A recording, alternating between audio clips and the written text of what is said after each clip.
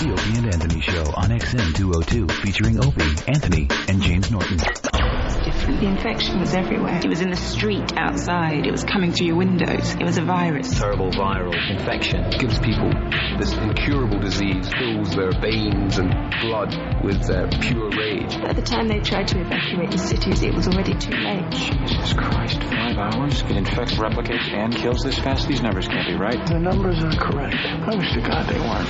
It's everyone. There is no God. It's like some kind of horror movie. Such a great virus that you want to infect others, like your friends and co-workers. Sometimes it leaves pustules. There's nothing you can do about it. God almighty. We gotta stop this outbreak before it mutates. They're highly contagious.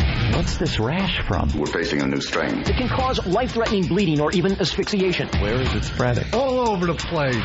All right, we're coming out. Here we go. Opie. I'm a bored up. Anthony. I'm a little dirty. Wipe me. James Norton.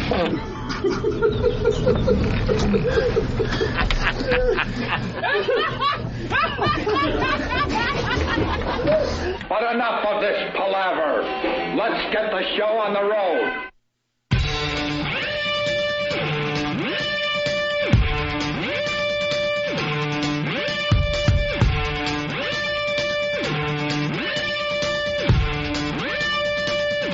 Happy Halloween.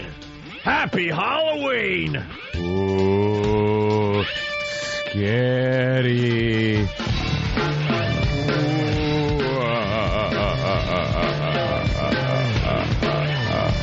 That's terrible. I'm sorry. Yes, Steve. We're doing radio all day today. Oh, That's what we do today. We do our regular show now, and then tonight we're broadcasting our Halloween show that I guess will be played back tomorrow morning. Is that how it's working? Yes. How is that? I don't Doing know. 2 shows. Gonna have to nappy. Yeah, it's going to be a big take nap. A nappy. Big nap in between. Halloween parties at the Hard Rock Cafe tonight. The last batch of tickets will be given away today when we do the walkover from here to XM Satellite Radio. It's going to be a good time tonight, though. We got some surprises. Yeah. I'm looking forward to the costume contest. Yes. Because every year it's very, very interesting because we ask the fine listeners to come with a costume that has something to do with the Opie and Anthony show. Something to do with the program, yes. For example, if you're planning on coming to our party tonight dressed as a pregnant nun, go find another party. Get out. Get out! You're not welcome here. I don't mean that for the people in the costume. I mean it for the people that know who they are. You're not welcome here. Now, we're looking for costumes that have something to do with the Opie and Anthony show. Yes. And the listeners never disappoint. There'll be some fine, fine costumes tonight and a nice cash prize. You need Lysol. Why, what happened? I don't know, this is a little weird. What, the mic? Yeah. I hate microphones. Oh. Is yours bad, too? I hate microphones. Smell yours, Jimmy. Smell it. Jimmy's eating. Just smell I it. have milk in my mouth. No. Just spray it right into it, man. What is it? It's like rusted. No, that's food. That's like probably a good cough. It's probably a good cough. Yeah, maybe some chicken wings. Can I have that? Some remnants from some fine chicken wings in your microphone. You hear that? It's me cleaning my mic. Nothing to worry about. Don't be alarmed. Right. Oh, yeah, something just fell out of it. Oh, it fell out on the mouse pad over here. Are you kidding? It's disgusting. We're professional broadcasters, by the way. Thank you, sir. Shouldn't this be done beforehand? Here's a new thing. Good. I like the new. Here's a new thing. I like new things.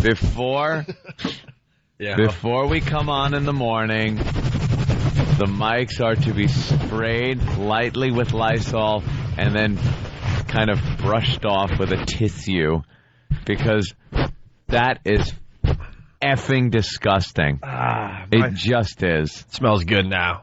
You ever pick something out of a microphone and eat it? Yeah. It's usually tasty, but kind of gross if you think about I'll it. pick it out. If there's moisture in it, I'll just sniff it. But if it's dry, I'll eat it. Yeah. Put it between your 2 front teeth and just nibble on it. Nibble. Nibble. Yeah. So anyway, the Hard Rock Cafe is the place to be tonight for the Halloween party. Are we giving away tickets at the door? I was going to say we should give some away at the door. I would hope so. I think so. Or like, I know last year there was a line all night long, so as people were leaving to go to another Halloween party, we let others in. So I think we'll be doing that again this year. There will be some kind of line, so if you don't have tickets, you know, you might be able to get in as people leave the party. Are we all set to broadcast? All set. All right. That's all it takes. Let's say hi to Dan in Albany. What's up, Dan? Hey, Opie, how about a costume as a nun or just got a deep chaining? All the way, May! Yeah. All the way, May! He's flashing back to yesterday's later show. Well, yeah, an XM, I don't know how it came out, but League of Their Own, Yeah. or A League of Their Own, was based on my great aunt. Well, one of the women, right? I think that played on the team. I think Madonna's character. Yeah. Yeah, my grandma's sister. Was- She was a great baseball player in her day, but, you know, the women weren't really allowed to play baseball, but they had their fine women's league. And Babe Ruth commented that he never saw a woman, hit better than my great aunt. Oh, yeah? Yeah, it's legendary in my family. I swear to God, this isn't some BS thing. And so it came up on the XM show yesterday, and I was kind of proud to kind of share that with the audience. Did you have a nickname? All the way May. All the way May? All the way May. What does she do now? So it came out that, I'm related to All the Way May, the inspiration for A League of Their Own. And Jimmy took that opportunity to turn it into something deeply, deeply disturbing. Well, does she do anything now, all the way May? I don't even know if she's alive. What did she do? I don't know if I ever met her even. Maybe at one of these family get-togethers back in the day. I don't know if she's still alive, right? She's in her 90s and a nun in Western New York. A nun. Yeah. And that's telling. And that didn't even stop Jimmy on the XM show, so thank you, Jimmy. That's what got me started. Maybe we could throw that bit up on opieandanthony.com, because there's no way we could play it over here. It had a little bit of everything. Yeah, it sure did. It was sexy. Had a taboo love. Some taboo love was in there. Little jungle fever. Yeah, well, there's a lot in there. Yeah, great. So I'm sure people are going to be going to the party as All the Way May tonight. That's a quick one. It's going to get ugly. The prize money's good. How much for the winner of the costume contest? We haven't figured out yet. At least 1,000, 1,500, 2,000. Sure. All right, we got to figure out the total, but it's getting up there. Also today on the program, we announced the winner of the Fatty Pig Fatty contest. Fatty Pig Fatty. H57.com is coming in studio to present the check, probably to us. What? Well, they want like a nice photo op with the fatty. All right. And the current leader is Honey. Is Honey going to be down at the party? I don't know. Honey's from Binghamton, so I don't know if they're making the drive today. You know something? Kind of money they should. For that kind of cash, I want to smash her if she doesn't come down here. Well, she doesn't play. She doesn't play. Yeah, I'm definitely disappointed in the way we reacted to her when she came in. But I'll tell you one thing. Her second appearance, if she ever did come to this thing, or if she doesn't come to this thing, she'll get smashed until she comes down here and wants to, hit us, I think. She should definitely be there for the presentation. Yeah, well, we were nice to her. I don't think that was bad that we were nice to her. I don't mind that. No, I don't mind. It's like, all right, whatever. But she's got to come down to the presentation. Well, we all noticed that she was a bit uppity, is what Anthony is saying, and we didn't go after her. She was. We didn't go after her for being uppity. Did anybody read? I forwarded, I think, just to Ope. I was laughing last night. It was like one of those stomach-hurting laughs because the Fatty Pig Fatty, somebody didn't like it. They blogged about it, a fat chick. Yeah. And Whackbag got a hold of it, and I clicked on the link from Whackbag, and the pest attacked this fat girl's blog. I can't tell you how hard I laughed reading. Wait, explain further, because I didn't see that yet. I saw the thread on Whackbag that some fatty was pissed off about the Fatty Pig Fatty contest and talking about how we're just awful human beings and immature for doing something like this. Of course. Correct. Because you're fat. And I clicked on the link, and so they started posting comments under her blog. And it was over 200 by the time I had looked at it. And maybe 10 of them were pro-Sue. Yeah. And the other 204 were just Paul R. Nelson saying something horrible, and then I approve this message. I'm Paul R. Nelson. I'm Paul R. Nelson. Who did I forward that to? I sent that to, I think. I don't think you sent it to me. Or maybe I just sent it to Steve. Well, can we get the guys to get some of the better posts from that blog? Yeah, all right, they're working on it right now. God, this is so fun. Did you read it, Eric? Oh. Yeah. Oh, I was giggling like a child last night. That is very, very cool. All right, we got lots to do. It is Halloween. Halloween. Should we do our Halloween show? Ooh, play scary music in and out. Play the Monster Mash. Oh, is there a hack radio station out there playing the Monster Mash today? It's a funny song. Oh, yeah. Yard Smash and all kinds of funny, scary songs. One-eyed, one-horned, flying purple people eater. Can we play that one in and out of... Oof. Why do you know the words to... that's the title. Oh. Of a different song. Oh, I don't know. There's a cool Halloween song. It's called My Kid's a Burn Victim. This is the one day a year he likes. La la la la la la. La la. Always has to have a la la la la la. The only one that's in the spirit of Halloween today is our own Danny. Danny. Yeah, Danny, I think, might be showing up in full costume. Is he showing up in full costume? Oh, they're all giving me a thumbs up. Don't tell Jimmy. Wow. And I know what he's dressed as, and you are going to get a really big laugh. I can't do my costume tonight. Why? Because I have to occasionally leave the party once or twice to do a quick practice set. When I'm doing comedy 8 months. I have to run out and do quick. I have to, but my costume was going to be a really good one. You should try to do a practice set in front of those animals. Oh, some of them might be at Letterman. I can't. Oh, good point. My costume, I don't want to give away what it was going to look like, but it was going to be called Boy with a Fancy New Hairdo. Yeah, I've seen that hairdo.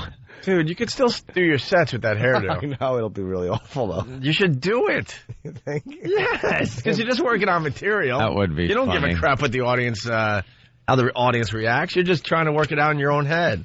Yeah, you have to show up at the party tonight with that hairdo. It's boy with a fancy new hairdo. It is like fancy. I challenge. Know what we should do? We should have a bad haircut contest. Yeah. It'll be the first annual Jimmy bad hair contest because Jimmy walked in one day with this hairdo. He had a hat on. I say no more. I like the fact that you just called it a hairdo too. A hairdo. Oh yeah, it's got to be called a hairdo, not a haircut. A hairdo. We should have 1950s woman hairdo. What do you say, Jimmy? Should we start it after Halloween? Yeah, I would like to see a hairdo competition. All right, after you get through Letterman, so maybe later this week, you show up with your haircut, your hairdo. We'll throw it up online, and then the listeners can get involved and see if they can come up with a worse hairdo than you. That's pretty good.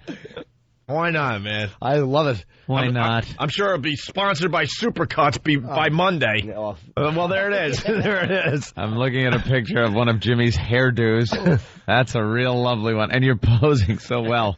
You look like some type of wax head from a horror movie. Hey, can we throw that up on opieandanthony.com? We could start today. That is a fake head from a monster movie. A lot of listeners have seen the hairdo, the haircut. So why don't we throw it up on opieandanthony.com? We'll start the contest today officially. Send in your photographs and see if you have a better hairdo than the one you're going to see on opieandanthony.com. Can Steve or somebody write this whole thing up on the website? All right, good. I've used the same costume for, I think, 5 years now. Yeah. Where I showed up. I must say, this evening, the Halloween party, new costume for me. Yeah? Yes. Yeah? I'm going with a new costume. Ew. But it's Halloween. I have to get into the Halloween spirit of things. It fits the show. It's topical for, maybe not topical, but it's something that, people will identify. Yeah. Yeah. All right. What about you, Ope? What are you dressing as? Oh, boy. Are you dressing as fuddy-duddy who won't get involved in a fun party? That's right. You only decided to start wearing costumes like 5 years ago. 5 years? Yeah. You were a fuddy-duddy just like me for many years. No, I was a lazy-daisy. All right, it's going to be a lot of fun. Once again, The last batch of tickets we'll give away on the walkover today from here to XM Satellite Radio. So it's at the Hard Rock Cafe, and there will be a line forming there to get into the party as people leave. Because we noticed last year that some of the people there had to go to other parties, and it made room for new people to come in. So, yes, that will be happening tonight, okay? Yep. All right, why don't we go to break with Stephen Lynch singing a little Halloween song? Ooh. The only Halloween... Scary? Huh? Is it a scary... I don't like scary I hope songs. it's not scary. I'll get scared. It's a bit scary. It's the only Halloween song we want to play today, so... By the way, you know who's afraid of Halloween, of scary movies? Is Dumb Kenny. He wouldn't watch Sling Blade for a long time because he was afraid it was a scary movie. Are you kidding? He wouldn't watch it. It's not a scary movie. But he told me, he goes, I thought that was a scary movie. I was afraid to watch it. You afraid of horror movies? Are you really afraid of horror movies? I'm scared. Yeah, I don't go for that blood and gut stuff. Why? I even avoid it in real life if possible. It's just a movie. It gives me nightmares. Like what type of movie? Slasher movies or the newer type of like Japanese movies that have been remade here, like Grudge and stuff? There's not like blood and guts in those. I never saw those Grudge stores, nothing. The Ring, nothing. See, The Ring isn't really like a blood and guts thing, but it's just really scary and creepy. When The Exorcist came out when I was 17 years old, I saw it at a drive-in, and later that night I walked with a bat from my car to the front door of my house. Why, were you going to beat the Antichrist with a bat? I don't know, I used to keep a bat in my car. That's dope. Really? The power of my stupidity compels you. Somebody told me to watch the movie Seven. Yeah. So I rented the movie. I watched the movie Seven. Then afterwards, I had to go walk my dog before I went to sleep. Yeah. I was so scared. I brought a gun and a flashlight, and then I was mad at myself that I didn't bring my big gun instead of my little gun. Why don't you just get a dog that isn't faggoty and can defend you? You shouldn't have to bring a weapon when you're walking your animal. A dog and a gun. I don't do scary stuff. No. Wow. That's too bad. All right. No costume for you tonight, Club Soda Caddy? Come on. Yeah, I'm coming as big and stupid. All right, well, it's a good costume every year. Big and stupid. Or every day, for that matter. All right, here's Stephen Lynch, a little Halloween song as we go to break. Jeez. What's wrong, Kenny? Scared. No, I thought that was funny that you said I'm like that every day. Oh, my God, he's the worst. Old creepola. Just staring at my buzzer, waiting for 5 o'clock. Oh. Can't push the buzzer before 5. Something might happen to him. I don't want to You OCD freak. Old creepola. I think a trade's in the works. Yeah, we might be trading. All right. And I are not happy with our protectors.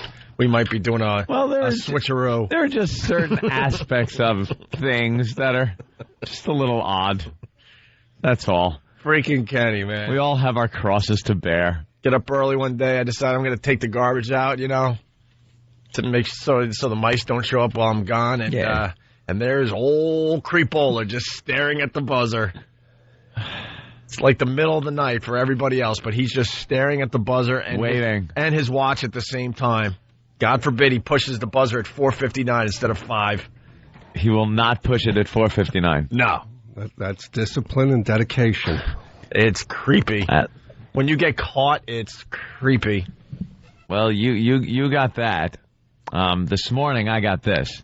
You know how I love driving into work, and I swear to you, it's now gotten up to about 90 miles an hour down the expressway. Not many cars on the road.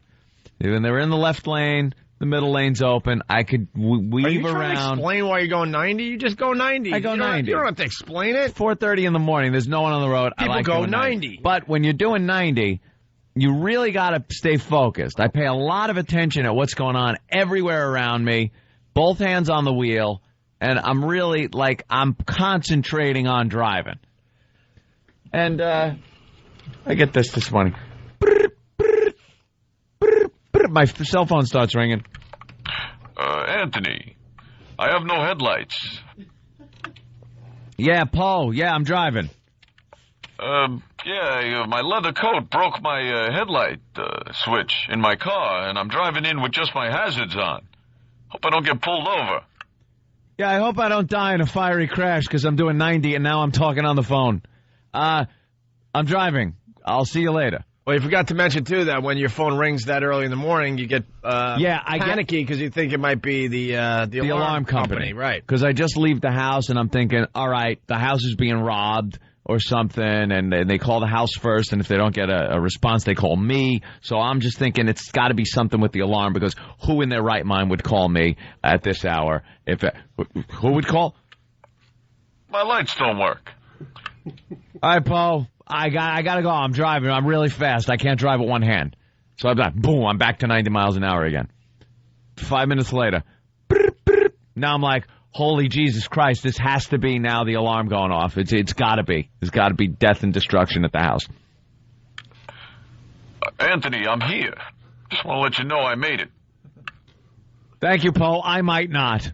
I might be in a ditch on the side of the expressway because I'm talking on the phone doing 90. Could you please not call me? Right. If I pull up and you're there, I will greet you, and it will be a wonderful thing. If I pull up and you're not there, I'll wonder where you are, but I'll look around and be extra safe as I exit my vehicle and might go care inside. For 15 seconds. But the thing is, the phone calls, the only phone call I ever ask for is if it's ever a 5:15. I've asked Than to call me, because that's like my fail-safe point. If I'm still asleep in bed and a 5:15 rolls around and Than calls, I could still get up, get the hell out of the house, and make it here by showtime. That's it. That's the failed alarm call. Other than that, I cannot be called. It freaks me out because I think my house is being robbed, and I'm doing 90. I can't. It's like calling Dale Earnhardt Jr. in the middle of the race. Yeah, but he can handle it. Don't do it. He can handle it. He's got a headset on. He doesn't have to grab and open and look and press buttons. I'm sure he goes no hands every once in a while because he's bored. I wouldn't even mind calling, the hands-free. But I don't give that number out. All right. Hey, Bill in Waterford, we got to take a break here. How can an ex-cop be scared of blood and guts? And then Jeremy the trucker from Fort Wayne, Indiana. Bet you feel safe now. Your security can be defeated with a bloody and creepy Halloween costume. Did you see someone running up to you with the Scream mask on? Right. Oh, I'm scared. And he runs away like he saw a mouse. And he just runs away as Opie gets pummeled by someone in a Halloween mask. He runs through the door like Herman Munster. To the big dopey shape of Kenny. Big hole in the door. That dry hair. All right, we got to take a break. We're just babbling. We got lots to do today. We'd love to babble. Oh, let's talk about Oprah when we get back, please. Please. Let's talk about the Halloween pedophiles getting a little knock on their door today, making sure they're safe and sound inside their houses. Glad I won't be home. Got that special dish to give the candy out with a hole cut in it. Everyone gets a lolly except one lucky fella gets a handful of memory repressors. Dwayne Reed sex toys, a big story here in New York. Yes. And they interviewed old women. So, of course, they're appalled by what Dwayne Reed's doing. We'll get into that as well and other things. So stay right there. I think Danny's showing up in his Halloween costume soon. Here? He's here already? No. Okay. No. Wait till you see what Danny is dressed as today. It's the ONA virus spreading across America. Opie, Anthony, Jim Norton, and the comedians of the Opie and Anthony Show will be appearing in the holiday issue of FHM on newsstand soon. Opie and Anthony will be signing copies of this special FHM issue tonight at the Hard Rock Cafe Halloween show. Hear what everyone else is talking about. ONA Uncut and Live, continuing the show on XM Satellite Radio starting at 9 a.m. Eastern. Visit xmradio.com to subscribe. It's the Opie and Anthony Show. The virus is spreading.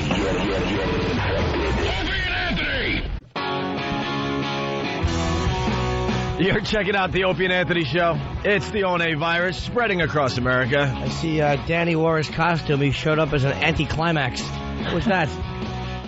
He's saving it for tonight at the Hard Rock Cafe.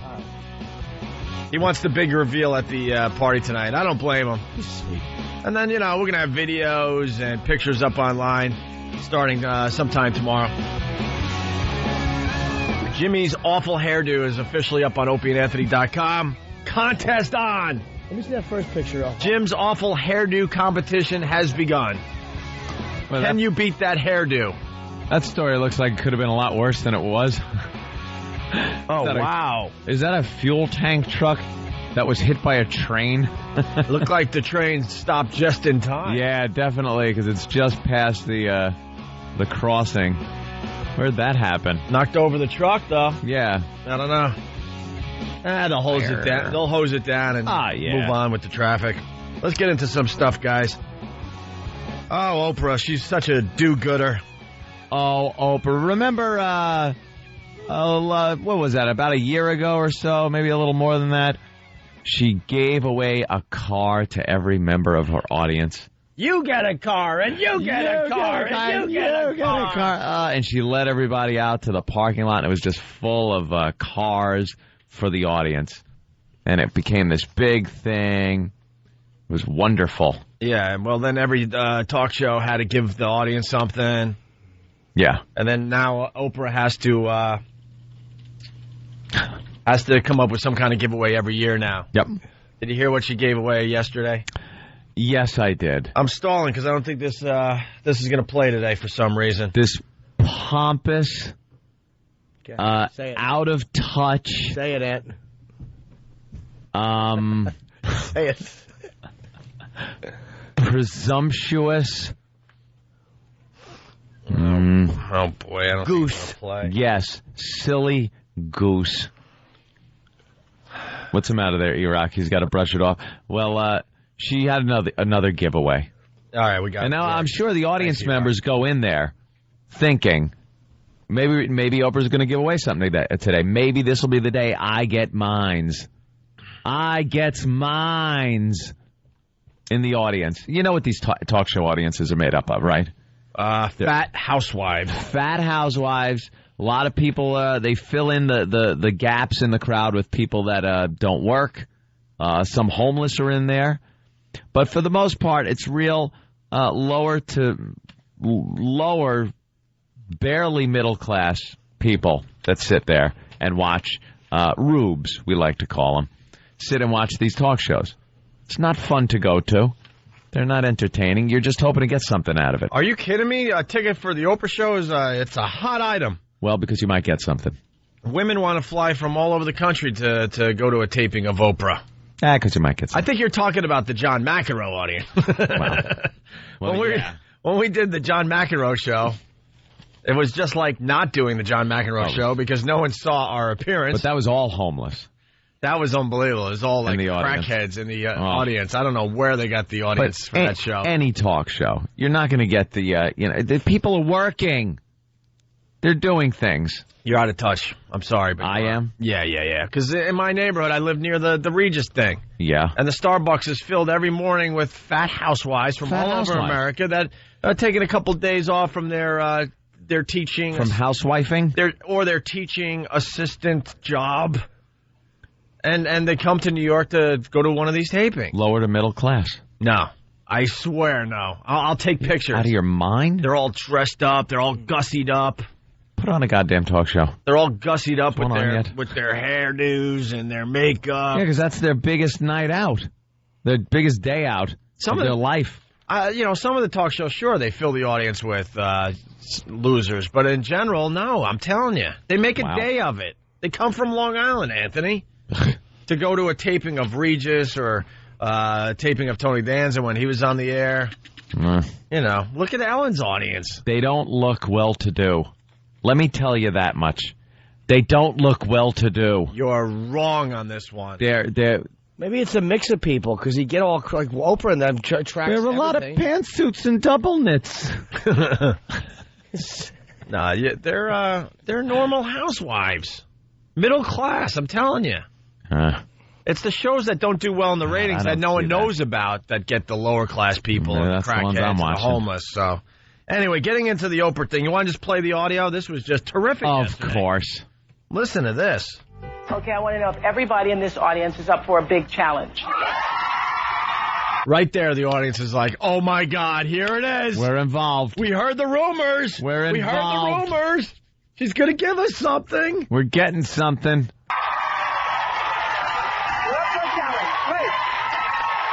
Because here's the deal. You know, over the years, I've given away cars and houses and my favorite things. And I can honestly say that every gift I've ever given has brought at least as much happiness to me as it has to the person I've given it to. And that's the feeling I want to pass on to you. I want you to have that feeling this season. So here's what I've done.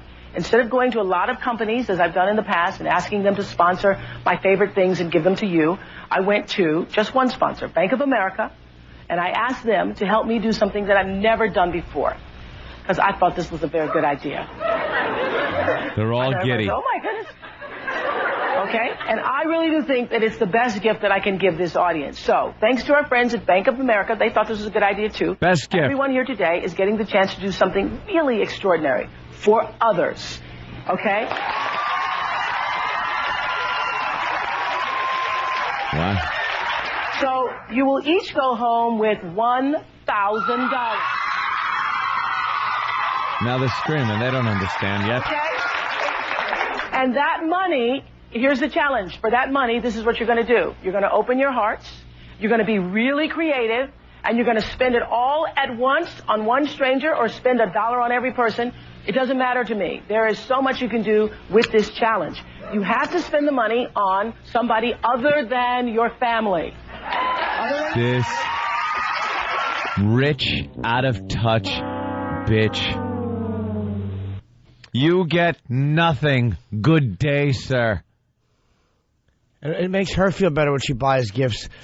Yeah, well, you're a billionaire. Exactly. You're a billionaire. When she goes out and spends $1,000 on somebody, it's nothing to her, and she's got a couple of $1 billion to fall back on. The people in her audience get $1,000. I'm sure they could use it to maybe supplement the rent, buy some groceries for the family. You know, these are people that, it's kind of what I was getting at before. They're not wealthy people. They're not rich. They could use that $1,000, believe me. And they thought they were getting it, and now they got to give it away? Is that a joke? I would be like, Oprah, is that a joke? Do you know what I would have to do? This is really perhaps politically incorrect, but just to teach her a lesson, I would have to donate it to the Knights of the Ku Klux Klan.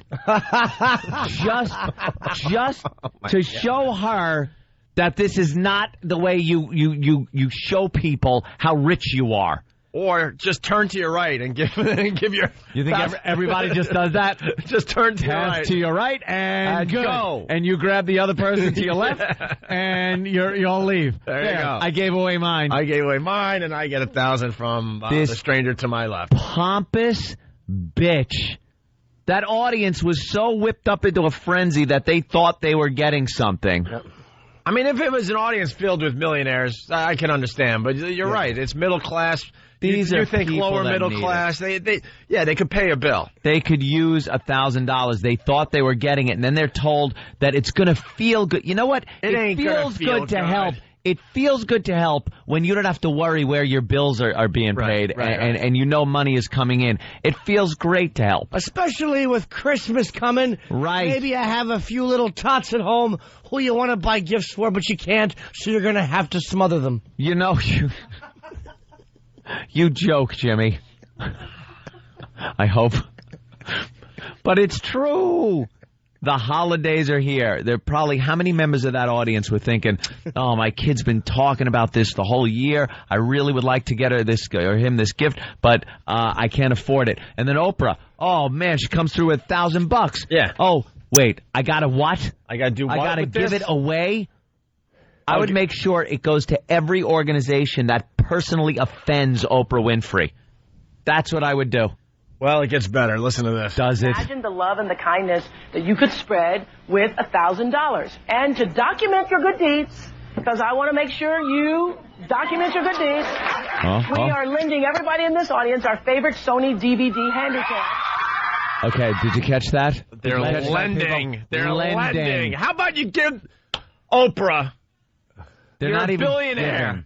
See, this is the bit. You give the $1,000, they have to give it away to people. Then they document it on their brand new freaking camcorder that they get to keep. Yeah. Then it makes sense for everybody. Then that's a good bid. the viewer gets something nice, and then and then they document them giving away the $1,000 to a worthy cause. Can you believe that? That's a good compromise, anyway.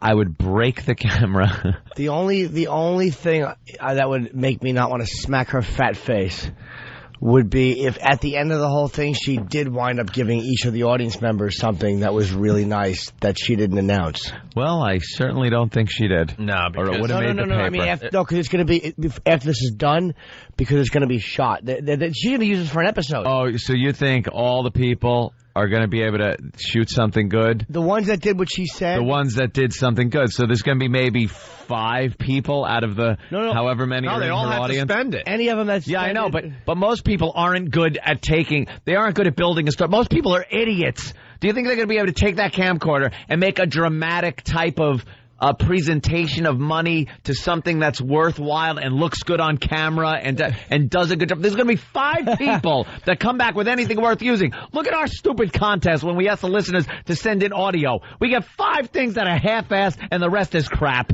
That's what she's going to get. I can't wait until one fat do-gooder shows up to some homeless guy and says, "Hi, I was on the Oprah Winfrey Show, and I have a little something." And you just hear him go, and all you hear is, and you see a fist come right towards that camera. And then she loses the camera and the $1,000. You hear the piano music as she's in the hospital. Yeah. And some other person that was in the audience is filming her. Right. Somewhere over the rainbow. Hawaiian style. Right. And they give the $1,000 to her family to have her face reconstructed and her teeth put back in. All right, so maybe there's a twist in the end. Maybe Oprah brings back all these people, and then because they did the right thing and they were all do-gooders, then they get an award. Right. Because it is America. We have to be awarded for our good deeds. People are saying here that Oprah didn't even pay for this. No, Bank of America. Sure. All right, more on the camcorders. Everybody in this audience, our favorite Sony DVD Handycam. Maybe true. Yeah, I got to give it back. And here's the deal. We're going to give you 1 week to come up with your plan and to shoot your own story. So, you're going to shoot your own story. Tell us how you spent the money. Shoot the people you gave the money to. So are you up for this? Shoot them. Literally.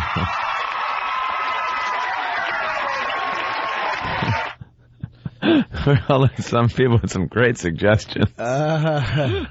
Like what? I don't know. Are they real suggestions? One or two. Those seem like similar ideas that are pretty good. Let's go to one. Max in L.A. What's up, boys? What's up, Max? Hey, I tell you what, I believe I'd take that $1,000 and then make a porn video and send that to Oprah. So you take the grand, you hire yourself a hooker. You hire yourself a hooker. You're giving her. Hey, she needs the money. The hooker needs the money. That's why she's doing it. So you're helping someone, and then you use the camera to videotape yourself doing the hooker. Yeah, and then you come back to Oprah and go, "Here's how I spent my money." Can you imagine her staff in a big conference room looking at the videos? As you're talking to Oprah into the camera, as you're just doing it like right. You and your friends are giving bukkake to some girl who has 3 starving kids and needs drug money. You're making your version of Tub Girl. What? I thought this would be good. Yeah, this is. I'm helping. How many of those cameras you think are going to end up in pawn shops? Yeah, what happened to the camera? I lost it, Oprah. I lost my camera, Oprah. I'm sure they got to sign all sorts of crap to take the camera with them. Well, John in Queens, I think Max beat you to it, but you got anything else to add to it? Nothing really. All right, John. Great job. Yeah, he's saying the hooker. Yeah, the camera. Yeah. How to get a hooker. Let's see. Okay. Pete on Long Island. Pete. We lost him? Pete? Hold on a minute. Let's try this again. Hello? Hey, Pete, what's up? Hey, what's up, boys? Hey. I think you find yourself some crackhead homeless guy, smells like piss. Give him $1,000, let him jump up and down, shut off the camera, knock him over the head, throw him in a dumpster, take it back, American Psycho style. You know what I'm saying? I kind of like the idea. I like the violence, but yeah. The idea of handing it to someone and turning the camera off and bludgeoning them and just taking it back, there is something kind of cute about that. Sorry. So it looks nice on camera. Yeah. You get the $1,000 back, and you get to bludgeon someone on camera. Oh, well, you got to turn the camera off, yeah. Yeah. And like let Oprah see I would that film part. another cake stomping video. Treat yourselves. Oh, no. I earned that cake. Hey, I have an idea what we could give Andrew, by the way, if we see him. Yeah. We take a $100 bill. Yeah. And we cut it in half. And then you let him see that half of that 100, and he gets all excited. And when he takes it, he realizes it's worth nothing. It's just half. And then we laugh and walk away. Oh, showing him the other half as we walk away. Yeah, one of us eats it. That's a good one. We haven't seen him since the cake stomping. Poor guy. We'll see him, I'm sure, any day now. Tom in Boston, what's up? You can tell her audience is white middle-class women, because if she had said that to, like, 200 black women, there would have been a riot.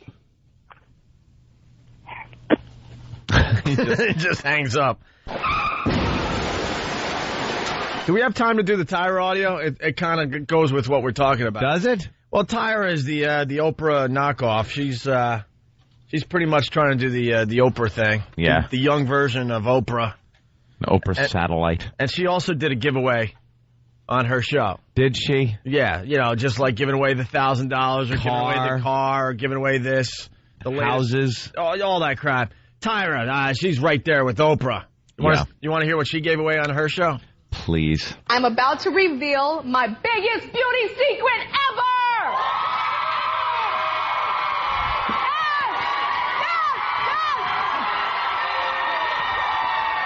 Everybody, it's my eye and anything cream, meaning eye and anything. All right, and during the break, we had some really hunky boys that brought out these very special boxes to our studio audience. And inside the boxes is my super duper no-fell skin-saving eye and anything cream.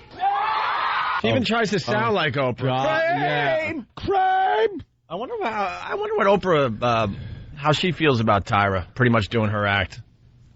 She has to feel like I wish I looked like her.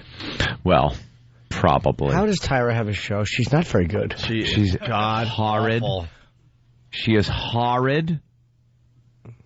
Ugh. Oh, I don't know. Well, so she's awful at the job of running a talk show because she's got no personality, pizzazz, charisma, nothing. She tries. Well, she, but she makes it about herself, so. Yeah. Everything has to be about her. So the audience all have these really nice boxes in front of them, and they're about to open them up to see what Tyra's giving them. Yeah.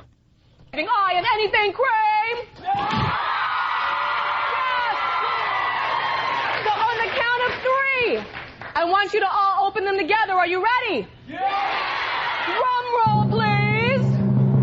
1, 2. What comes after 2? 3. Open them.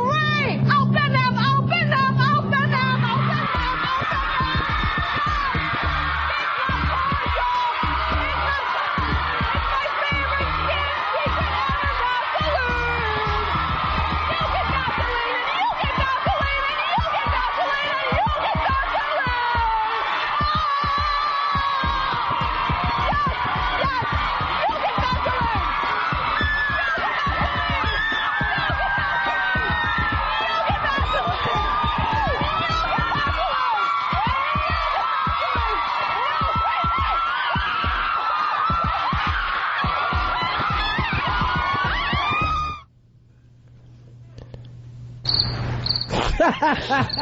Okay, I don't. Okay, terrific. It's a little joke. Yeah. She gave away Paul R. Nelson. Vaseline.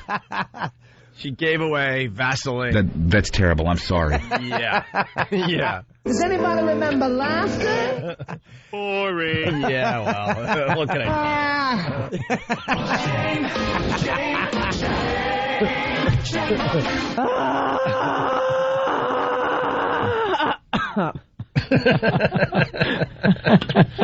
Yeah, well, she gave she gave away Vaseline. She should be spitting into Sandy Duncan's water. Vaseline. That's what she did, and she continued to scream. I love it. I use it morning, noon, and night, you guys. Your wildest dreams have come true.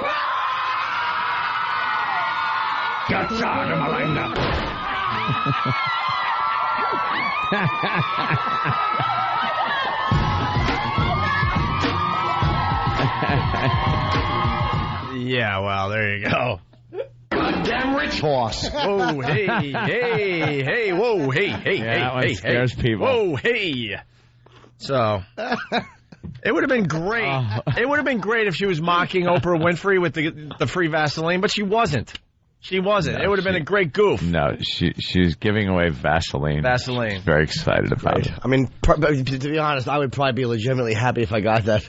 Yeah? Yeah, for other reasons. Well, if it was applied to her, perhaps in the proper fashion. Yeah, I wouldn't put it around your eyes, but if I used it right, believe me, your eyes would get hit. Might be maybe one eye. Special one. They're all dancing around in the audience. Well, the videos, blue ones. The video's up on YouTube if you want to check it out. It's creepy. Matt in New York, what's up? Not much, man. What's going on? Hey. That was just so creepy it wasn't even funny. Yeah, well, we got plenty of Tyra clips. We could spend a whole day talking about Tyra. It really was like douche chill inducing. Yeah. It was just like the way she says it, how many times, the excitement factor. Vaseline! Everybody's getting Vaseline! Oh, I want to punch her in the mouth. The level at which she stinks is almost mind-boggling. Hey, man, her ratings are great. She's got like 2 shows on TV. The ratings are great! She's blowing up, and I just don't get it on I wish any she would level. literally on any blow level. up. You know, people like that. I mean, people like crap. I mean, it's just, obviously, this show's a perfect example. She's rolling on the floor during that, by the way. I'm looking at the video clip. Yeah, she is on the floor, rolling around, jumping with her audience. She falls on the floor.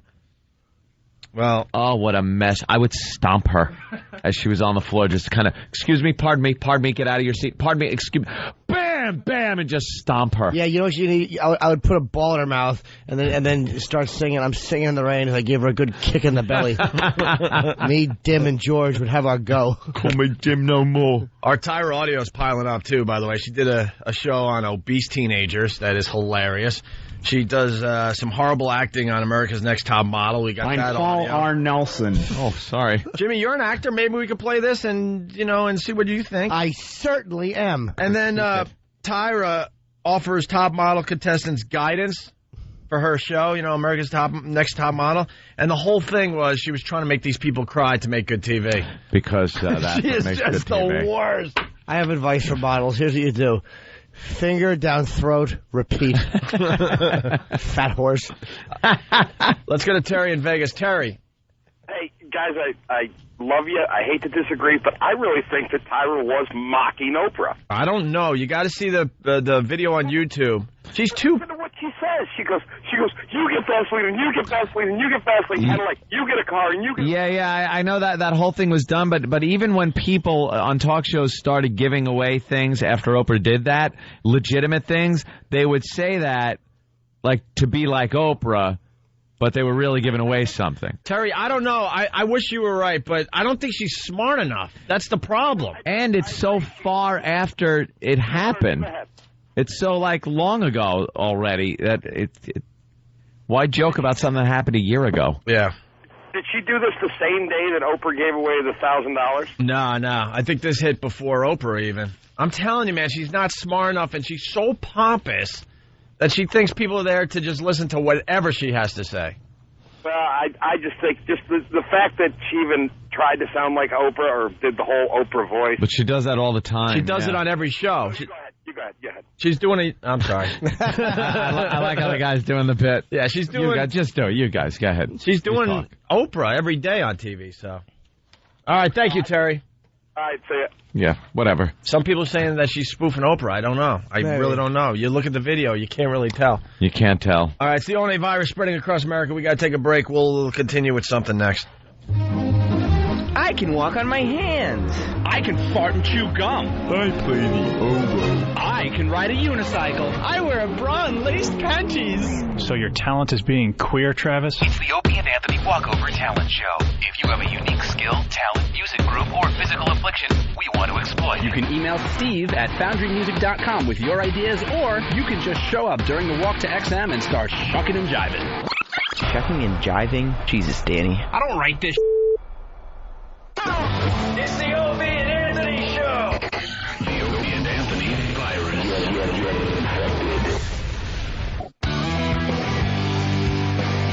All right, let's get right back into it. You're checking out the Opie and Anthony Show, and we appreciate that. It's the ONA virus spreading across America on this fine Halloween. Big night for us tonight. It's our Halloween party at the Hard Rock Cafe. I'm sure we're going to see a lot of familiar faces down there. It's going to be a lot of fun. Make sure you dress in a costume that has something to do with the Opie and Anthony Show. That's what we look for in our costume contest every Halloween. Jimmy, we got the blog of this girl. I'm out of this bit. I don't really know what's going on. I know we did the Fatty Pig Fatty contest, and we got... today's the day we announced the winner. It looks like it's going to be Honey from Binghamton at 505 pounds. Someone beats at the last with HT.com coming in to present a check probably to us. Some people will say. Yeah. This one blog. And it's amazing the language that's used by her. Oh, I love it. Describing her own, just morbid obesity. The whole title, Just Say No. That's what it's titled. Just Say No. Isn't that ironic? She's going to make a difference with this. Well, just the fact... Yeah, just say no to French fries. Exactly. How about you say no, you monster? This glutton who can't say no. I got a disease. Here it goes. Today, one of the postings on the Yahoo group, Don't Tell Me What Size I Must Be. Is there a Yahoo group called Don't Tell Me What Size I Must Be? It's just what apparently it is. It's a bunch of fatzos looking to empower themselves by saying things like, hey, I can be however I want, which legally you can be, and fine. But don't get mad when you have to pay for 2 airline tickets. And don't make a face when people get disgusted when they have to be shoved over next to you because you're taking up the room of 2 real human beings. When I sit in when I was on a plane and there was this fat Israeli girl next to me in the middle seat and her gut was hanging over on, I wanted to bite her. It was a Los Angeles flight. Of course you did. I wanted to bite her because her side fat was coming over. It's just flowing like liquid. They're like skin-covered mercury. They just infringe on every little part of you. Don't Tell Me What Size I Must Be was the news group. Was about a contest being held by the Opie and Anthony Show called Fatty Pig Fatty. I love seeing that in writing. I know. Perfect. Especially with a fat girl. Yeah. The posting was by Velvet, who happens to be the very same Velvet who was the plus-size model recently featured to much fanfare and flack in the Gaultier fashion show. Fanfare and flack? I don't know. The gist of the contest is for fat women. Please note, contest is not open to men. That's right. That's right. Yeah. It's funny, you don't mind a lot of other things. You don't mind, how about you don't mind for girls' colleges being not open to, what am I talking about? Shut up. Wow. Yeah, Jimmy, just... I had it in his mouth. I could not pull the string. That thought got lost on the way from your head to your mouth. Ed Norton. Hit reverse and get that car back in the garage. What a blathering mush mouth. All right, go ahead. Not open to men. To go on the Opie and Anthony show in the studio, put on and weigh in. At the end of the contest, the heaviest entrant will win $10 for every pound she weighs. There's also a fatty finder's fee if the woman is brought in by a friend, i.e. pimp fee. Yeah, she calls it a pimp fee. Well, yeah.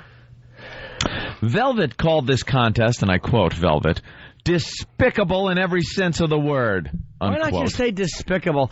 Who thinks that you mean despicable kind of? In every sense of the word. How many senses of the word despicable are there? Wait, is Velvet a famous fatty? We got a famous fatty that is pissed off by our contest? Perhaps. She's been in a Gaultier fashion show. She's a member of a group called Don't Tell Me What Size I Must Be. Right. And it's basically women who look like neutron stars trying to justify why they can't stop shoving comfort food into their Obviously, we are telling you what size you should be because they're trying to get rid of trans fats and getting healthier oils. Yeah. Of course. It should just be called, food. I can't control myself, so I will be a burden to society. Absolutely. Don't tell me what size I must be. Fine. Then don't tell us we can't attack you and use you for lamp oil. And can you hold on for 1 second? We got a faithful listener to the show. Oh, my God. Needs our help. Marge from the little shelter out there on Long Island taking care of the doggies and the kitties. What can we do for you today, Marge? Hi. Good morning, gentlemen. Happy Halloween, Marge. Hi, Marge. Happy Halloween. To you and yours. Are you dressing up all the dogs and cats in little Halloween costumes before you march them to the oven? Well, actually, it's a Why don't you dress them up as fertilizer? It's a very Frau Marge. Right. Oh, thank you, darling. I have a very, very sad story to tell. Oh, no. And before you Wait, let me get the right sound template. Yeah. What is the sad story? What's the doctor and you're in good health? we have an 11-year-old little doggy that was found wandering on the street. Yeah. And we called him Bob Hope. Bob Hope. Wait, why would you call him Bob Hope? That? Well, we called him that after we found out what happened. Wait, what happened? And now that you got Bob Hope, you might as well change the name to Bob No Hope. It's the oven for you, little doggy. Gentlemen, did you call him that because he was hit by a car and it was just on the road? Really. Not to anywhere, just on the road. Let's challenge ourselves. How many Bob Hope jokes can we come up with in 5 minutes? All right, Marge. I'm sorry. Continue. Found on the street. Marge, you're not dealing with the whole conversation thing. You just kind of barrel ahead. Yeah, continue, Marge. You found Bob Hope wandering around on the road. No, she's dead. Yeah, okay. Yeah. And then we brought him back to the shelter, and he was very depressed. We found out that he has rectal cancer. Marge, you got to be kidding me.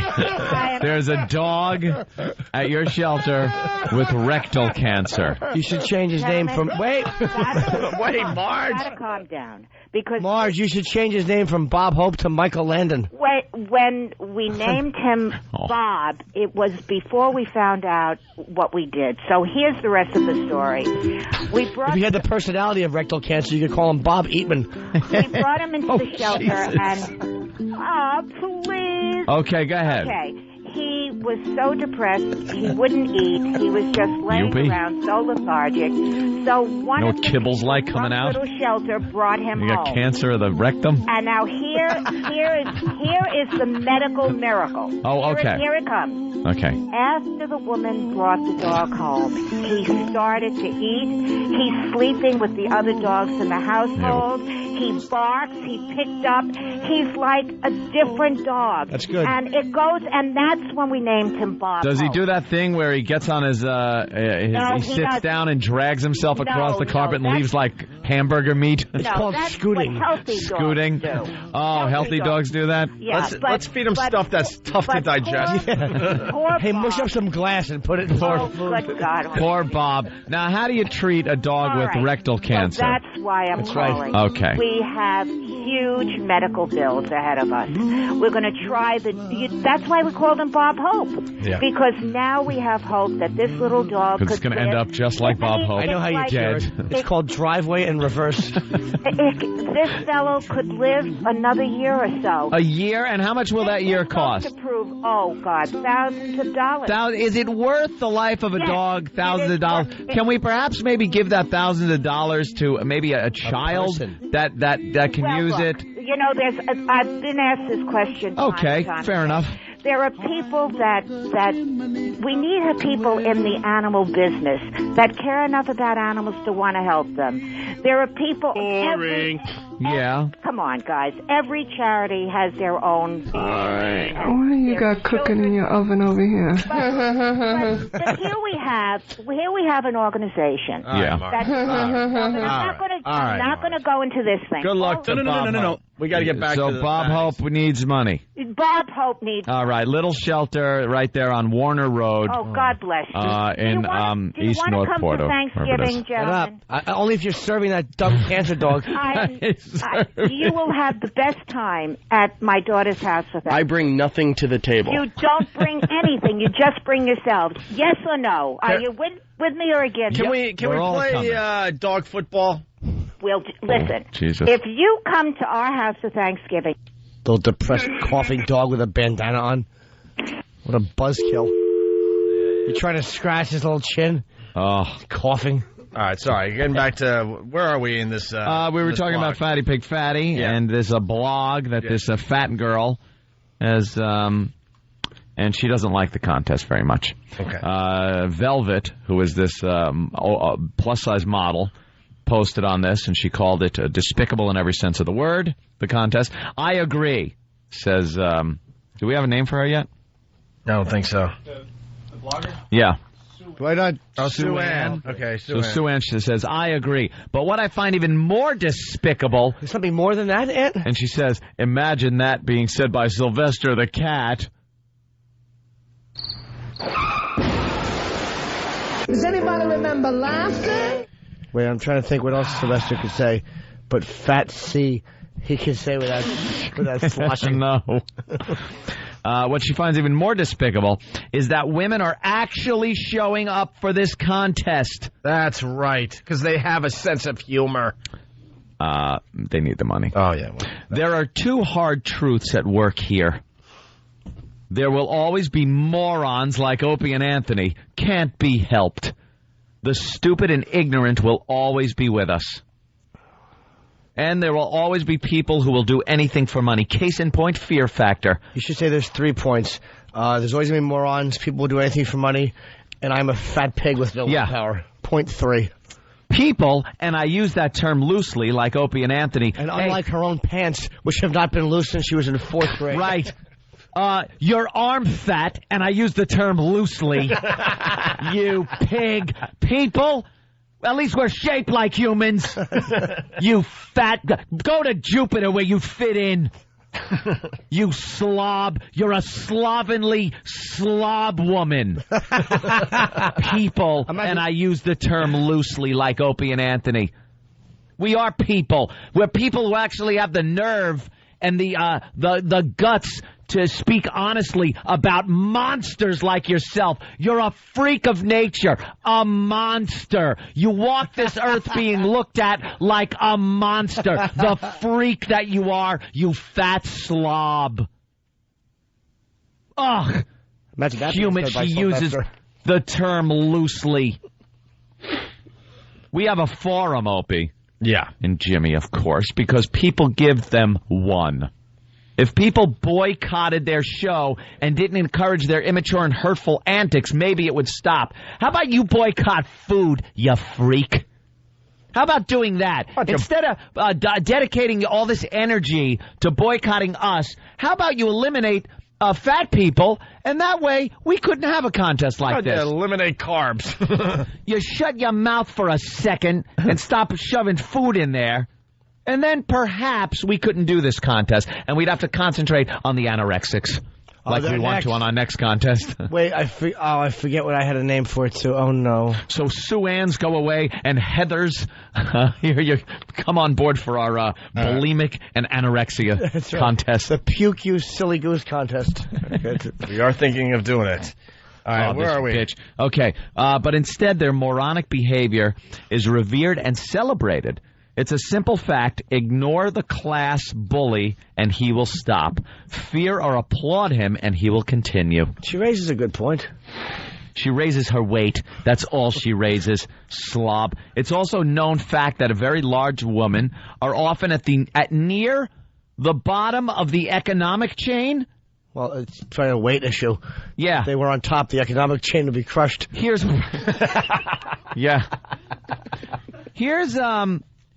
why, fatty. Because people don't want to hire, for the most part, fat women. Fat women's job options are less than thin women. Because bosses don't like having fat women around the places they work. They want hot pieces of ass because they think they might bang them eventually. They want cuter women because either they bring in more business, or like Opie said, maybe there's an opportunity to bang them and then add into fatties. They know that maybe their lunch breaks aren't going to last 2 hours. There's plenty of reasons to hire a skinny girl. They're looking for eye candy. Yeah, you want to pinch someone's ass as they walk by. That's what a secretary is when she walks by. You take your pointer finger and your thumb and you go, pinch. You pinch it, maybe go while you're doing it. Pinch.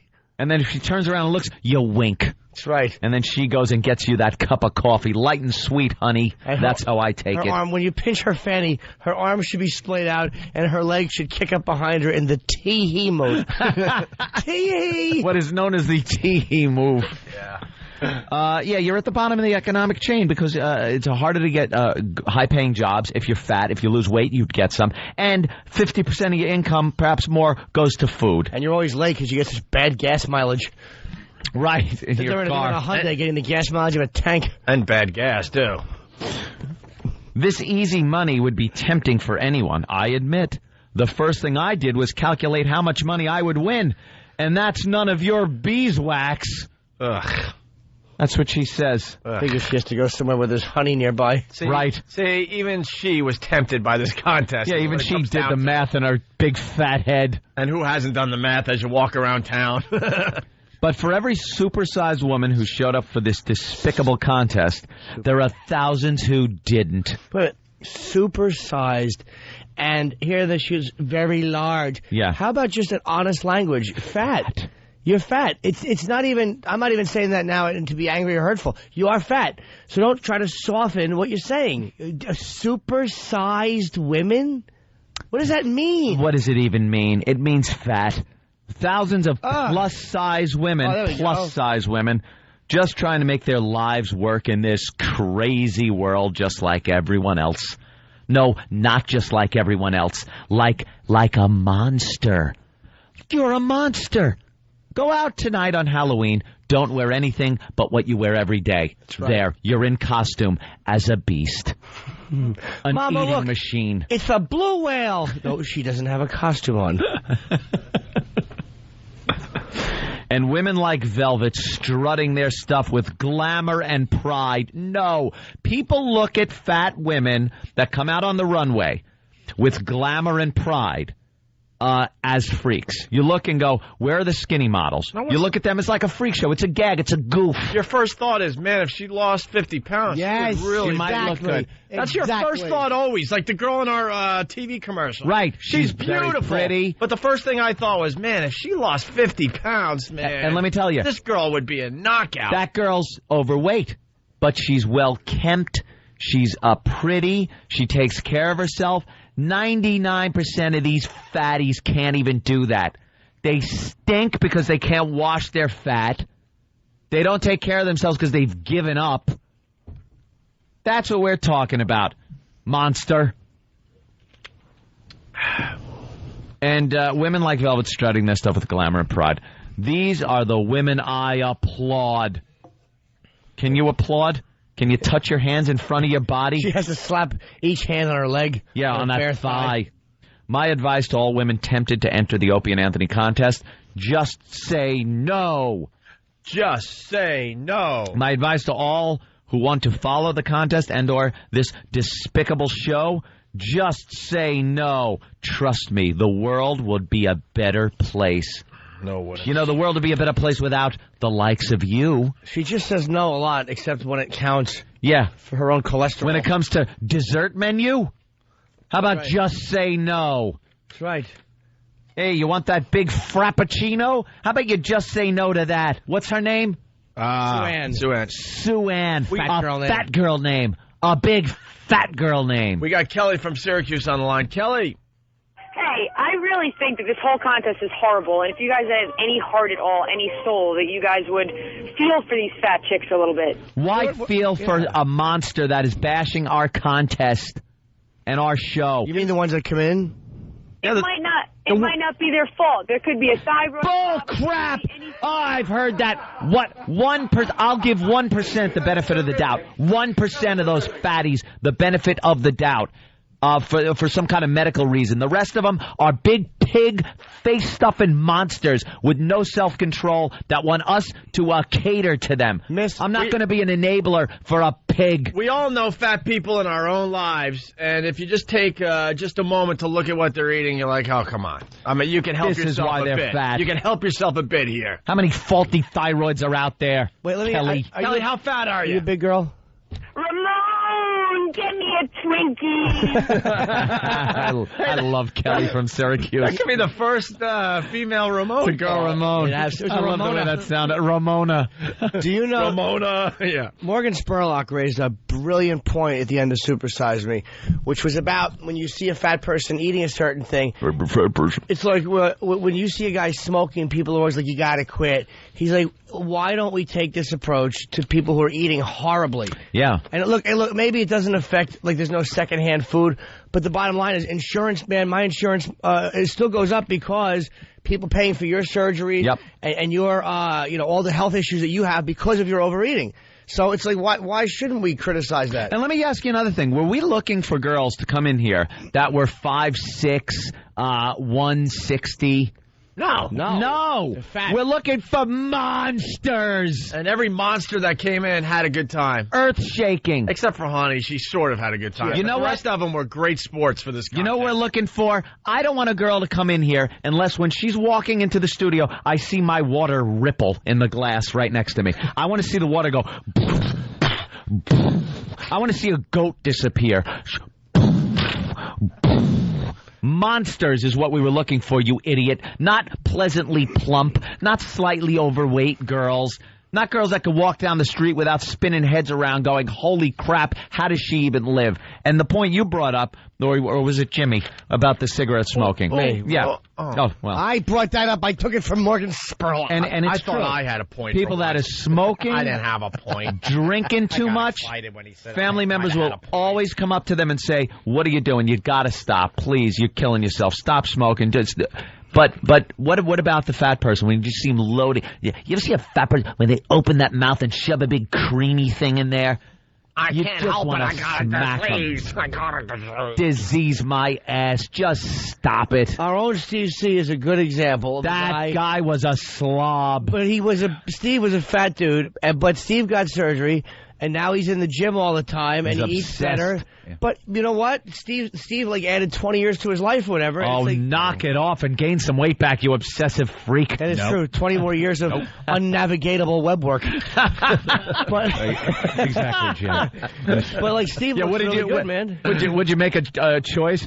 I will eat something every time I'm able to navigate my website. Exactly. And the pounds peeled away. Country music diet. But you're in the gym you work out, man. Yeah. You watch what you eat, and you're like sticking by the, Yeah, completely. And it's just, the self-esteem boost. You knew what you had to do. Yeah.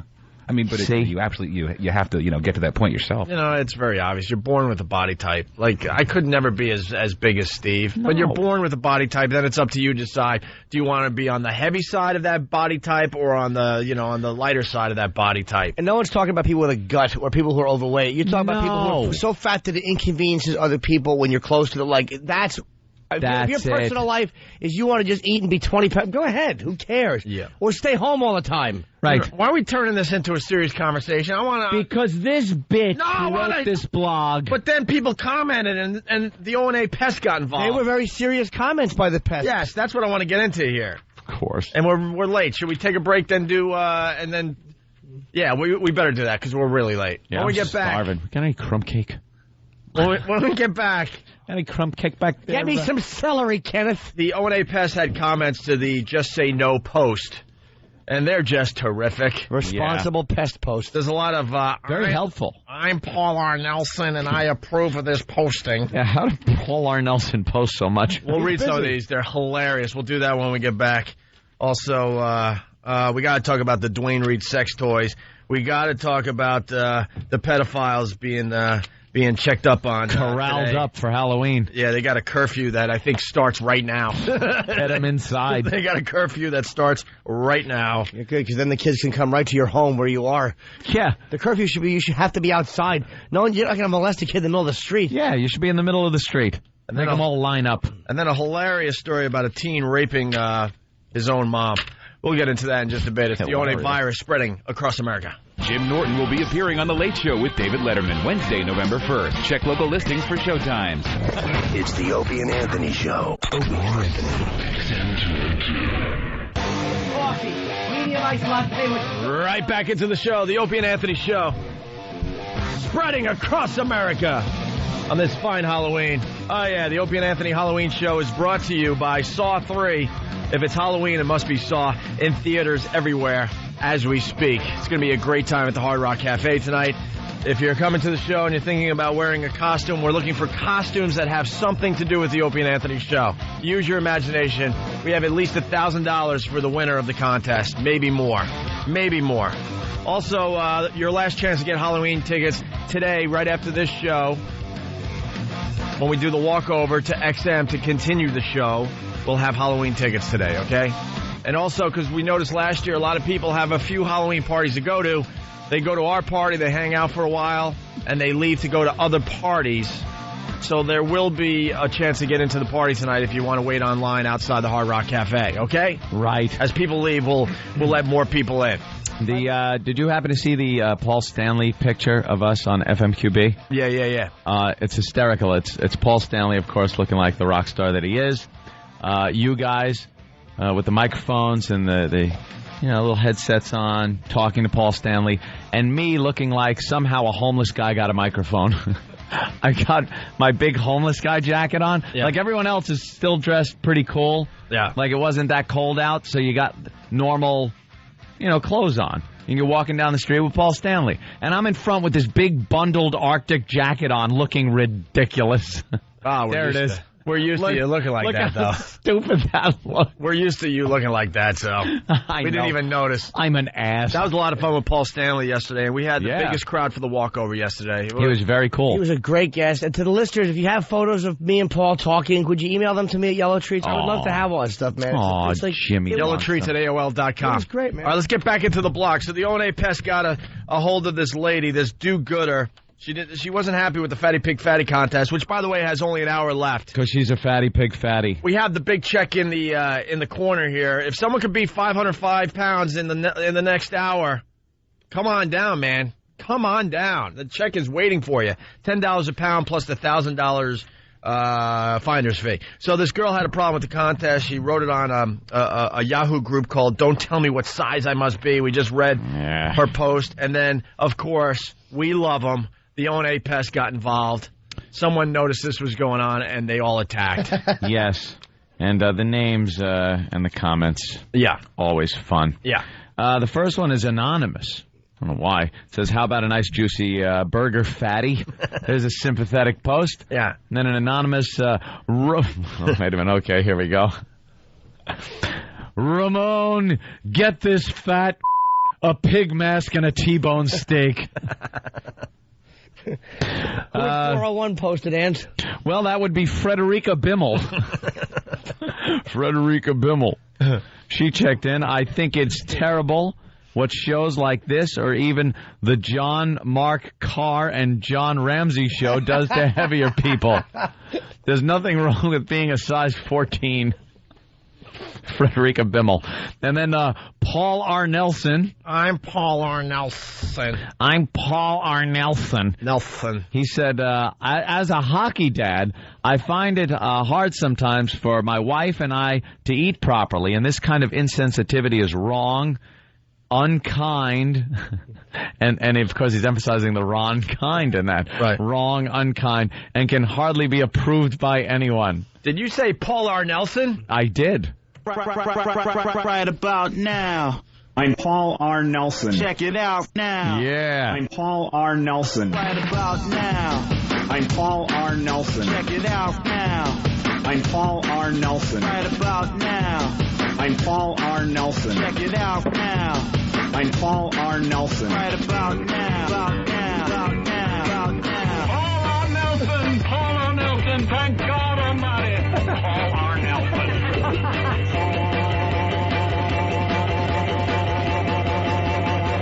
Nelson. R. Nelson. I'm Paul R. Nelson. Check it out now. I'm Paul R. Nelson. Right about now.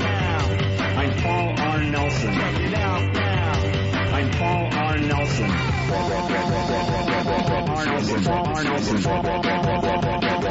Nelson. R. Nelson. Ladies and gentlemen, I have to inform you that Paul R. Nelson has been shot and killed in Dallas, Texas. Paul R. Nelson. Is dead. Paul R. Nelson. Tear down that wall. Right about now. Paul R. Nelson. Right about now. I'm Paul R. Nelson. Check it out now. I'm Paul R. Nelson. Right about now. I'm Paul R. Nelson. Check it out now. Paul R. Nelson. Right about now. I'm Paul R. Nelson. Check it out now. I'm Paul R. Nelson. Right about now. I'm Paul R. Nelson. Check it out now. I'm Paul R. Nelson. Paul R. Nelson has left the building. How great is that? I love the Paul R. Nelson song. He should use that. Yeah. His campaign song. That's some great production right there. Thank you to the person who sent that in. The Paul R. Nelson Mega Mix. We should throw that up on the site. A lot of people are requesting that. All right. Sorry, Anthony. Back to the blog. Oh, yeah. And what the Celebrity checked in. Yeah. Wow. Robert Reed. You might remember him as the dad from the Brady Bunch. He says, I have the best weight loss program. And then he kind of just dies. Oh, that was the heart monitor? Yeah, that was the heart monitor. Okay. I need a longer beep. Yeah. Yeah, heart monitor. That works for both heart monitor and curse. Yeah. So I need a longer.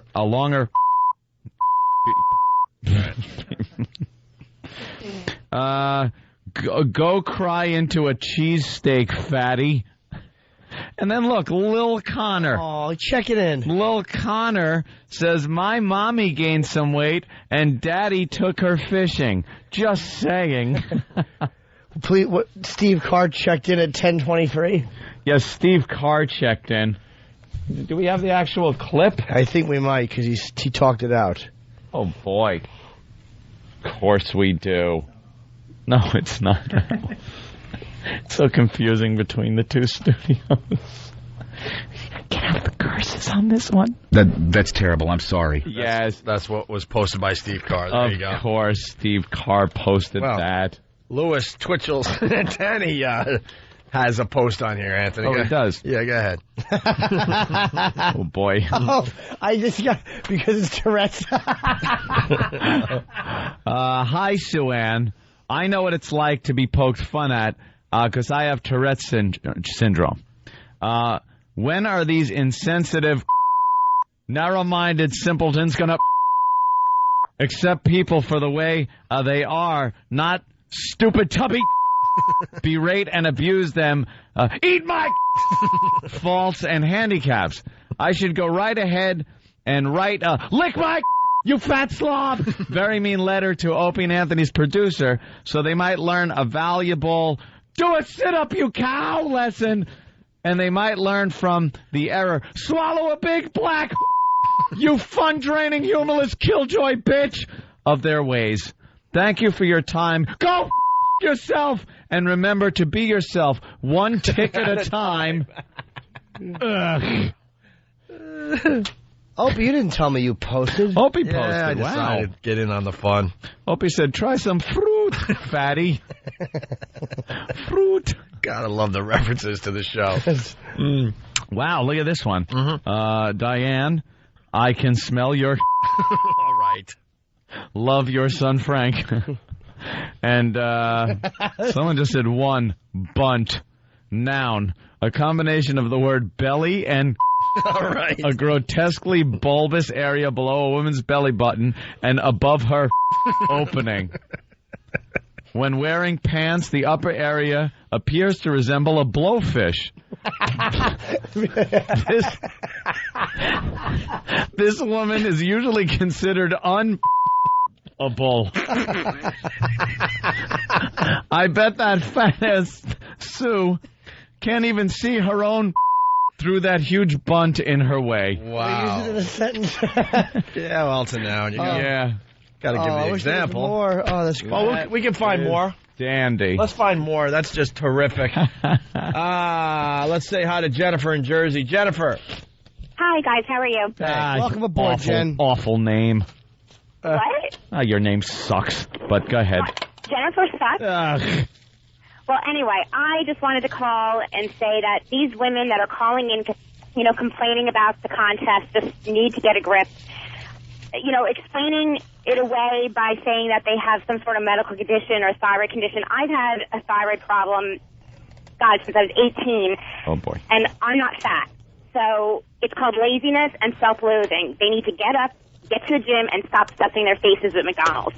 Very good. Super-sized women. Yeah. That was what I call a feel-good phone call. Yeah. Super-sized. Or boring. I'm super-sized. Are you? Let's go to Phil in Boston. Phil, what's up? Phil? What's going on, guys? Can you hear me? Connors? Yes, sir. Yes. Ned? Hey, what's up, you Ryerson. guys? Rock. This ain't going to be a feel-good phone call, all right? Yeah. Uh-huh. All right. The other day I was at Dunkin' Donuts. I seen these two buffalo loading up on donuts and recharging their credit cards there. And then they get out. They go out to the parking lot. Each of them get into their own SUV with handicap tags parked in the handicap parking spot. I'm telling you, I wanted to throw up a tree stand and start doing some hunting right there. Because they're fat, so they're They were legally fat. There was handicapped. nothing else wrong with them. They had handicap tags on their cars.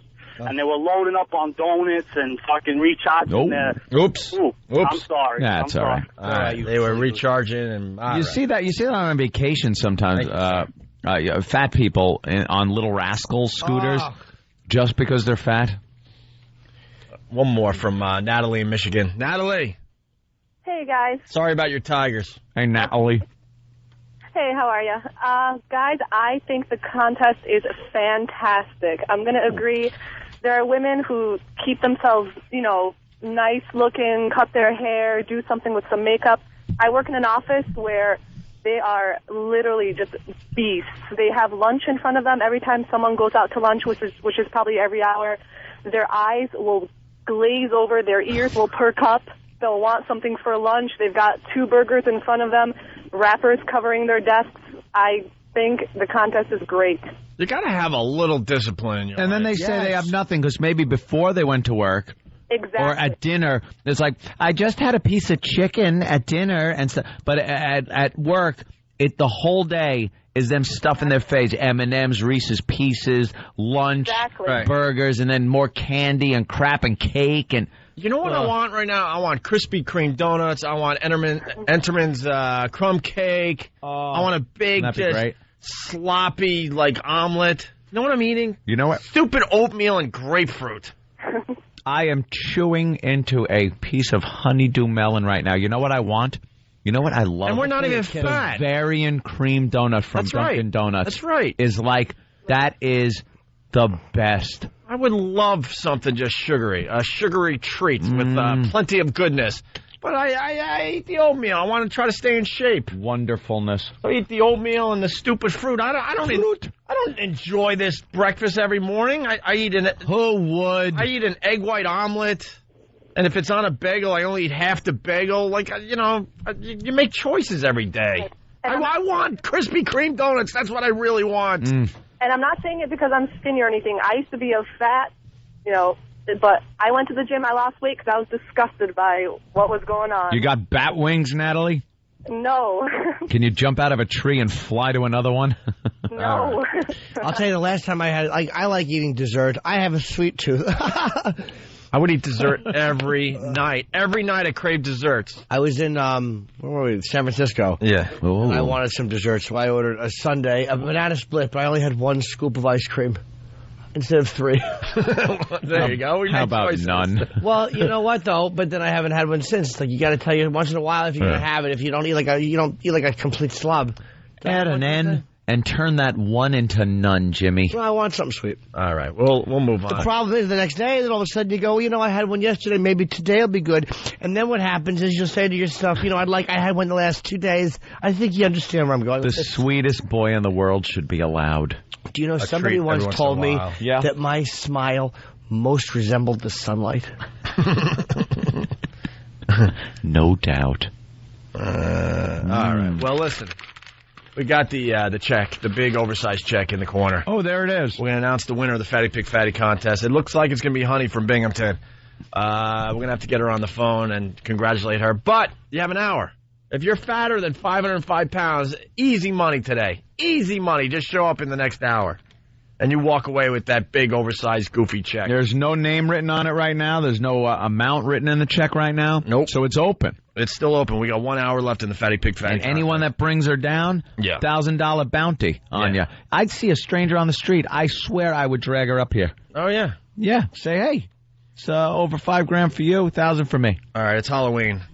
We got a little story here. Halloween is an exciting time for children, but also nerve-wracking for their parents. One major concern for everyone, all those sex offenders who are out there. That is why there's a system in place for local and state police officers to make sure children are safe. Look, I hate sex offenders like everybody else. Give me one case today. One case of a sex offender attacking a kid on Halloween.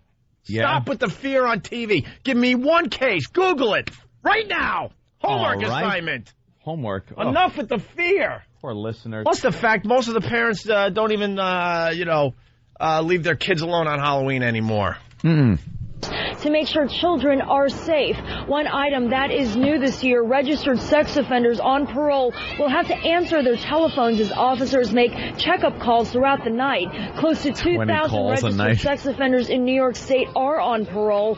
Also starting at 3 p.m. today, they are requested to stay in their homes until 6 a.m. tomorrow. Sex offenders cannot wear costumes, have decorations at their homes, or open their door to children. Parents... But they just like Halloween like everyone else. If I was a sex offender and the parole officer called, I would just answer the phone. Hello? No, mister. He's not here right now, but he told me to wait in the room. Poor guys can't wear costumes. Can't even wear a costume. Can't even wear a costume. All you want to do is put a sheet over your entire body and dress as a snowy landscape with a beacon poking through it. Is there anything wrong with that? Trying to put that together on the fly. It didn't work as well. It's a festive time for everybody. You can't even wear a costume. Yeah. And I'm sure some of these sex offenders out there do have a sense of humor. And do they have the balls to make believe they're a kid when they call? Dress up. Dress up in a little costume. Why not? At their homes or open their door to children. Parents we talked with say they appreciate the work law enforcement does and that they do their best in keeping their children safe. Our building on the Upper East Side, where we stay inside the building. And, when you go to neighbors, there's a sign-up sheet. Everyone in the apartment that is willing to have trick-or-treaters has signed up. And so those are the houses, and only those houses, I'm going to allow my kid to go to. Registered sex offenders are also subject to unannounced visits from police and parole officers. A little tune-up. Yeah. They walk in and just beat them. You know what I'm doing just to annoy people in my building? I signed up for Halloween, and whenever my bell rings, I'm going to peek through and go, I'm not supposed to open the door. I'm a sex offender. And I'm going to close the door in their heartbroken little faces. Oh, man. I would just parade kids on the sidewalk outside these homes and just go, look what I got. Do you know what you can have? I very rarely will toot my own blog, which I haven't updated in over a year, but on my jimnorton.blogspot.com. Last year, I believe I did or 2 years ago even, I did a Halloween writing called Boo. Boo. Yes, it was about Halloween, so if you want to read it. Very good. Feel free. Feel free. All right, we got to take another break. Feel free. Wow. Laszlo's here with some audio from GTA. It's official. We're all in the latest Grand Theft Auto game. Yes, we are. He's got some samples of our work. Cool. That will appear in the game. We'll talk to him next, okay? Anything else going on, Kenny? Why are you smiling like a creep over there?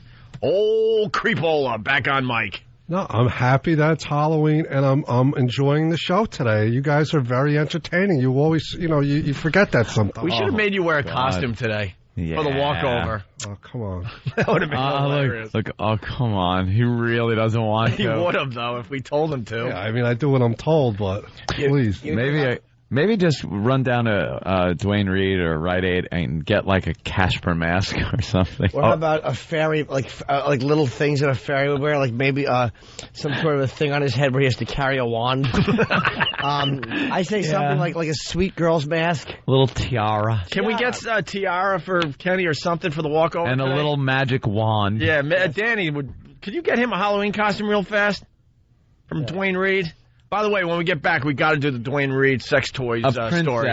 It's terrific. And the old bags that they interviewed for the story are terrific as well. And Ann had some great observations about this story. I hope I remember that. But first, it's Stephen Lynch and his Halloween song as we go to break.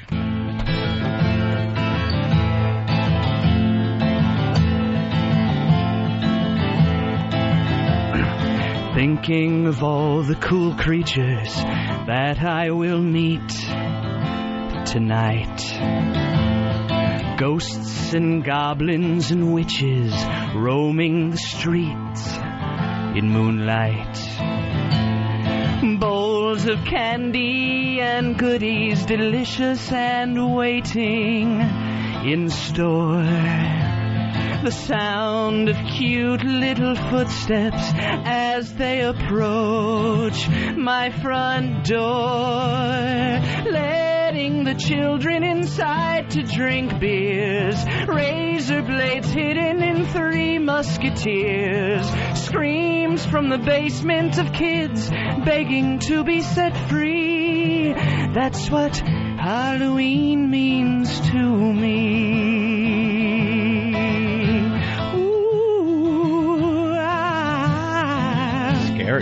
Tightening the clamps that are holding their little heads so tight. Putting my lips to their ears as I whisper, please, don't fight. I promise I'll let you go home if you swear not to tell a soul. Well, I'll just untie these. I'm kidding. Now where is my chainsaw? Let's rock and roll. A pinch of your brother, a teaspoon of you. With the head of your sister would make a good stew. I'd give you a taste, but your tongue's in the stew. Irony, that's what Halloween means to me. Now, nothing on the irony part? Nothing? All right. Trick or treat, smell my feet. See, irony is an incongruity between what's expected and what actually happens. So you can't taste it because your tongue is in said stew. You see, I mean, maybe it sends a signal to your brain, but you can't really. Trick or treat, smell my feet. Damn it! Give me something good to eat. I gotta change that line.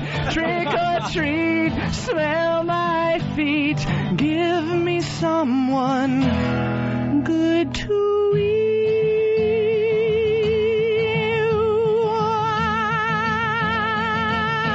Halloween. Yeah. Stephen Lynch, Halloween, from his new CD, The Craig Machine. I'm changing that line. No, that's funny. Nobody ever laughs at that line. Opie, Anthony, Jim Norton, and the comedians of the Opie and Anthony Show will be appearing in the holiday issue of FHM on Newsstand soon. Opie and Anthony will be signing copies of this special FHM issue tonight at the Hard Rock Cafe Halloween show. Hear what everyone else is talking about. O&A Uncut and Live, continuing the show on XM Satellite Radio starting at 9 a.m. Eastern. Visit xmradio.com to subscribe. It's the Opie and Anthony Show. Yes, the Opie and Anthony Show. Let's say hi to Antonio in Yonkers. Antonio, what's up? Hey, what's up, guys? Hey. Listen, I think you gotta get that guy sing the Monster Mash song today. Club Soda Kenny should sing Monster Mash in honor of Halloween? Yes, I think he's got the perfect voice for it. He really does. He's going to sing a song at the Halloween party tonight, that's for sure. But we'll try to get him to do Monster Mash before we go off the air here. And Anthony. Yeah. You're very funny, you. Yo. Thank you. Very funny, you. Thank you, my friend. All right, have a good one. All right. We got Laszlo in studio. Grand Theft Auto Vice City Stories is out. I've been chasing Anthony. Yeah, where are you? Yeah, thanks, Laszlo, by the way. We're networked. Oh. Yeah, Laszlo just handed out PSPs to everybody, so now Who's much that? For a radio show. Who's that? And we're all networked. Yeah, this is great radio. I'll just sit back. Oh. Watch you play PSP. Oh. Yeah. Who was that? I don't know. I don't care. I just killed somebody. I'm very happy with myself. Anthony's running around in a car. Why am I black? I really don't know if we need to bring Brown versus Board of Education into this debate. All right. Oh, okay. Being Sicilian. That was the Moors. That was actually one of the first things that Opie said when I brought him in the studio to do some character voices. He wanted to know what color he'd be in the game. Yeah, and I see it's on the list of audio to play here. Thanks, Laszlo. We just rolled tape when I had everybody from the O&A show in the studio, and got a few outtakes here and there.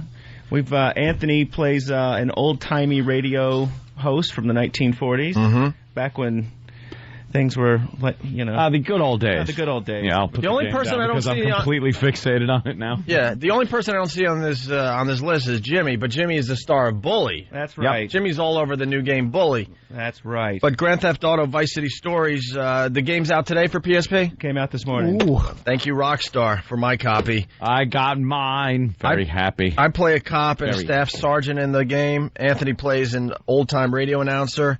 Club Soda Kenny plays a character called Derek the Dodo. Derek the Dodo? Yeah, he's also a cop in the game as well. Should we announce what E-Rock is? Yeah. E-Rock plays a gay jogger in Grand Theft Auto Vice City Stories. And the best part is you can chase him around the game and shoot him. Yeah. Here, Anthony, here's your Grand Theft Auto Coke mirror. Look at that. That is a great Coke mirror. Oh, wow. It really almost makes me want to go back to doing cocaine. We had another... Because it's such a cool mirror. We had another item for you that I was going to bring, and it was this beautiful... it looks like an AK-47. It's a fully auto BB gun, and it's got the Grand Theft Auto logo that's... in the stock of it.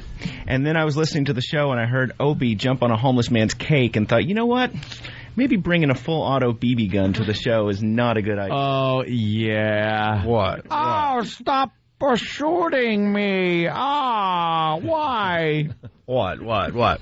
So E-Rock plays a gay jogger. Than is in the game as a homophobic plumber. Than, really?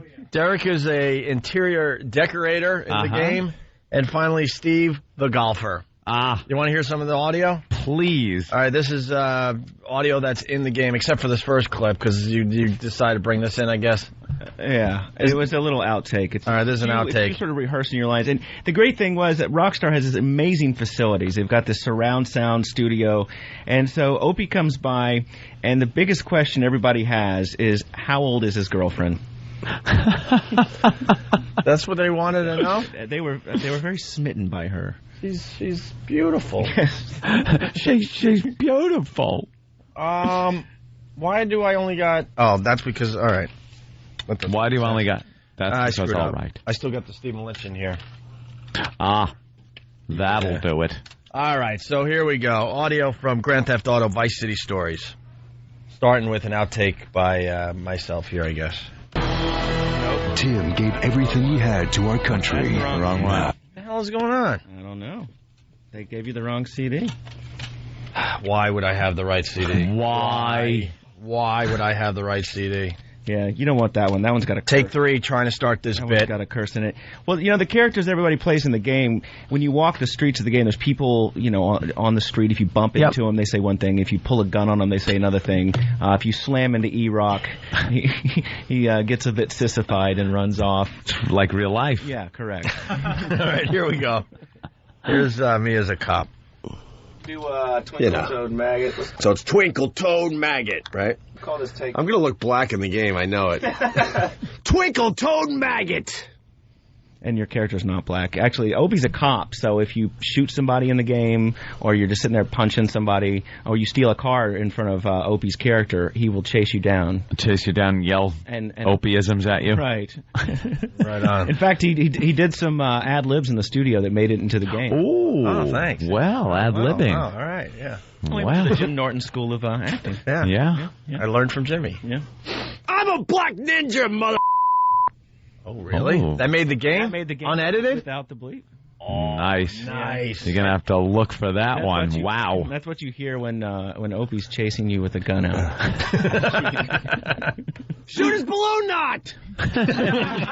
Shoot his balloon knot. I think that was some of my improv, huh? Yes, in the game look at that. In 1984. I really don't know if that term was... Yeah, it might be some kind of a continuity problem there, but exactly. Hey, it's fun. And the other thing that we did, we reserved some lines for Opie to be a staff sergeant in the game, so we actually send you out on a mission in sort of those animated sequences between the missions. He sends you out, and he's a staff sergeant on the base. And here's an example of that. It's going to sound a lot like the cop. Very multifaceted. I don't have much range. You brought a whore onto the base? Have you no shame, boy? Are you a moron? Is that it? Huh? He's going to win a BAFTA. Wow. That's wonderful. All right, we move on to Anthony. Oh. So, there's radio stations in the game that you can listen to while you drive around. Always love tooling around the radio stations, and, the talk radio station, we did a spoof of old-timey talk radio. Old-timey. And I spent a couple of weeks just listening to old talk radio shows. And the one that we did, that Anthony was the announcer of, was called The Time Ranger, which is a gentleman who travels through time by, how do you put this? By taking care of himself. By taking care of himself. Yeah, somehow that makes him travel through time. Because we all sort of travel through time while taking care of ourselves. Right. Wow. Yeah, in some way, shape, or form. You stop at like 8 o'clock. All of a sudden you're like, what happened? Where did the day go? Yeah. My God. I spent all day doing this. My calves are locked up. My back hurts. I've been fired. Well, that's time travel for you. What's great about these old-time radio shows is the men are so rude to the women. If you listen to these 1940s shows, every time the woman speaks, like, shut up, dame. Let a man think. The good old days again. Let a man think. So yes, this Anthony is the announcer on the Time Ranger. The Vice City Broadcasting System and American Oil and Motors presents The Time Ranger. He's Ernest Kegel, a man who has a time machine in his pants that, when he masters, he travels back in time to right wrongs, save women, and pleasure himself. That's really good. Hey, really nice. good. Old-timey radio. Old-timey. That's very cool. And so, in the game, there's a gun shop. You can go buy the essentials, like flamethrowers and howitzers and stuff. All the good stuff, yeah. It's called ammunition. Yep. And we were looking at some of the stuff from the NRA in the 80s. They've got like that Sam the Eagle or whatever it is that they used to teach kids about guns. Mm-hmm. So we turned our good friend Club Soda Kenny into Derek the Dodo, who teaches gun safety to children. Oh, no. And here it is. Club Soda Kenny. Hey, kids, why spend Saturday watching boring cartoons about fighting aliens when you can help fight real illegal aliens? Head to some real-life Saturday safety fun at Ammunition with Derek the Dodo. Yay! Hi, kids. I'm Derek the Dodo. Today, I'm going to teach you all about gun safety. Doesn't that sound fun? Yay! Hi, Derek. I love you. Oh, that's sweet. What's your question? When I find a gun at home, did you say to look down the barrel and pull the trigger? Sure, honey. Give it a go. Like this? Whoa! You see? Girls are stupid. To heck if a gun is loaded, you should always point it away from you at an immigrant or a banker. Ammunition and Derek the Dodo have been proudly bringing gun safety to your community for over 30 years. Ammunition, protecting your kids' rights. Ammunition! Club Soda Kenny, star of Grand Theft Auto Vice City Stories. Kenny, that is a great job. That's a great character for you. And I love that whole scenario. If you go to the, there's more gun safety tips actually in the game from Derek the Dodo, but if you want to see the animated version of them, you can go to rockstargames.com and click on Vice City Stories, and there's a whole flash animation of Derek the Dodo. Wow, nice. Yeah. With Kenny's voice. With Kenny's voice. Fantastic. Damn, that is funny. He's also a cop in the game, and this was right around his trouble period. Yeah. I thought since he was sort of leaving that part of his life, we'd put him in kind of a fictional reality and let him be a cop for a day. So he also did some ad-libs here and there about things they used to yell at minorities or whatever. All right. Here's some examples as Kenny as a cop, excuse me. Don't you eyeball me, son. Huh? That's right. Oh, that would be scary. I've heard him actually use that. Really? Yeah. But then we got this. I'll rip your eyes out. Yeah. Good.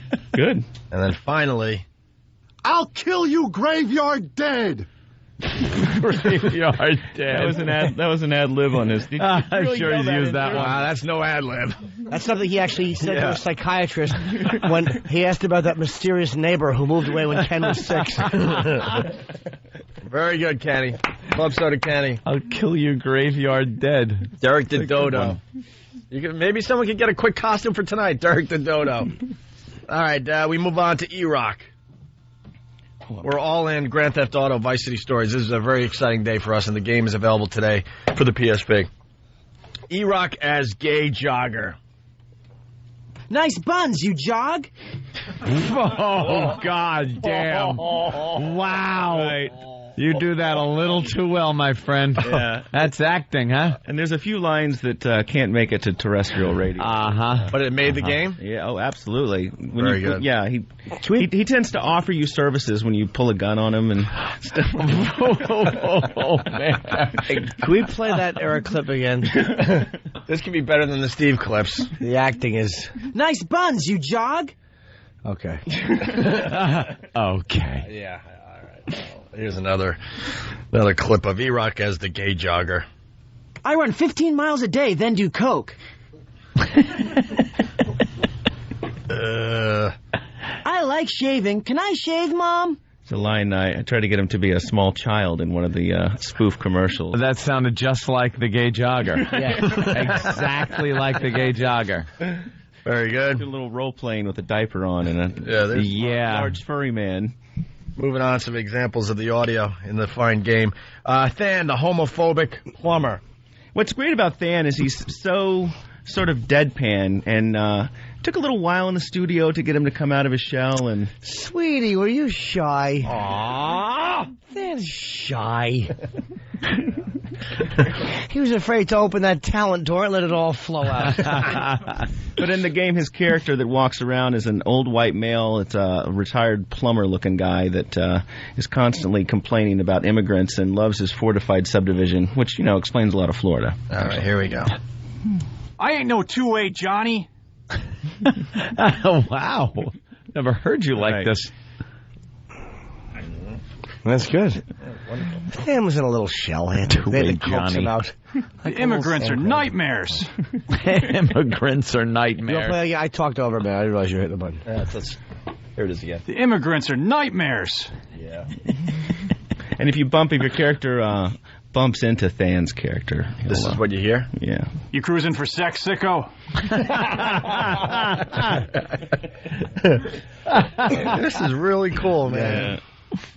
All right, let's move on here to Derek, the interior decorator. Who, strangely, sounded more sissified than E-Rock. Really? Yeah. Wow. Yeah. Gonna have to look into that.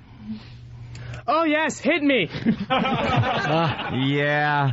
What a mo. Wow. I bet he showed up at Mandel's, too, didn't he? Yeah. Those stupid leather open-toed shoes he likes to traipse around the studio in. Mandel. What a rush pastels are. Very nice. And finally, we get to Steve the golfer. Yeah. What's that about? It's about how did your parents die. It's he's hangs out on the golf course of the game. So if you bust into the golf course, there's a dude walking around playing golf and bump into him. He says one thing, you pull a gun on him, he says another thing. You try to chat with him, he might complain about his wife. What's your handicap? Mine's the wife.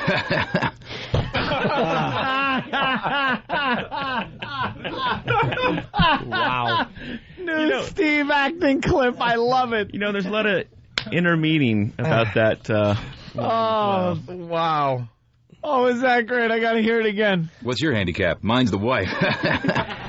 What's your handicap? Wow. How'd your parents die? That question just as easily could have been, what's your beard? Mine's the wife.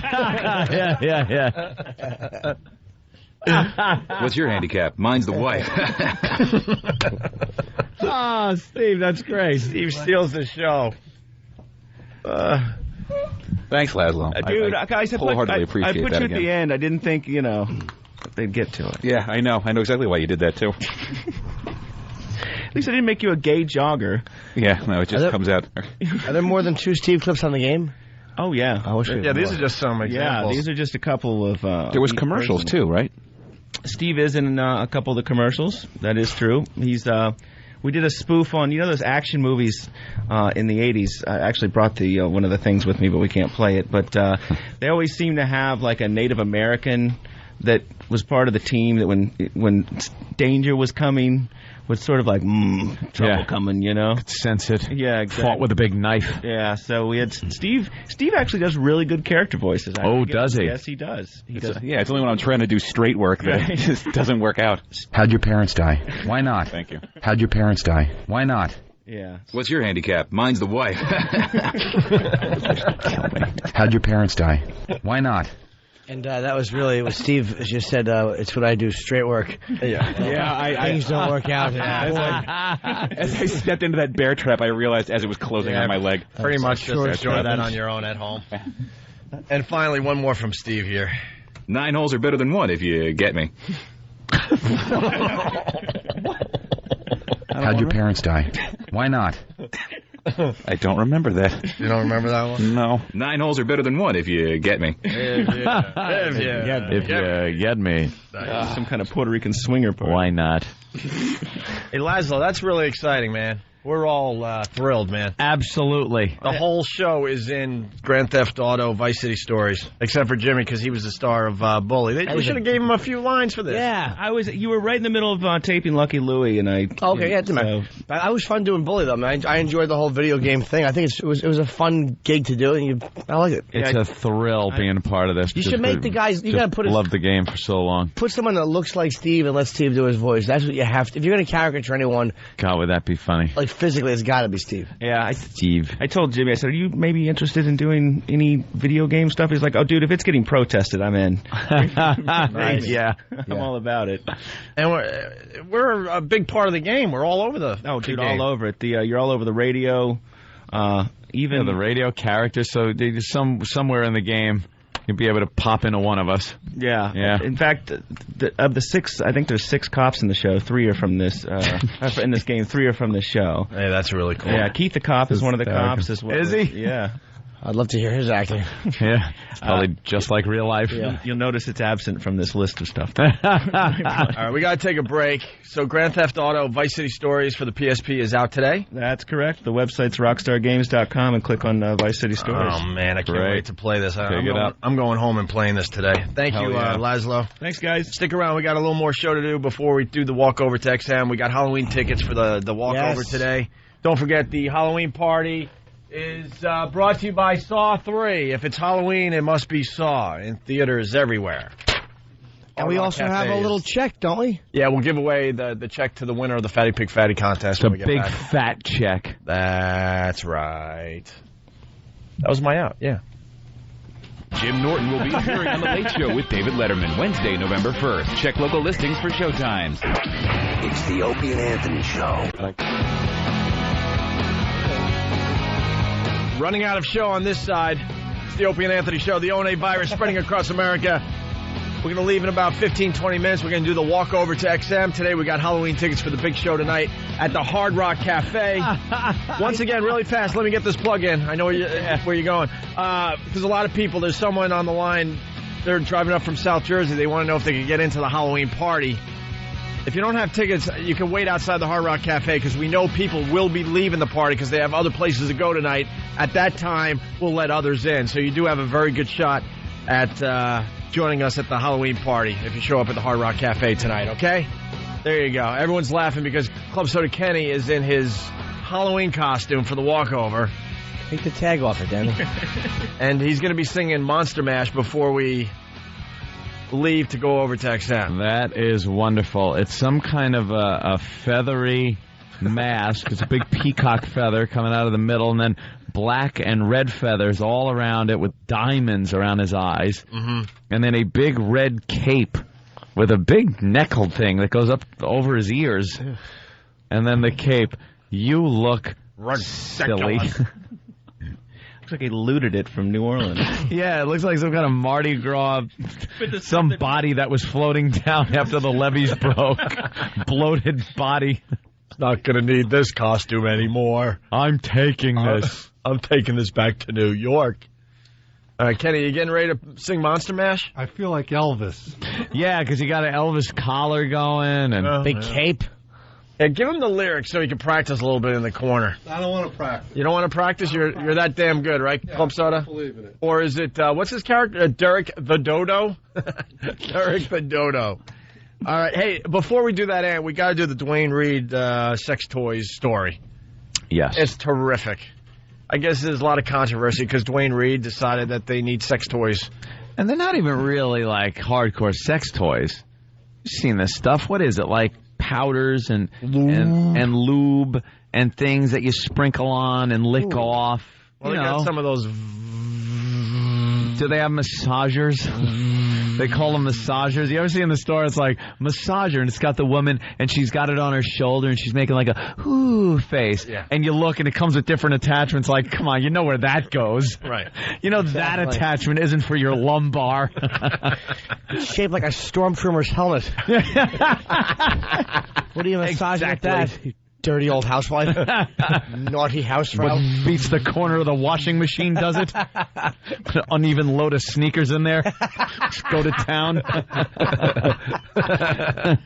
We thought it was crazy when they started selling milk at Dwayne Reed. Now they're into sex toys. They're into... they're just trying to get more people into their establishments. Sure. That's all that this is about. They want to make it so you can go. It's your one-stop shopping. Listen to this newscast. It's hilarious. It's hilarious where they put the sex toys. It's hilarious because they have to find old broads because they're the only ones that can be bothered by this. Just lighten up, everybody. Jesus. You can count on Dwayne Reed for 1 hour photo, aspirin, really anything you might need. And now add to that list, sex toys. You go in there for aspirin, you don't go in there for sex toys. New Yorkers may be a little surprised, but not at all shocked when we told them Dwayne Reed recently began selling erotic toys and passion lotions and oils. Hey, wait a minute, they sell condoms in drugstores, so I think it's for New York, that's a logical extension to enhance your use of condoms. Something like that. That's all I can say. The company Kama Sutra is partnering with Dwayne Reed and selling vibrators, flavored condoms, feather ticklers, and edible honey dust. The only thing New Yorkers worried about if the products are out in the open. We know they are located near the pharmacy. A chow could pick it up if it's on the outside, too. So Chow? I'm not too sure about that. I'm not too sure about that. A chow could pick it up. Kenny, he won't even know what it is. He wouldn't even know what it was. They're like come in these colorful little boxes with decorative wrapping on it. It's supposed to be like this romantic thing. You pop open the powder, honey powder, and you sprinkle it around. And even if you didn't know what it is, once he opens it up, you show him how it's used, and that's called learning a lesson about minding your P's and Q's. That's called you won't be opening another box anytime soon, will you? Tear-stained face. MYOB, shorty. That was a different version of the story, unfortunately. Yeah. The other one had, like, the old people really outraged, and they actually showed you where the sex toys are. In this version, they said it's the sex toys are near the pharmacy. In another newscast, they actually showed that the sex toys were right next to the regular children's toys. It's right next to this game of Candyland. That's what it was, right? Yeah. Right. Just the fact they're still selling Candyland disgusts me. Candy for mommy and Candyland for the kids. Yeah. Hoop Shoots and Ladders is the game that perhaps they're a little confused with. Yeah, you get everything back there. And another thing, I'm more offended and disgusted with some of the medical stuff that's back there. How about Granny's diapers? How about that? You got to walk past those big things. You think kids aren't asking about that? Mommy, why are those diaties so big? Well, you know how Grandpa smells? He wears these. That's where the Grandpa smell comes from. Yeah. And right after that in the aisle should be the rope and stool section, as well as the shotgun with the little toe trigger, other things that you should consider an option with diapers. The old people aisle is disturbing. It's horrid. In the drugstores. Like, what is half this stuff used for? It's just disgusting stuff to keep things that used to be wet dry and things that used to be dry wet. That's what old people have to buy now. Other stuff just to keep things inside. Keep it in. Keep things it in. When they used to come out. Things that are supposed to come out. Right. Now they stay in. Those padded circles for their old corns. Oh, just awful. Stuff that shouldn't stay in anymore. Everything's that out. Old people falling apart stuff. Right. They're on like 18 different kinds of medication. Yeah. Always. Always. A line of them like it's a methadone clinic. I need my pill box. Oh, the elderly, they're all addicted. They're all addicted to pills. By the day, by the hour. All right. Popping those caps open. Is Club Soda Kenny ready for his song? I hope so. So we're running on a show here because we got to announce the winner of the Fatty Pig Fatty contest. Then we're off to XM, and then the Halloween party tonight at the Hard Rock Cafe. Gonna be festive. All Tell you that much. Turn around. Here's Kenny. Here comes Kenny. Where is he performing, by the way? Right behind you. Oh, great. Kenny, do a test. You look good, Ken. Check 1, 2. One more time. Check, test. All right, very good. Very good. All right, we're setting up the Pal Talk camera for the Pal Talkers out there. Yeah. There we Who's go. breathing heavy? Probably me. Yeah, he really is. Why, Derek? The dodo? Because I'm Derek the Dodo. Oh, my God. The dodo. Can't you do it with the mask down? You got to get the full effect. We're taping this for you. Come on, Ken. Look, put the mask down so he screws up the lyrics because he can't read them. And Do you know how the song goes? Can you raise the camera anymore, or is that it? That's not my camera. Oh. Which one? This one? Yeah, the other way. More headroom. That would be all right, there you go. E-Rock's camera. Too much now. Down. Wow, with the lighting, it really looks good. We're just setting up a 2-camera shoot here. Yeah. For YouTube. That's very important when you do a radio everything show. else, of course. The camera. The cameras are very important for radio. We're the only radio show more obsessed with video than radio. Now, do we have a karaoke version, or is he just going to sing over the version? It's karaoke. It's karaoke? Do you know when to kick in, or do you need Ant's help again? Yeah, you got to cue me. All right, Ant, you'll know, right? I hope so. Like the leader of the band. All right, here we go. I don't know. Without further ado, it's Club Soda Kenny and his Monster Mash song for Halloween.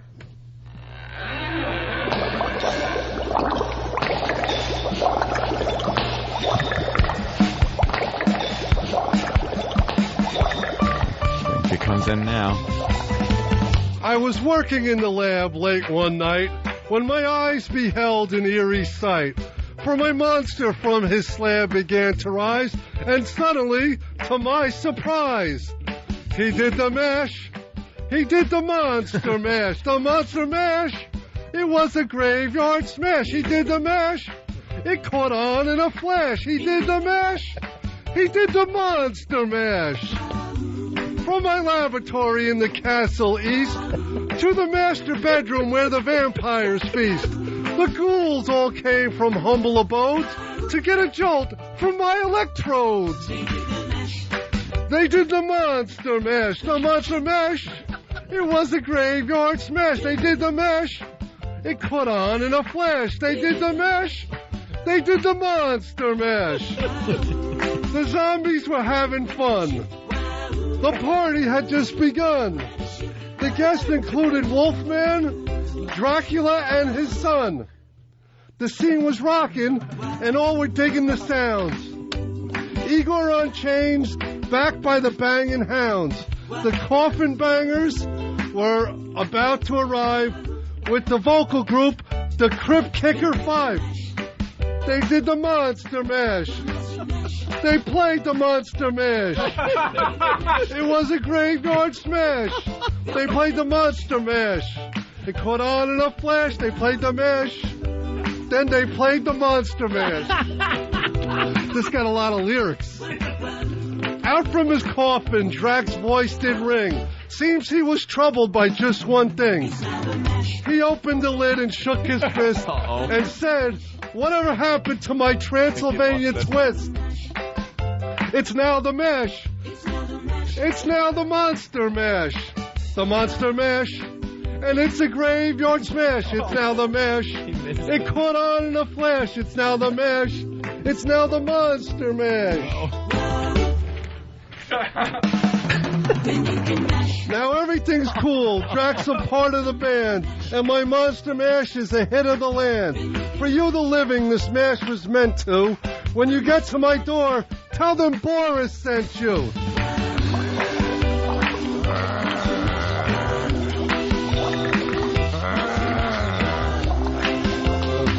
What did they do? They did the mash. They did the Monster Mash. The Monster Mash. And do my graveyard smash. They can do the mash. It'll caught on in a flash. They can do the mash. Then you do the Monster Mash. Oh! Club Soda Candy, everyone. Wow. Fantastic. It will caught on in a flash. It will caught on in a flash. Gotta add my own little flavor to it. Yeah, you certainly did. It's the flavor of Down syndrome. Tastes delicious. All right, save that for tonight's Halloween party. We might have to do that again. Oh, that is fantastic. Are you all sweating? It's hot in here with this thing. Yeah. All right. We got to say hi to Honey. Honey! Hey, how are you? Honey from Binghamton. Yes, me. Honey? Hi, honey. Honey? Yes? You are the winner of Really? the Fatty Pig Fatty contest. Fatty Pig Fatty. You were the biggest mess to come in. No one else even tried to challenge your size. Oh, You win $200. And food stamps. so you funny. It is quite the payday for you. Yes. I must say. You just won $5,050 because you weighed 505 pounds. Okay. And I think it was Bob, who's a big fan of the Opie and Anthony show. He gets the finder's fee of $1,000, all courtesy of H57.com, H57 Hoodia. They are in the studio right now to present the check to someone on the phone. Oh, girls. Yeah. Why, honey, can I ask you a question here? Mm-hmm. Why couldn't you come down? Why couldn't I come down when? Well, today when we were giving you $5,000. Yeah, why couldn't you come down to 500? Yeah, why couldn't you come down? I didn't know that I had to be honest with you. Oh, really? Oh, boy, no one told you. Why would they tell you? Why would they? That it would be nice. Yeah, because it would kind of be nice to have you here, and then we present you with that big, giant check. Yeah, but the check would look really small in your arms. Yeah, you could just fold it and put it in your back pocket like an ordinary person puts an ordinary check in their pocket. Did anybody from our show tell you that you might want to come down or you should come down? No, they did not. No one called her. Yeah, why would they? That wouldn't it have maybe been...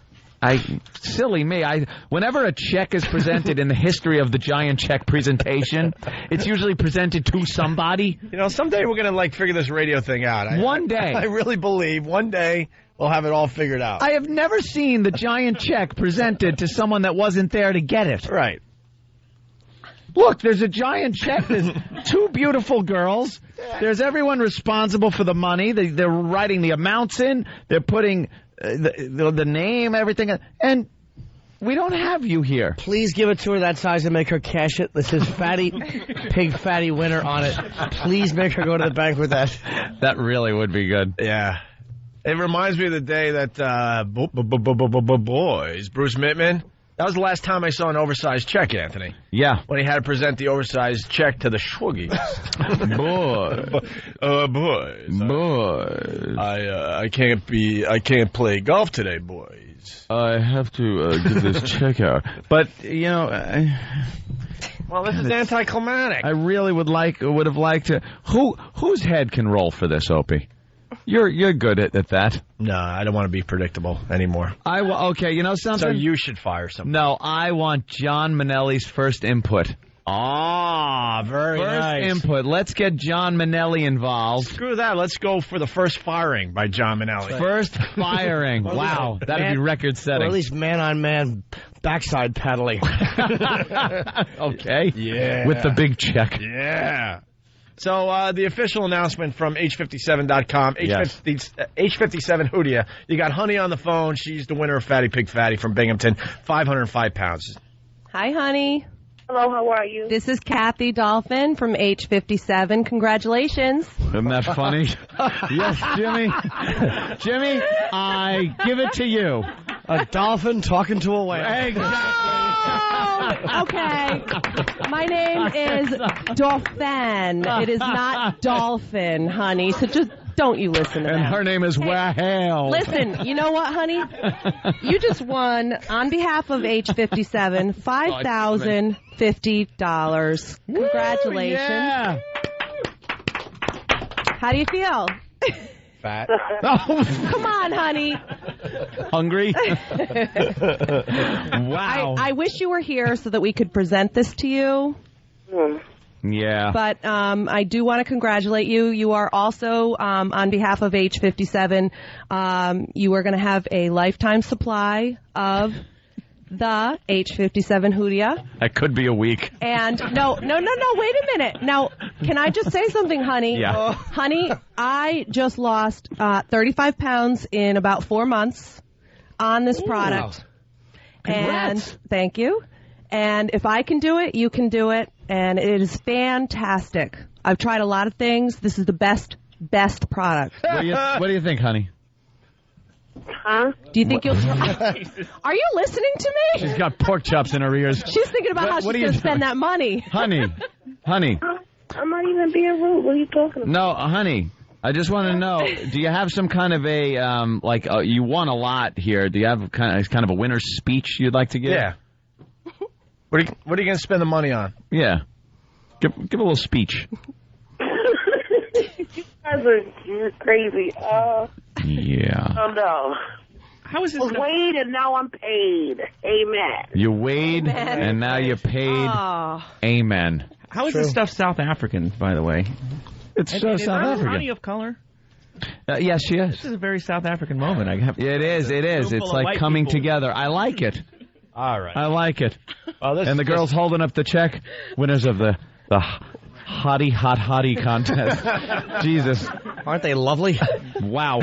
With a big space between them where the fatty was supposed to go. Oh, my God, yeah. There's just a giant space between two hotties that a giant woman was supposed to be there.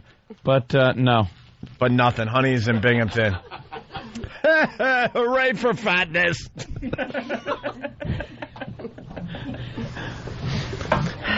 Honey? Yeah. Yeah. What are you going to buy? You got over $5,000 now that is just being given to you. What are you going to buy? A couple of things I need. Yeah, but give me an example. We need a little excitement here from your end. Yeah. Not from your end. That's exciting enough. But from your end. We ran this contest into the ground. Give us something. Yeah. What are you going to buy? I don't know. I'm going to go shopping and buy some new things for the house. And floor? Teasing, of course. How about maybe... All right.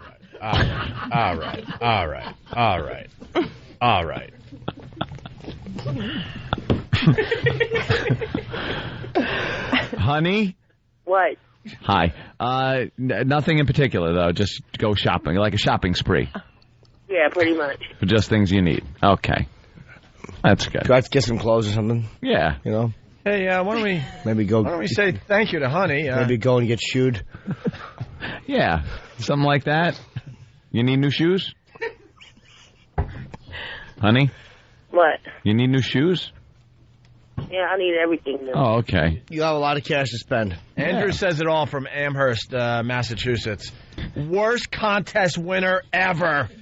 She's shy. Well, she's shy. She's not the most vocal type. A lot Be of more winners. appreciative. We just gave you $5,000. A lot of winners, they really like jump around and they're like, ooh, very happy. You just seem like, I'm just letting you guys have your fun. What do you want me to do? I don't know. I kind of Jump up like and down? Like Yeah, be, exactly. Well, Exactly. it is Binghamton. We might feel it. All right. San Francisco, 8 and 9. Look, we got to go. All right, honey. We're running out of show here. Maybe she wants to buy some edible underwear, like veal parmesan flavor. Jesus, Kenny. Would have been better if you stuck with edible. Oh, there's the music. And not a moment too soon. Well, honey, thank you for participating. And Fatty Pig Fatty. In our Fatty Pig Fatty contest. Perhaps we'll do this again. Honey? Yes. Oh, my God. Wow. Well, congratulations. You hear the artery stopping. There you go. Thanks to Age 57 for... All right, hold on the line. Go to age57.com. That was just a wonderful way to end the contest. Thank you, H57. Yes. Laszlo, thank you. Thank you. Wonderful. Big plug. Congrats on losing the weight. Grand Theft Auto Vice City Stories Yes. In stores now with the entire O&A staff, except for Jimmy Norton, who's in Bully. November 10th, Hammerstein Ballroom, New Year's Eve, Borgata, and tomorrow night, Letterman. We won't be in the studio to plug it, so... That's really cool. See you tonight, folks. Yeah, tonight's party is at the Hard Rock Cafe, looking for costumes that have something to do with the Opie and Anthony show. It's a hot ticket. A lot of people are asking how they're going to get in. Well, form a line outside the Hard Rock Cafe. As people leave the party, we'll let others in, okay? We'll see you at XM. If you're not joining us over there, have a great day.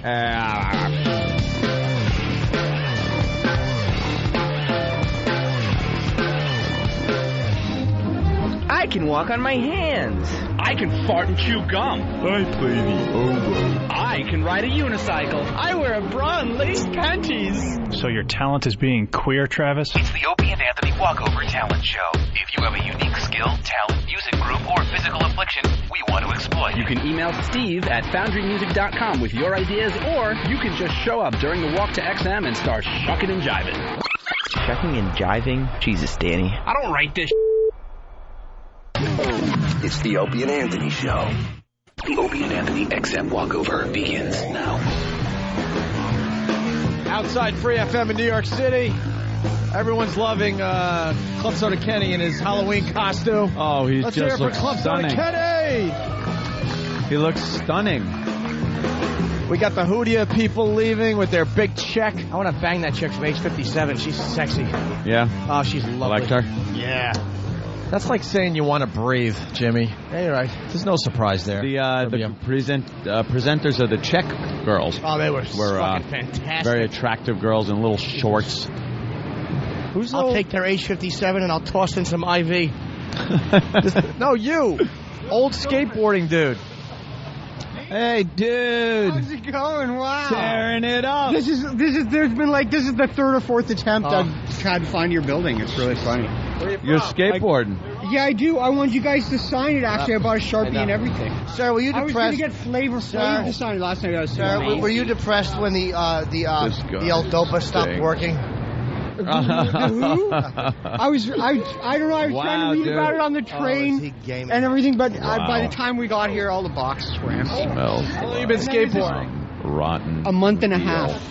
It's like a rotten eel. Labor Day weekend. All right, give us a move. Give us a move. Inside of that hat. You want to see? All right. Smell the inside of that. After a month and a half. Hold on. He's going to give us a move. Look at this. I can stand up. I can stink on wheels. Undo my Sharpie. Oh, check. Yeah, people are noticing they just get smell off a the little board. bit. After a month and a half, I'm pretty happy about that. Why the smell, though, sir? Why the smell? We all want to know why the smell. Right. I'm homeless. Oh. If I can do that. Are you really homeless? Yeah. Oh, man, nice. All right, yeah. All right. Wow. He's a homeless older I can't imagine. skateboarder. It's amazing how far it's going. It's so bad we're walking. It's going. We're walking in the wrong direction. Yeah. Why don't we go where the wind blows the other way? Yeah. Let's go this way. Let's, Wow. Oh, he's a Holy goose. fuck, did that guy stink so bad. Can't the homeless shower? Yes, You know, for our benefit. Or at least commit suicide. Oh, sweet. Thank you. Pearl Jam plus Nirvana. Mostly Nirvana. Live at the Hollywood Palladium, 1991. Is it good quality? Oh, yes, like soundboard. Oh, thank you so much. That is awesome. I will not break that. See, I don't break stuff I want. I don't see our pal. No Andrew still. No, where's he's really dejected because of that fucking cake. We're waiting for the return of Andrew. It'll happen. Why don't we ask his neighbor? Maybe his neighbor's getting his mail for him. God, The big box. Look at people just throw garbage on top of it. Well, why That's not? a man's home. The box is getting nicer and nicer, though. Yeah.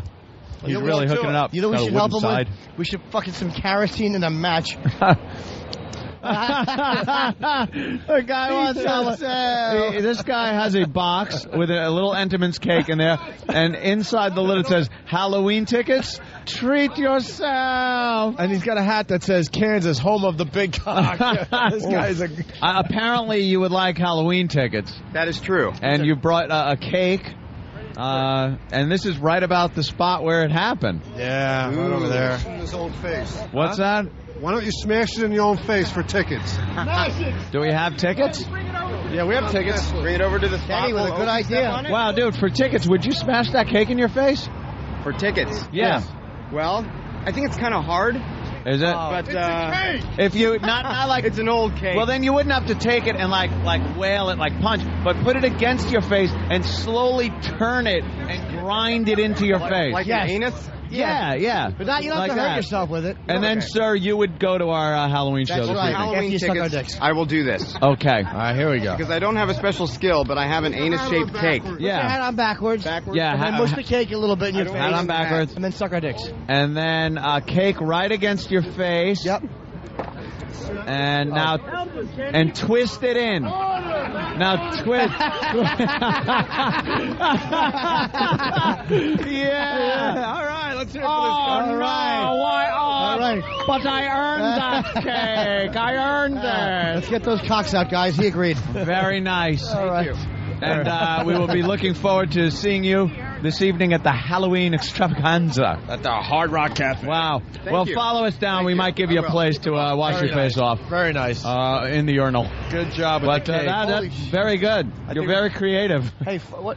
I think we're going to see a lot of cakes tonight. I want to talk to Paul Schaefer over here for a second.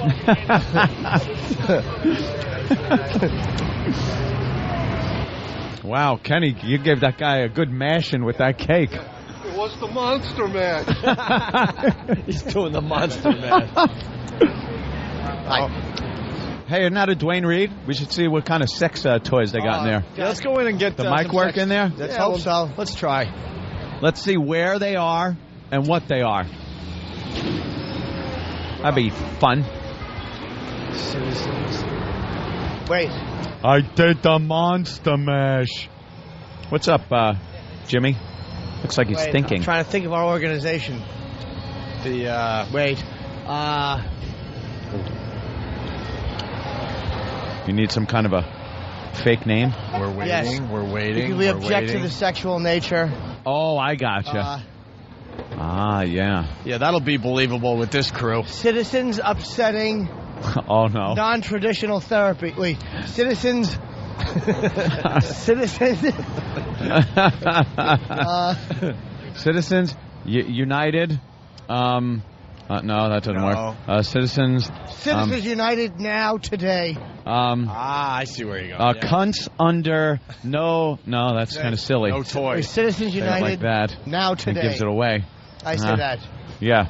Okay. That's us. Because I always hated an abbreviation when they put an of or an a, but it's not accounted for. But it's not accounted for. Why? Like, how come it's not? Ooh, look at that fucking thing on his head. That was could be the worst wig I've ever seen. Jesus. Looks like a blonde doily. All right, Citizens United now today. Buying some sex toys, are you? Oh, no. They have security guards in these places. We are going to get in trouble, but I don't care. We're just trying to do some investigative reporting. Oh, these two. Let's ask. Let's see if we All find right. something. It sounds like we're still on. Yeah, we're we on. should be. We're looking for sex toys. We're by the nail polish. I don't see anything. Citizens United yet. now today. Excuse me, you know where the sex toys are? We heard about it on the news today. We're looking for some type of sex toys, not by the on our photo. They only have pornography. That's right. That's right. You come here after the sex toys, and you get developed. It's by the photos. pharmacy. Where's the pharmacy? Downstairs. Oh, the mics aren't downstairs in here. They're not going to work downstairs. Tell them to pick the stuff up because we can't broadcast. Jesus. Oh, no. Well, look at that Entenmann's cake. Ask that guy, where are the sex toys? Mister, where are the sex toys? Sex toys? We saw today on the news that they sell sex toys here at Dwayne Reed now. No? Downstairs in the pharmacy? Are they by the Halloween costumes? Edible condoms, we heard. Ask this lady. You have anything like that? Downstairs. Go through, Mitch. Downstairs. We all got to go downstairs. We're all looking for edible condoms and sex toys. Sex toys to make for everybody. a fortune. All right. Oh, God, and he's looking for a shower. Oh, the skateboarders here, too. Jesus. Somebody's swinging by the right guard aisle. How dare they put it downstairs? We never broadcast from down there. Exactly. They should know about it. All right, we're going to have to leave. Yeah, There's no way this is going to work downstairs. Sex toys are downstairs, miss. Yes. Downstairs. Sex toys. Heard about it on the news this morning. Let's question people walking out. Watch out if you go downstairs. Toys? Watch out if you go downstairs. There's things you might not want the children to see. That's right. The children. Protect the children. That's right. And then molest them. Were they upset? They're not happy with us. It's about 100 people at Dwayne Reed. Oh, jeez. Well, let's go buy a smut magazine. All right. Let's go. What do you got today? Hi, my friend. How are you? Oh, what's the matter? You fall down? You okay? I scared you? What happened? What happened, sir? Have you been robbed lately? Where have you been? I haven't seen you long time. Long time. Well, all right. There's a lot what kind of good... over there. I like that one, unzipped. too. I like two. It shows more of the tender side of the lifestyle. Oh, the two Everwood. Unzipped? When men come together, it's... My friend, at least you buy something You like that one, Jimmy? That's the Men kissing? Which one is that? Yeah. Oh, there are big cocks in there? Yeah, the big cocks and big Is that about ass, newspaper everything. articles? I don't see many... Everything is a big bag. Well, that's a good one. Wait, get that one out. Get the one with the two on Get the sensitive. Yeah. That one's more sensitive. I don't know. The worst part of that, it's not just the kiss or the cocks, it's the holding of the face. Yeah, look how he's holding his face. That's a... Oh, there we go. Oh, look, he's got his little hat on like E-Rock. That one looks like Adam Sandler. Yeah. He had to turn his hat around. The kids are walking by. All right, get them in here. Wow. Hey, there we go, duking it out. Oh, these guys. That's sword fighting. That's wonderful. No, you just passed over one. Look, sorry. No, a really awful. Look, that. Wait, it looks like Steve C. Hold on. I'm licking a man's ass. How did your asshole get dirty? Title over here. You like that one? Look at that. What a beautiful title. The title? Yeah. Everwood. Yeah, very nice. Yeah, you know what that is. It's called two. It's after the T cells they have left. All right. All right, we've seen Black Inches. Yeah. What's that one? Transformation. What's that about? Uh-oh, that one's in plastic, though. What's transformation That's going to cost you a few. Transformation, that's changing their sex, my friend. Oh, they don't like their dicks, so they... Right. Yeah, I got you. They're becoming like these chrysalis or pupa. That's true, yeah, you got it. How long you been here, sir? I'm here 25 years. 25 years? Yeah, that's the part Yeah, of so life. you've seen them all. Where do you go to the bathroom? Going in the building. The bathroom is not a problem. No. They have a little bucket back there for you to drop logs Oh, in? no. Little log bucket. Hey, All make sure you push our FHM magazine. We're in the December issue. Uh-huh. Yes. We really are. I'm not kidding. Let's show them. Where is it? Do you have the latest FHM yet? Not yet. It comes in this week, right? Yeah, I hope today maybe. Today? All right. Oh, that'd be good. We'll come by later this week, and we'll prove that we're in the magazine. This guy's on 6th Avenue and 57th on the, what side are you on? The south side? Yeah. Buy his magazines. Yeah. He helps you He's with a good your buying egg. of the gay porn. He has glasses. He's a good man. Got some nice cock magazines, too. Certainly does. All right. What are we all going to just take a big crowd of people across the middle of the block Exactly, yes. Why not? Cross at the green, not in between. Why not? Why not? Why not? Where are you going? I'm going this way. Oh, no, I'm waiting at the crosswalk. What's your handicap? Mine's the wife. Oh, boy. Uh-oh. We got plenty of time. Oh, boy. What's your handicap? Mine is this dirty appendage hanging between my legs.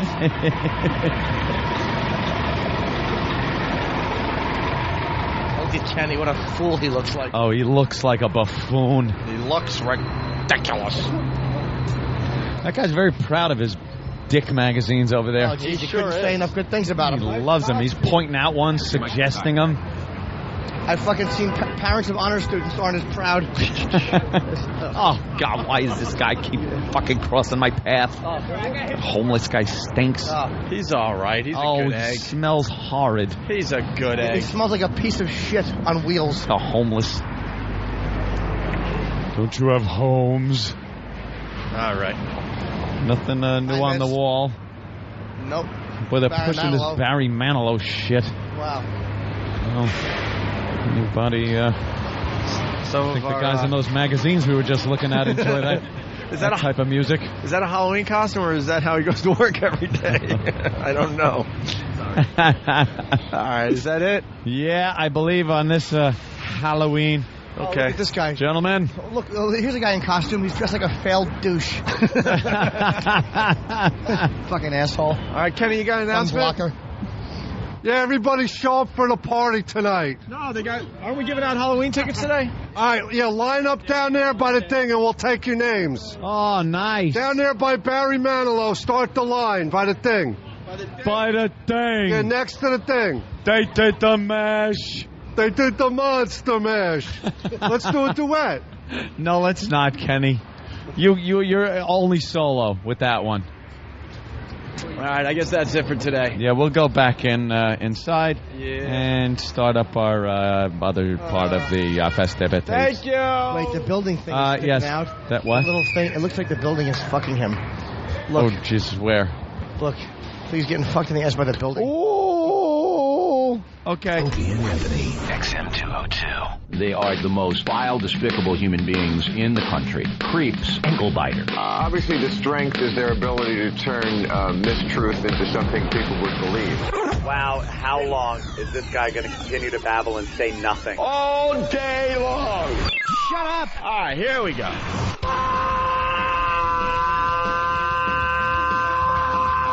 Welcome to the Opie and Anthony Show. It's worse than I imagined. That's terrible. I'm sorry. We are a bunch of dopes. I think we're lewd. And we're probably pushing 20 arrests because of this radio show. Out of touch cornballs. 3 retards. We have the effect of Tylenol PM.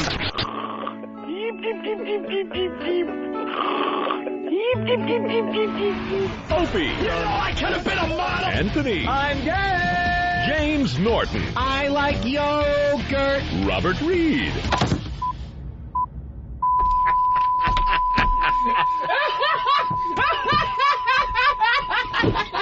But enough of this palaver.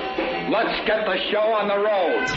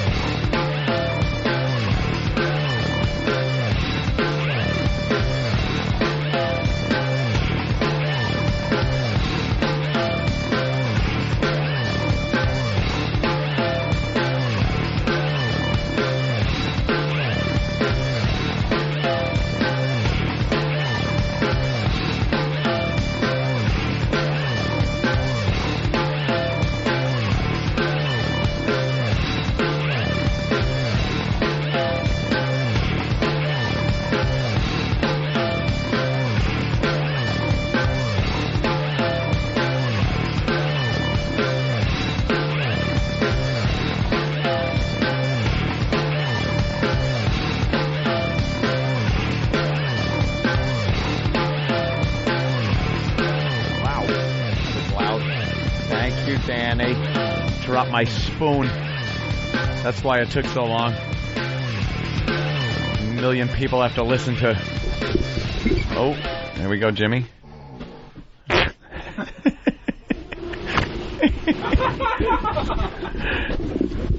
Terrible. You gotta listen to that music all that time so I could get my turkey chili.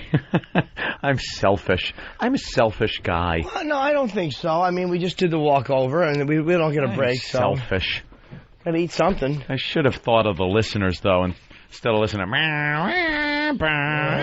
10 minutes. Do the listeners ever think of us? No. Do they ever care about us? No. I don't think they do. I don't see it. Now let me pop up Pal Talk. Hey, we got to get to this one story we didn't get to, by the way. Which one? Is it the hot one? How could you not want to talk about that? It's the sexiest thing I've read in a long time. Is it about a certain young man? Yes, right. And a girl of his fancy? Yes. Doing what every boy wants to do. Let's go to Brian in Toronto. Brian. Hey, how's it going, guys? Hey. Brian. Love the walkover. Love when you guys go from the censored to the uncensored. Love the show. Think you guys are hilarious, even up here in Canada. And I really like the Fatty Pig Fatty. You guys should do a Skinny Sick Skinny and see how skinny girls can get. You know, it's funny you say that because we had mentioned doing just that. Because we think it'd be great to get the skinniest girl in, like anorexic or bulimic or some other type of white rich girl disease. Think they get? You think they get sub 70 pounds? Can they do that? Dare to dream, my friend. Dare to dream.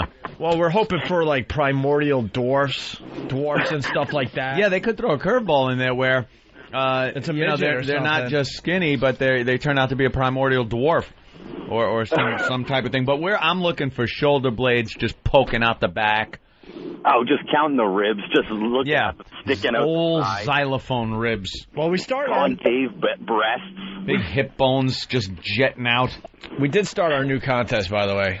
Which one? The Jimmy Norton hairdo contest. That's a good one. I like it. It's just a cute contest. I don't know if we're gonna have a prize, but there's a hairdo that Jimmy was sporting a while back. It's now on opieandanthony.com, and we're looking for the listeners to beat that hairdo. It was, and we don't want wigs. We want actual hairdos. Yeah, because when I was a boy, I was voted boy with the sweetest hairdo. I doubt that. I was. They give awards out in my town. I'd win them every year. You won every award. That's going to be on the website? I told you. I won boy with the sweetest smile in town. And everyone picked the Wilkins boy to win. But the night before the contest, there was a fire. And the Wilkins boy was burned beyond recognition. Now he's got that permanent smile on. He always looks smiley and perplexed. Why are your eyes so wide? Oh, yeah. Lidless goose. Look at people planning pre-parties. Where? I can't tell. Why? It's a pest pre-party. What, they don't want other people showing up at their pre-party? Only pests. Only pests are allowed at the pest pre-party? I would guess that would be enough. Hey, what's Happy Typing Girl dressing as? I want to know what she's coming out to the party tonight. Hopefully something sexy that shows her off. She'll probably dress conservative like a nun. I want her to dress like really naughty. Let's say hi to Rob on Long Island. Rob? Hey, what's up, guys? Hey. You guys can play Eric's lines from Grand Theft Auto, the ones that you weren't able to play on regular radio? Yeah, we could do that. Is Laszlo here? I think he has a few other things, too. All right. Talk to you later. All right, thank you. Not a bad idea. Not a bad place to start the second half of the show. Laszlo. I got to tell you, man, we are really excited. No joking, man. I know, that is so cool. Like, pretty much everyone that is associated with this radio show, on a day-to-day basis anyway, is featured in the new Grand Theft Auto Vice City Stories game for the PSP. And I love when Opie was recording his lines. He would do a line, and he would look through the glass at his girlfriend to see if she was impressed. You know, like what I did there, baby? Why are you busting on me today? No, it was very cute. Like what I did? Through your... I love my threw your heart into it. I brought some extra tracks, but not of E-Rock. I got one of Danny. Dirty tracks that we couldn't play over there? Yes. And these are going to be in the game, or are they outtakes? Dirty. They are in the game. Okay. This is Danny. We couldn't play this over at CBS. I will wipe my face with your ass. Nice. That was Really? That was something he was just saying to Travis. They caught on tape. And then this. I'm a black ninja, motherfucker. You'll laugh. That's not gonna be in the game. No, it is. There's a laugh? I swear. One of the testers told me, he was like, is that Opie? Because I hear a cop, and it sounds like Opie, and he's saying Black Ninja. Yeah. The real line is fuckface, though. Yeah. And here's another one when you've got a high wanted level. You know, you got several stars. You've been a bad boy in the game. Cops are on your tail. And you're running.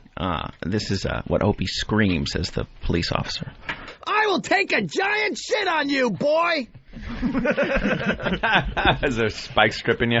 And then finally, what's the Steve one? Oh, that's not actually profanity. It's just, I don't know. It was an odd Steve moment in the studio. Well, plenty of those. What, do you suck your cock? No, he said odd. Oh. No! Okay. It's like he's resisting it. Do we need a couple of these? You can hear all the excitement in our voices as we're trying to do our lines. Can we hear that one more time? Because I know exactly what that is. No! Okay. That was a 30-year period in Steve's life condensed. It all revolves around his internal monologue about his sexuality. All condensed into 1 second. First, no! Okay. First comes denial, confusion, then acceptance. That's everything. No! Okay. Along with, what's your handicap? Mine's the wife. Mine's the wife, yeah. I think my favorite, though, is Club Soda Kenny is Derek the Dodo. That is a good one. Steve is right up there, too, but Derek the Dodo is hilarious. And there's a couple of other bits from the game that actually Anthony's in, as well as Steve, that we couldn't play over there. One was a spoof of early 1980s movie trailers. I forgot what website it is, but you can watch movie trailers from the early 80s. They are vastly different. That now it's just like 60 seconds of 80 million shots of helicopters and explosions. Action, yeah. And not one shot is longer than a second. And the loud music. The ones in the early 80s, especially and I didn't bring this one with me, but I love watching the trailers for the slasher flicks. Yeah. Those are amazing, because it's always like, hey, if the boobs come out, somebody's about to die. Yeah. Do you know how bad fucking trailers are now? There's a film called He Knows You're Alone, When a Stranger Calls, whatever it was. And the whole thing is she's getting calls for the whole film. Have you checked the children? While she's babysitting. Yep. And it's terrifying. And at the end, he's like, we traced the call. It's coming from inside. It's a very famous scene. Yeah. In this coming movie, they fucking give that line away. Yeah. Which I know that their argument would be, well, it's such a commonly well-known thing that we didn't put it towards the end. We put it in the middle. Well, the movie is like 30-some-odd years old, so there's a whole new generation that probably wouldn't know the reveal. The big reveal in that movie. They fucking tell you that in the fucking trailer.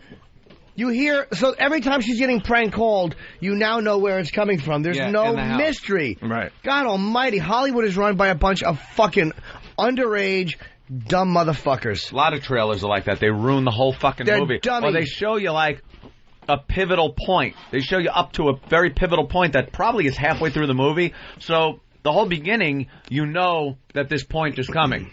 Or you know that a couple of guys that are friends at the beginning of the movie, you see, okay, this changes, and now this guy's trying to kill him. And you know it already from the trailer, so the beginning of the movie, you just sit there. I know what's happening. They really fuck them up. And they put that track under it that makes it seem so exciting, and you're 10 minutes into the actual movie, and you're like, what? Huh? Where? Action? Yeah. Come on. So what is this, then? This is a movie trailer spoof called Exploder. And no, I'm sorry, Evacuator. And Evacuator? Yeah, Exploder was in Vice City. We have this character, Jack Howitzer, who's sort of a spoof on all the action heroes together from the early 80s. And all those action movies somehow had Russians involved. Of because course. that was the big menace. They were just like bad guys. Right.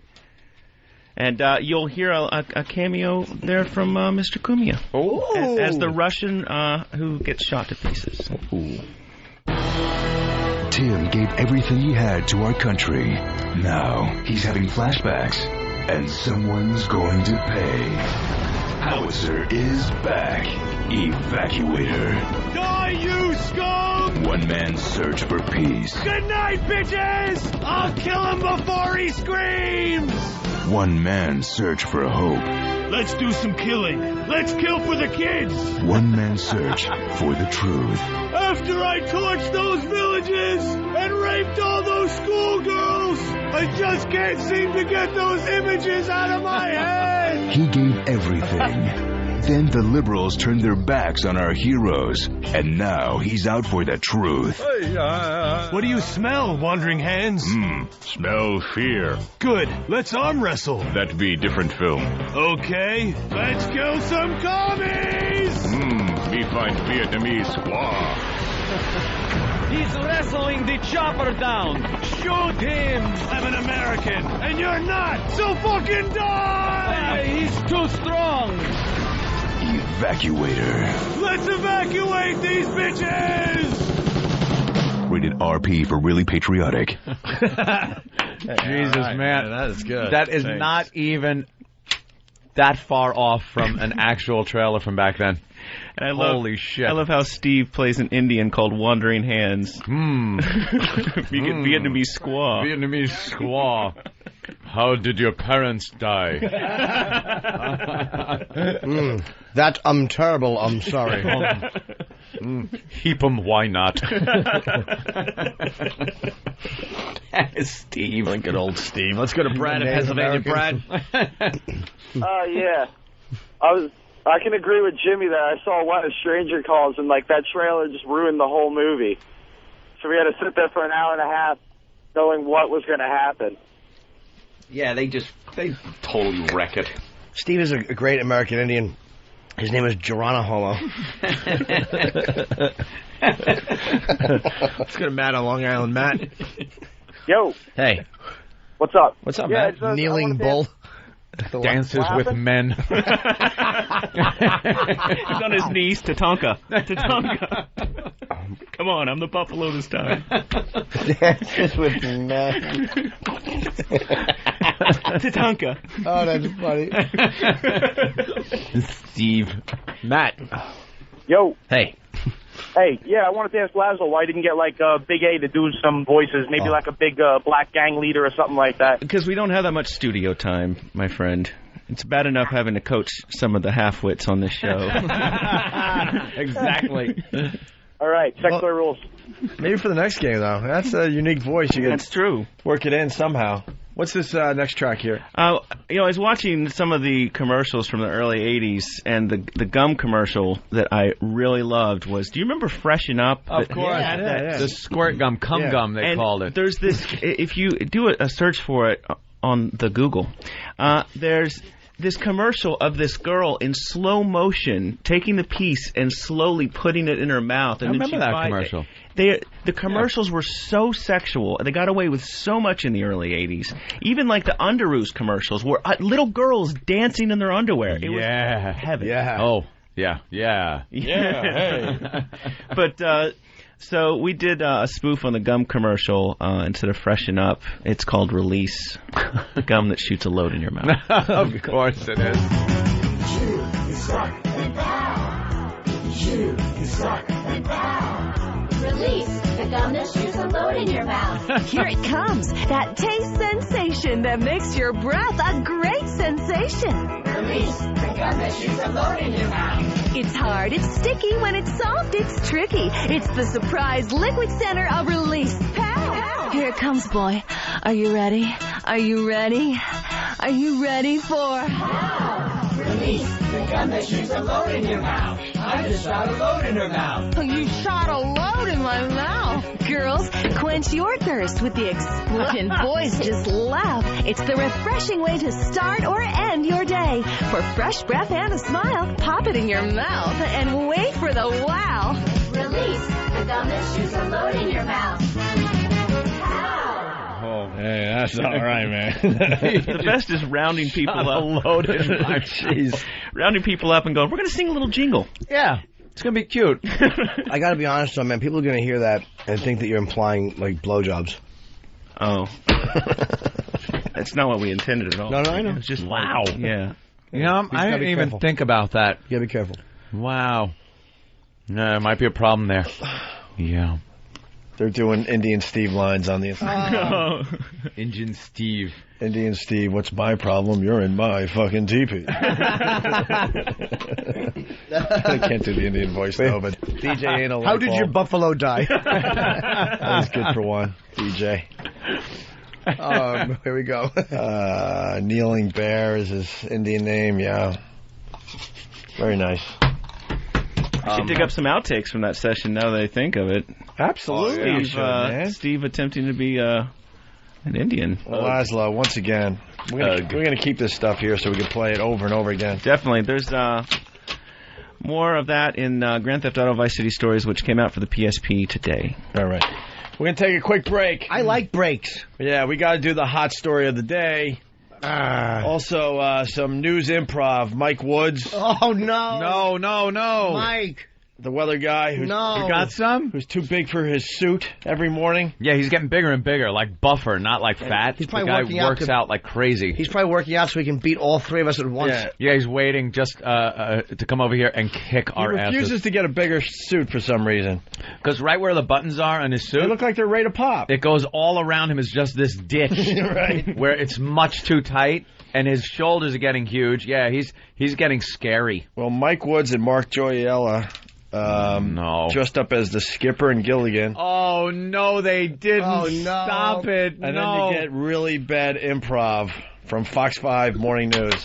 We'll play this when we get back. Bless you, Fox 5. The skipper and who? And Gilligan. Oh. What? Oh, who's who? We'll figure it out next, I guess. El Radio con Queso Grande presenta Señor Opie y Anthony. Dude, what happened? The Opie and Anthony Show. It'll knock you on your goddamn ass. Jesus Christ, what an anticlimactic piece of crap that was. Opie, Anthony, Jim Norton, and the comedians of the Opie and Anthony Show will be appearing in the holiday issue of FHM on Newsstand soon. Opie and Anthony will be signing copies of this special FHM issue tonight at the Hard Rock Cafe Halloween show.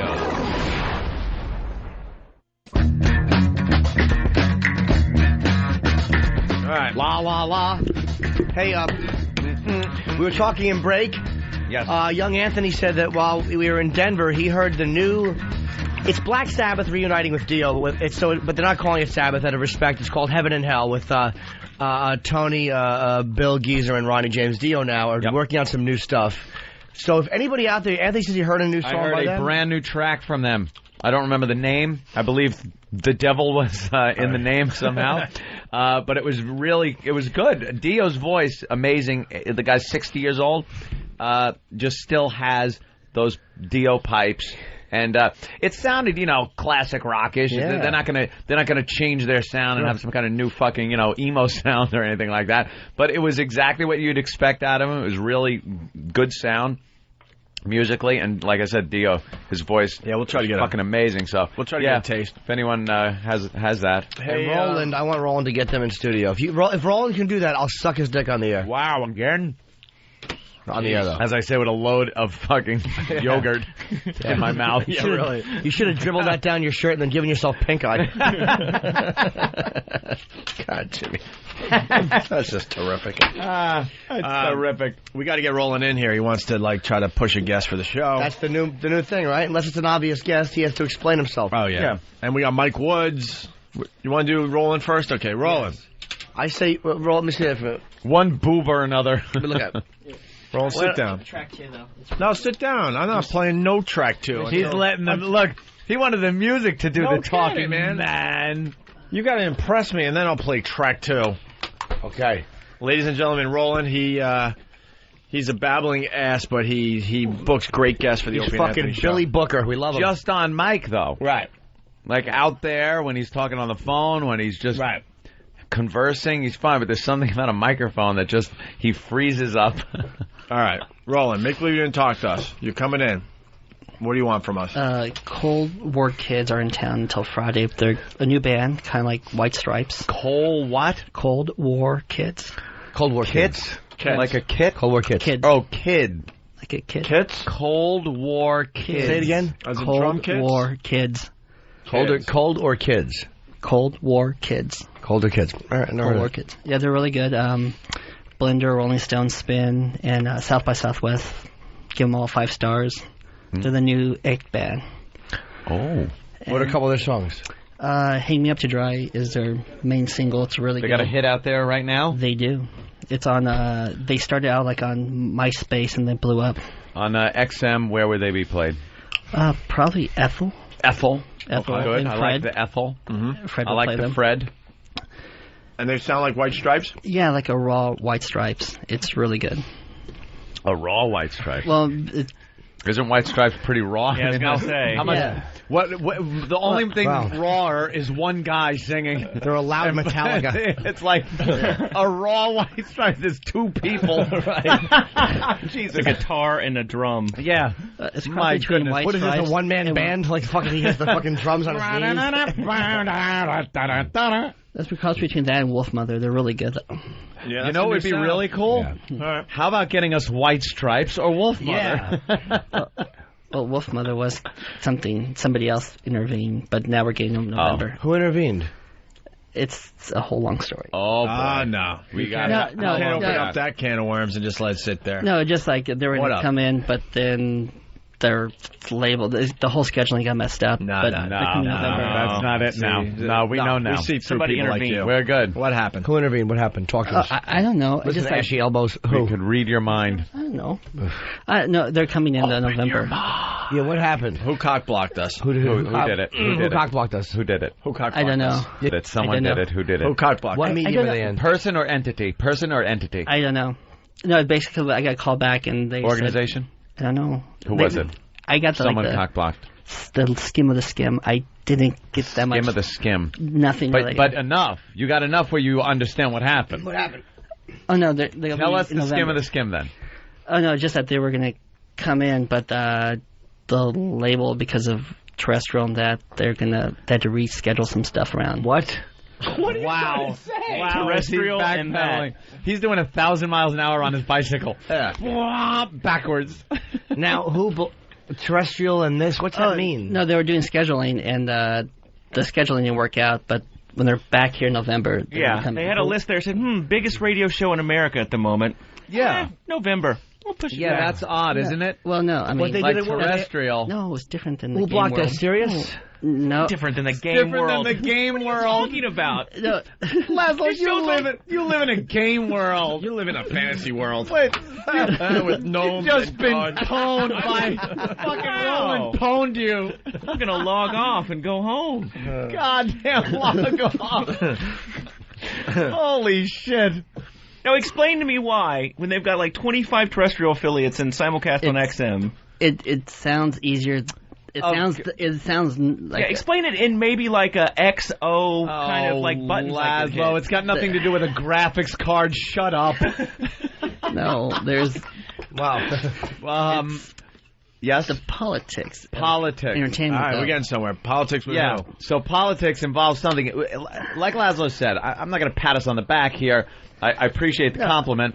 But when it comes to terrestrial morning radio, we're pretty much the top of the pyramid right now. Just about. Yeah. We're the top of the pyramid. Yeah. So where would they want to go other than our show that would prevent them from doing our show tomorrow? You know, and don't say it because you're off tomorrow. I mean, figuratively speaking. Yeah. ASAP. Who are they? Who are they worried about pissing off as they just pissed us off, and we reached 25 radio stations? It's There you go, Opie. Hello. well, like Hello. like the other ones were like the other affiliates. Like they're afraid that Dallas, the other morning show, would not play their album. And then if you hear from San Francisco, another. Why morning show. didn't they do our show first? Well, why can't they go back and tell them? Because we're the fucking kings of the shithole now. That's what I tell them. And, when you become king of the shithole and you're not just in one market, then you get the guest, first or the scheduling. See, the scheduling should be top of the pyramid first, and then trickle down. So I told him, if you want only 5 people to listen to your album, go ahead, do the other show. If you want to hear more people, millions. So at this did point, you sound that authoritative when you I did. said it? I was angry. Yeah. I screamed. Yes. And what show? What? Yeah, what show was it? They didn't tell me. It was some Dallas douche show. Some guy, Billy Bob and something. I forgot the guy's name. Billy Bob in I don't Dallas. know. Get a phone book. We'll find him. Hey, listen. What I'm getting from Roland today, names. we're not going to get White Stripes. We're not going to get Wolf Mother. We're going to just get, like, shit bands that have nothing to lose. Wait, no. No, we're going to get the Wolf Mother. All right, give me the CD. Let me look at it. Track 2 is really good. I'm not ready for track 2. Ah, sorry. I'm curious about track 2. Yeah, but I got to tell you, he's piquing my curiosity about track 2. All right, what else do you know about the band? Track 2. They're from Los Angeles. All right, they're from Los Angeles. LA-based band. Must have hated track 2.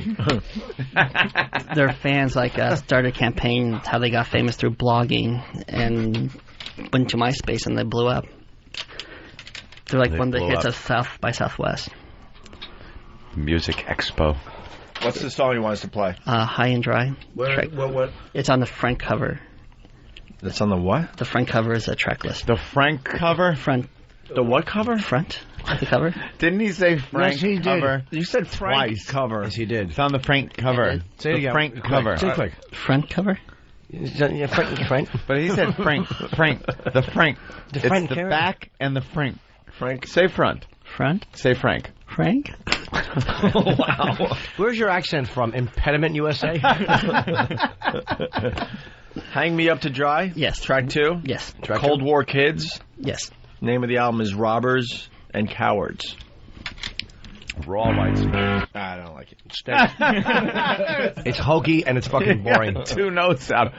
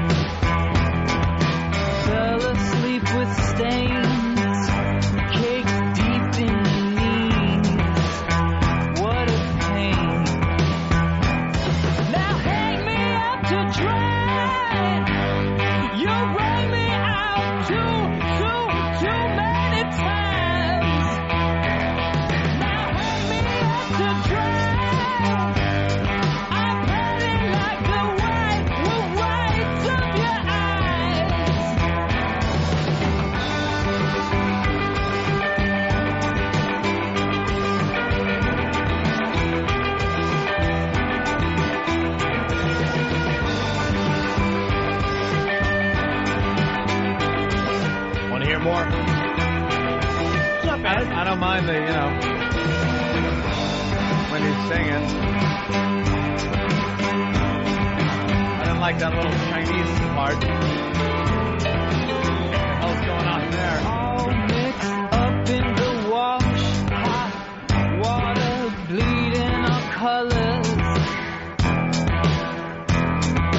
All mixed up in the wash, hot water bleeding our colors. Now hang me up to dry. You run me out too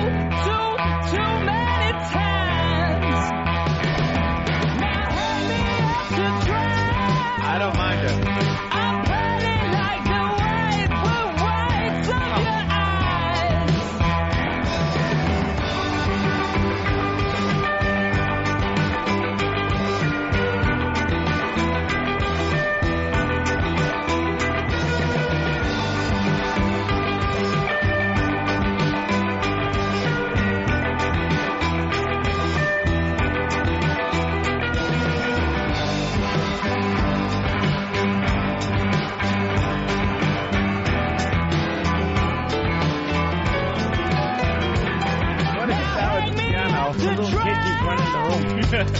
You rang me out too many times. Now hang me up to dry. I put it like the whites of your eyes. Now hang me up to dry. You rang me out too many times. Now hang me up to dry. I put it like the whites of your eyes. I hate it. What's with that little I hate it. sound in there and the piano? Like, plang, plang, plang. I like to get turned on to new music. I hate it. I don't hate it, but That wasn't bad. he's singing about laundry. I give it a triangle, square X. Oh, yeah. I don't like the fact that in the beginning he's just Muck and Meyer twice. Yeah, Muck and Meyer's a little... The beginning, a little long. And then when he brings it on home, it's pretty cool. But then when he's not singing, you know, when he goes up, kicks it up But when there. they're not conforming musically, it's really like, it just... That piano going boom, bang, bang, bang in there at one point is ridiculous. Like a retarded child ran in the room and banged on it for a while and fucking split. mongoloid is in the band. Look, I'm one guy. What does the studio audience think? Be honest. Thumbs up, thumbs down. A lot of we got a thumb up, we got a thumb down, Not and one two thumb up. A lot more liked it on Pal Talk than I've ever seen like anything that's been played in here. Really? We have people that play I'll tell or you that why. play songs. They like this sucks, that sucks. Because in life they've all been hung out to dry. Hung out to dry. I told you everyone's going to do the Wolf Mother sound. I said that about, 6 months ago. 6 months ago? That sound's been going on for fucking 5 years. No, I understand that. Oh, well, yeah, the emo type. I'm just the heavier, like, guitar and stuff. Yeah. That, it's not bad, but there's nothing there that makes it really any more special than what's going on in the music scene. Why do you have such an affinity for track 2? Yeah. That's their new single. Track 2.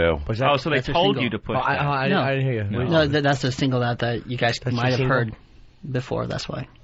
What's the best song on the CD? Food. Yeah. One where he sings about dryer sheets. You would just... All right, let's go to the phone. Bounce that corner all laundry-based songs. Yeah. Literally. Hang me up to drop. Plang, plang, plang, plang, plang. Says what? You shot me because of static cling. This next one's about when you accidentally put a red shirt in with, like, the whites, and it bleeds like my heart. Is one of the members retarded? That's why the plang, plang, plang? Yeah, what was it? That plang, plang, plang. Plang, plang. I don't know. Well, let's go to the phones. Shane. Hey, good morning. By the way, don't let us influence you. What do you think of that song, Shane? No, I nearly crashed my car over the Tappan Zee Bridge. Oh, that would have been extreme. Yeah, that would have been good. That would have sucked because I would have missed the party tonight. And, Jimmy, happy birthday. Thank you, sir. It's been overshadowed because of Halloween. You are bombing, sir. Yeah, well. Bombing horribly. All right, well, that's actually an autistic family, and the singer is getting raped by the homemaid. Wow. He said nothing. That made me laugh. Bombs away. Let's go to Queensbury. Good job, sir. That was hi to Matt. That was shock and awe. Hey, guys. Hey, Jimmy, I just wanted to know how much did they pay you for doing that piano part on that song? Hey, there you go. That's how you... They paid me $25. Brad and PA. Worst fucking song I've ever heard. Yeah. Did you like the line about Muck and Meyer, Brad? Yeah. Is it the worst song you ever heard, Brad? It's pretty close. Thanks a lot, Brad. Well, we had a nice piss, Arnold. What does everyone think? I don't. It's not my style. I'm a bad judge. Like, it's not my style, so I can't really tell. I didn't like I disliked it more than I liked it, but I didn't hate it. So I wouldn't say no. I don't really care that much either way. I opposite of you. You liked it a little more than you hated. Liked it a little more than I hated it, but there were parts in it that I really hated. But some of the parts pretty cool. Is it just one guy? No, it's a band. Okay. What is Pal Talk saying? Pal Talk is saying they liked it, and then people said it sucked. You know. Well, Roland wants them to come in this Friday morning. Yes. Friday. Let's see. And Greg Giraldo wants to come in also. This isn't bad. I like it. This sucks. It's good, actually. I like it. Me too. Me too. Kind of modest mouse-ish. Yeah, Wolf Mother. Song sucks balls. And it sounds like everything else today. I don't think it sounds like everything else Kind of today. mixed. I'll give him that much. Sounds a bit different. It's got a little bit of a sound of what's going on, I think. Oh, Jimmy, did you do it again? Unfortunately, I'll be gone Friday, so I don't have an opinion either way. But if you don't like it that much, You're right. That's sold on it. Why don't you just... Let's sit on it for a day and see what happens. All right. Jimmy sits on it a day. It fucking disintegrates the CD. I like the chorus. Up to dry. Right. Enough about this band. Yeah. Let's move on. Enough about the laundry. Just a little fabric softener. Let's move on to Mike Woods. All right. Yes, that's what I want to hear. Do you have other copies? I'll get another one. Jimmy, All right, cool. Jimmy, legally now. Legally, you have to leave this studio. He just threw the CD rolling as he walked out. Threw it right at him. Whoa! Where'd you get that? Where did we get Paul R. Nelson stuff? Danny? Well, I contacted them for a lawn sign, and they sent a ton of stuff. Wow, look, a lawn sign. He's running in Wisconsin. Did you say Paul R. Nelson? I certainly did. You did not say Paul R. Nelson. Give me an extra large shirt. Right about now. Yeah. I'm Paul R. Nelson. Check it out now. I'm Paul R. Nelson. Right about now. I'm Paul R. Nelson. Check it out now. I'm Paul R. Nelson. Right about now. I'm Paul R. Nelson. Check it out now. I'm Paul R. Nelson. Right about now. About now. About now. About now. Paul R. Nelson. Paul R. Nelson. Thank God Almighty. Paul R. Nelson. R.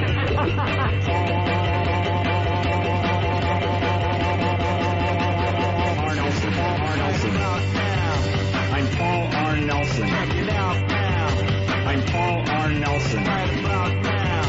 I'm Paul R. Nelson. Check it out now. I'm Paul R. Nelson. R.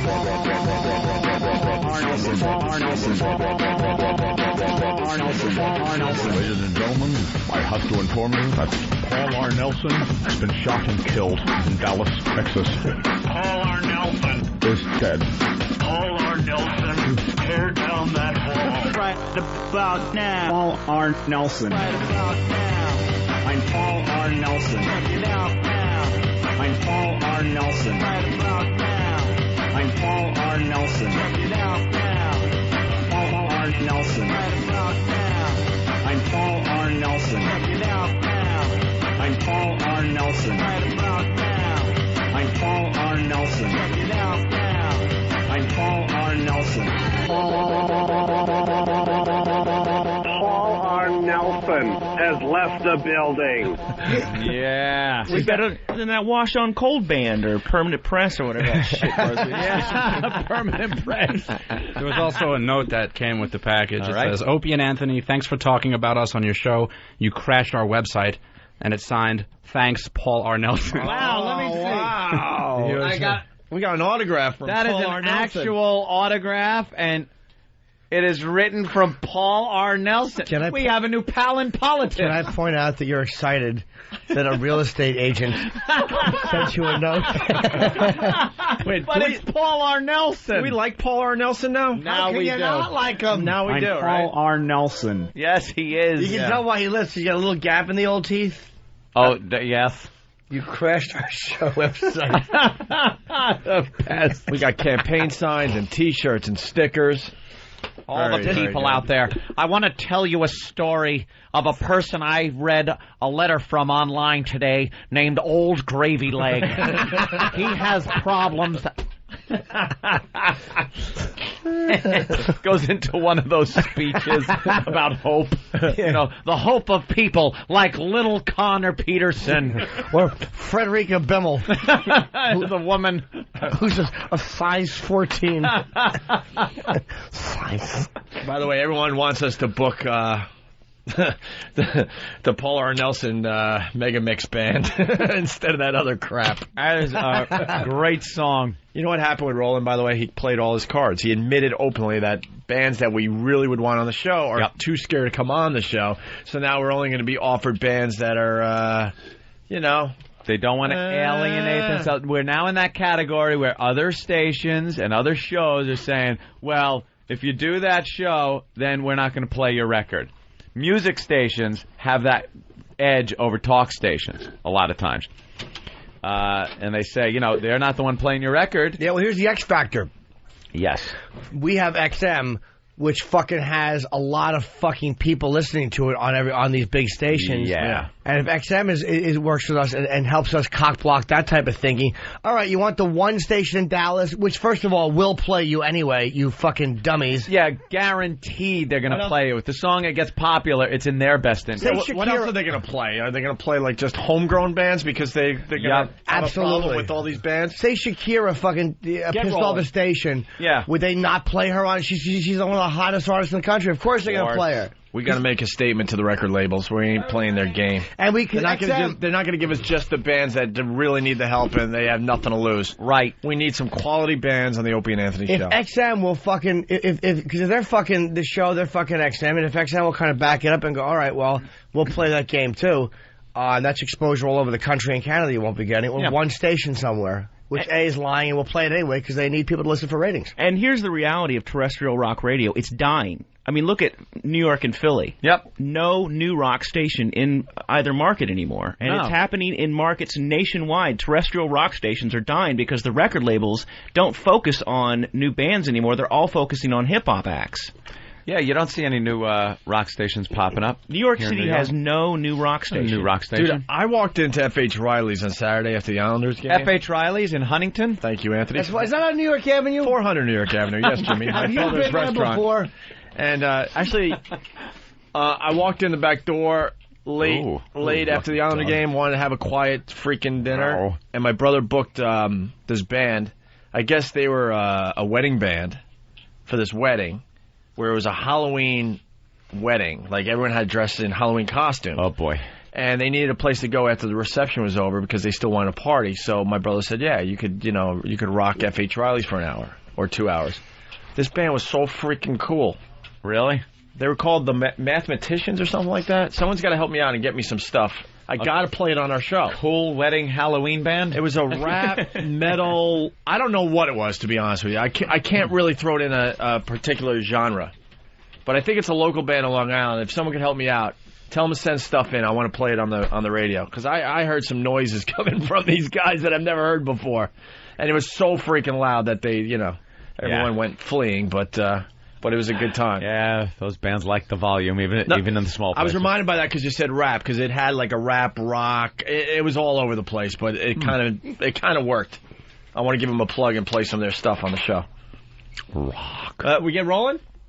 No, Sam's looking for him. Oh, okay. Looking for him. Because I want to know... Lead. Oh, here he is. Roland never flees. Roland's like the Marine Corps. The colors don't run.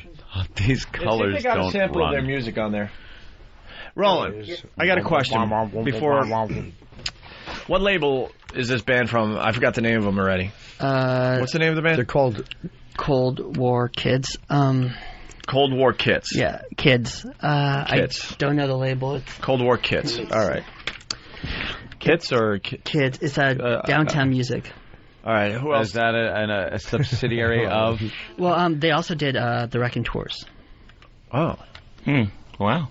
Really? Yeah. Is it an indie label or subsidiary of a major label? I think it's a subsidiary of V2. Downtown. Like V2 is the same thing. Okay, right. Yeah. All right. I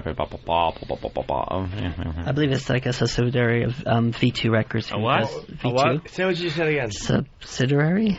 Why do you always get it right the second time? Close. That's really He didn't. frustrating. No, he didn't. A subsidiary? Oh, it was He close was enough off for by me. 9 letters. It was close enough for me. I was like, all right. Say it again. Subsidiary? Oh, Yeah, no. that's A subsidiary. Yeah. Say it again. Roland, Subsidiary. we have to make a statement. Okay. We have to pass. All right. Yeah. I Until totally, these record labels start bringing real players to the show, we love helping out bands on the way up. Absolutely, and we probably should have these guys on Friday. But I don't want to be cock blocked anymore. So we got to make a statement. And this band has to be collateral damage. Yeah, you want us to help out the up and coming bands. We also need some big players in the music industry. We're all music fans on this show. Yeah, because they're going to cock block because of the fucking local stations. The bottom line is we have XM here, which probably has more listeners than any fucking single local station. Yeah, well, it's a whole different other stuff too. It's just not that. It's just like other. Like what? I know. What? What? Go ahead. You got it. You look so defeated. What is it? That's just the way he looks. Yeah, he looks like that even when he's celebrating a big victory. Yeah, we won that. Yeah, what is that? What's the real crux? This was something he threw at us. What's the real issue? I know, just the Don't be whole. shy. It's kind of like when you get like a guest. Yeah, and then they come in. And then they come in. Well, it's just like you're a horrid fabricator. I know. I'm trying to think. So with I don't know. Wow. Why can't we get... I'm Paul R. Nelson. See, be inspired by someone like this. I'm Paul R. Nelson. Look, he's getting things done. He's a go-getter. All right, we're going to pass, Roland. Okay. So what's the real problem? And you can tell them why. We're not happy with, bands not coming on the show. Every band has an excuse. Every band. I love Wolf Mother. Yeah, I know. You They guys should be doing our show. Absolutely. I know because you guys play the music in and out of commercials too on both sides. Yeah. All right, we got to get into Mike Woods and Mark Gioia. Mark Gioia. Fire Roland. I've never seen somebody so happy to put headphones down on the table. I know. Oh, man, he is out. It's great. He'd rather wear 2 severed dicks on his ears than headphones. All right, here's the deal. Mike Woods and Mark Gioia of Fox 5 Morning News. They dressed up this morning. Of course they as did. The Skipper and Gilligan. Because it's the news. Why shouldn't they dress up as goofy fucking characters from a 40-year-old sitcom? Skipper and Stilligan. You think Cronkite turns on the news and just goes, "What the fuck?" Yeah. What the fuck? What the fuck? Well, they had to do some bad improv in their costumes. Please tell me he called him Little Buddy. Oh, that'd be great. Or who did he play? He was the skipper? Wait, the black guy was the skipper? All right, so he's the skipper, and then she was Gilligan? He? Whichever. Well, there is a she in that team, so we figure it out. All right, here we go. All right. Time now for Weather Authority Jonas Grimsby. You know, that's really his name they mentioned in the pilot. And Gilligan. My little buddy, how you doing out there, Gilligan? Hey, Skipper. Hey, what's going on? Give me some coffee while you're out there, huh, pal? It's been a long time. My goodness, how's the weather out there? It's okay. Yeah? I think we can get off this island. Has anybody been laughing at you by chance? Because we are. Only my agent told me it was all over. Oh, really? Yes. I'm finished. What do you think the chances are that we're going to get rescued? I think our producer just rescued us and said, move along the weather. Okay, we'll see you, little buddy. Get out of there. I tell you, 54 degrees, and we're talking about some sunshine around the tri-state area. Is anyone going to take me seriously from this point forward? It doesn't really matter. 43 degrees right now out in Caldwell. Yes, they will take you seriously. It's the only way to take you because you're devoid of humor. Okay, terrific. Holy, unbelievably uncomfortable to listen to that. That is the sound of democracy dying. If that is what our fucking news is in this country. You expect that in, like, Turkey or some shit. Oh, my God. Or those wacky Spanish shows where they wear all this neon-colored frills. That was so bad. That banter between them was one guy was trying to stay in the character, and the other guy was trying to realize, like convey how embarrassing it is to be in the costume. And neither of them had anything funny chemistry, or worth saying. And the one guy goes, "Give me some coffee." Like, I don't know, are you fucking the Skipper or Jake LaMotta? Yeah, what was that? Get me some coffee. You fuck Marianne. Did you fuck Marianne? Go ahead. Kill Mrs. Howell. Kill Sally. Kill me. Thurston. Your fucking mother, Thurston. Gilligan, you're going to find your hat dead in the hallway. I gotta go make some stew. Oh, no. I want to come in there. Here's what I want to do. Oh, no. While Get you're a on mic. the toilet, I'm going to kneel by you and rub your belly and the small of your back and go, and help it come out. Grab a wireless.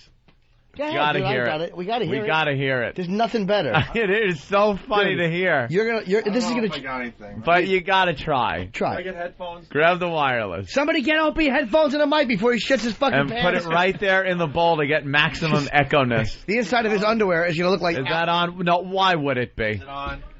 Turn it on and there's a switch on the bottom. There we go. If he doesn't get now there it should soon, be on. Give it the a whirl. inside of his underwear is gonna look like Al Yageni's crock pot. No poop for you. Does it work? I don't hear him. Opie. Yeah. Oh, there you go. I hear you now. Give Opie some headphones too. He's got Get him. the boss headphones. All right. Nice cock, Paul. Opie's working his way into the bathroom. Let's all. I don't know if this is gonna work. We'll try. We'll keep it low. Sort of like a golf announcing type thing, just in case the action starts. We don't want to be stepping on it. This talking low. This way we can hear it start and back off. Poe, get out of here. And Why does Poe have to be in the bathroom with me? I like to smell it. I want to wrestle it. I like to guess what you had to eat by the smell, gentlemen. Nice log, gentlemen. And Ope, if you feel it coming on, prepare everybody and just say, "Here it comes." Yeah. So we can stop talking. Or say open wide. We'll just know to be quiet. What? He's unbuckling. Just let us know. Okay. Shh. Let's listen.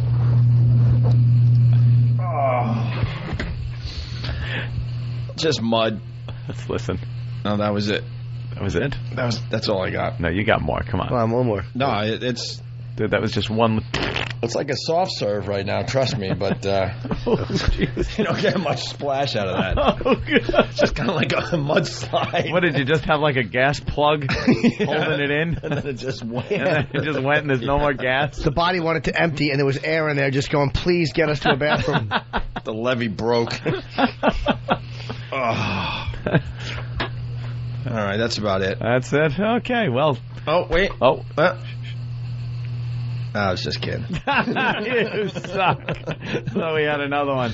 When Jimmy goes in there, it's a cavalcade.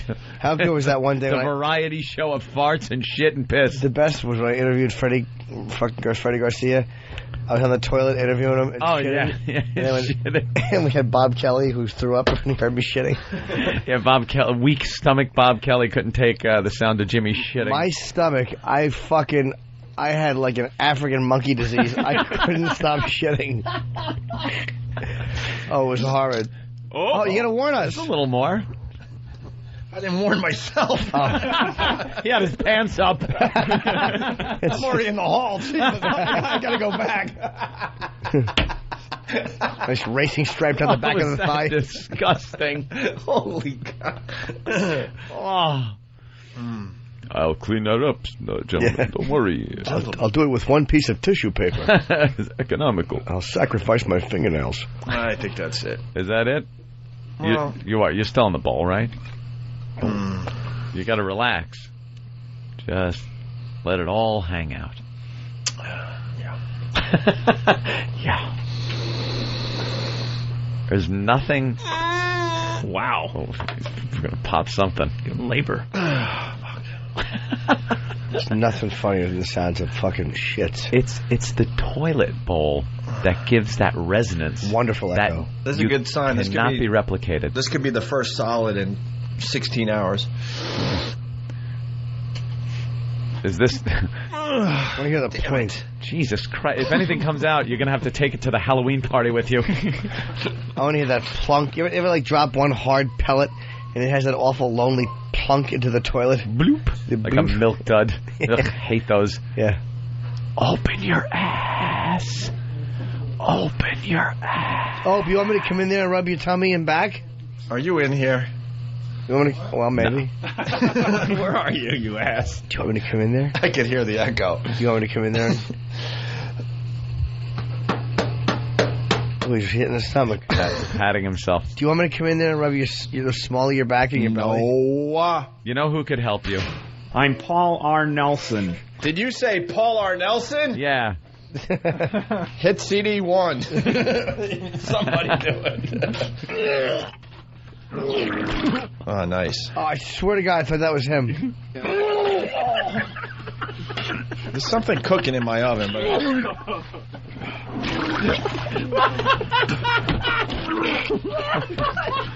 That's a great sound, isn't it? I think that's all you're getting today. Yeah. Well, hold it. Give it a second. What are you doing in here? Yeah.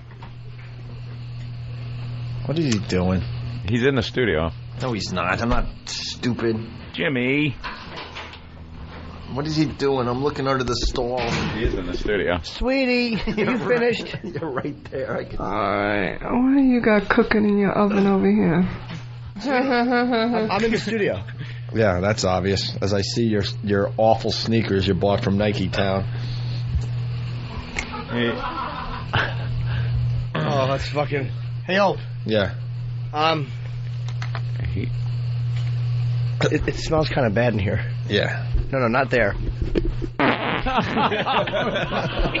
Oh, fuck. If you're not going to deliver, I will. Oh, shit. I delivered a little.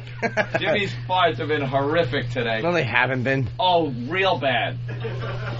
Is Ann in here, too? No. Where are you? Okay, yes, I am.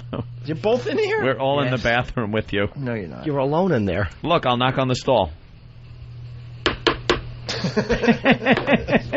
Fucking asshole. Did you hear it in your headphones?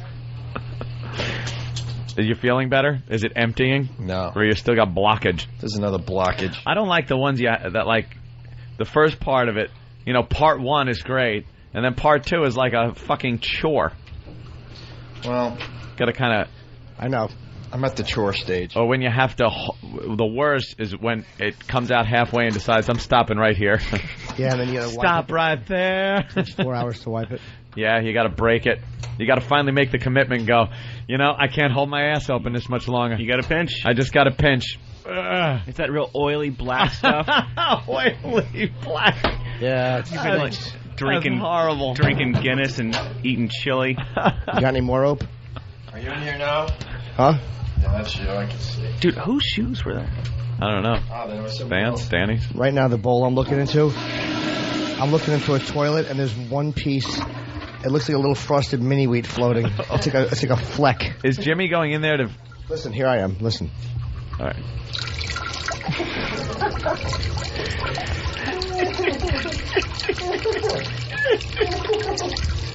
Alright, let's listen. You know it's coming after this. Oh, no, I'm just whizzing. Oh, I thought you were sitting on the bowl. No, I'm peeing. Don't you have to take a shit? No. You were farting like crazy. There's got to be something up there. There is, but I wouldn't wreck that scent, because right now I got gas. It's got to go by logs, and it fucking reeks because of that. Come on, take a shit. I can. I have to. I love your shits, Jimmy. I know, me too. Get in line. Get in line. Such a nice echo. You know, I don't have to take a dump. Oh, it's a shame. You're ruining the show. I drank a smoothie, but it'll probably take a little while for it to take effect. Like I won't have to go for a little while. Yeah, for a while. What a shock the big bands won't come on the show. Yeah, why aren't these big bands coming on this program? Like I said, top of the pyramid. I wish you didn't see me. I wanted to whiz under the thing. That's what he does sometimes. He was getting dressed already by the time I came in there. Because I like taking a leak in the stall, like at home. I like pissing in a toilet. And if I'm taking a leak, Jimmy will get in the stall next to me and start pissing in the toilet, but then he'll fucking start pissing under the divider, and there's a whole puddle of piss splashing at me. Do you know what I like to do, too? If I'm taking a shit in a stall, this is someone I know, just ease my foot under the door, under the stall. just so when you're shitting, you see half of my shoe in your stall. Such an invasion of space, you know? It's almost like the shoe is a face looking up at you. When you're in that stall, that is your fucking private space. And then there's someone's foot to come under that. 5 little piggies. One wants roast beef. A lot of people are saying it's your turn, Anthony. No, I don't have to take a shit. All right. Let me tell you something. I went to the doctor yesterday, and it was my yearly exam. Can I set this up by saying that I heard this story already? Yeah. Anthony called me yesterday, and I decided to put him on speaker because I just put all my phones on speaker at this point. Why not? Easier because you could continue doing what you're doing. Why not? And the lovely Lindsay was on the couch with me and got to hear what you're about to say. That's fine. I don't even care. You were embarrassed at the time. Lindsay's a saint. Yeah. She can hear stuff like that. That's fine. I went to the doctor for my yearly physical, and I dread this every fall. I think about the day after the exam, I start dreading the next one a year later, because last year was the first year I got the prostate exam. Never got it in my life. I have never had anything go the other way up my ass in my whole life. And now you're hooked. You can't come without it. Poor girlfriend. He's ruined me. She started with one finger, and now she's got to get someone else to put in their hand, too. I got 3 in a month. Oh, I went in 3 fingers in 1 month, or I went in with the flu, and he did that. The flu. I have a runny nose. That's why I haven't been back to my doctor. I got to find a new doctor because there's something creepy going on with this guy. Male.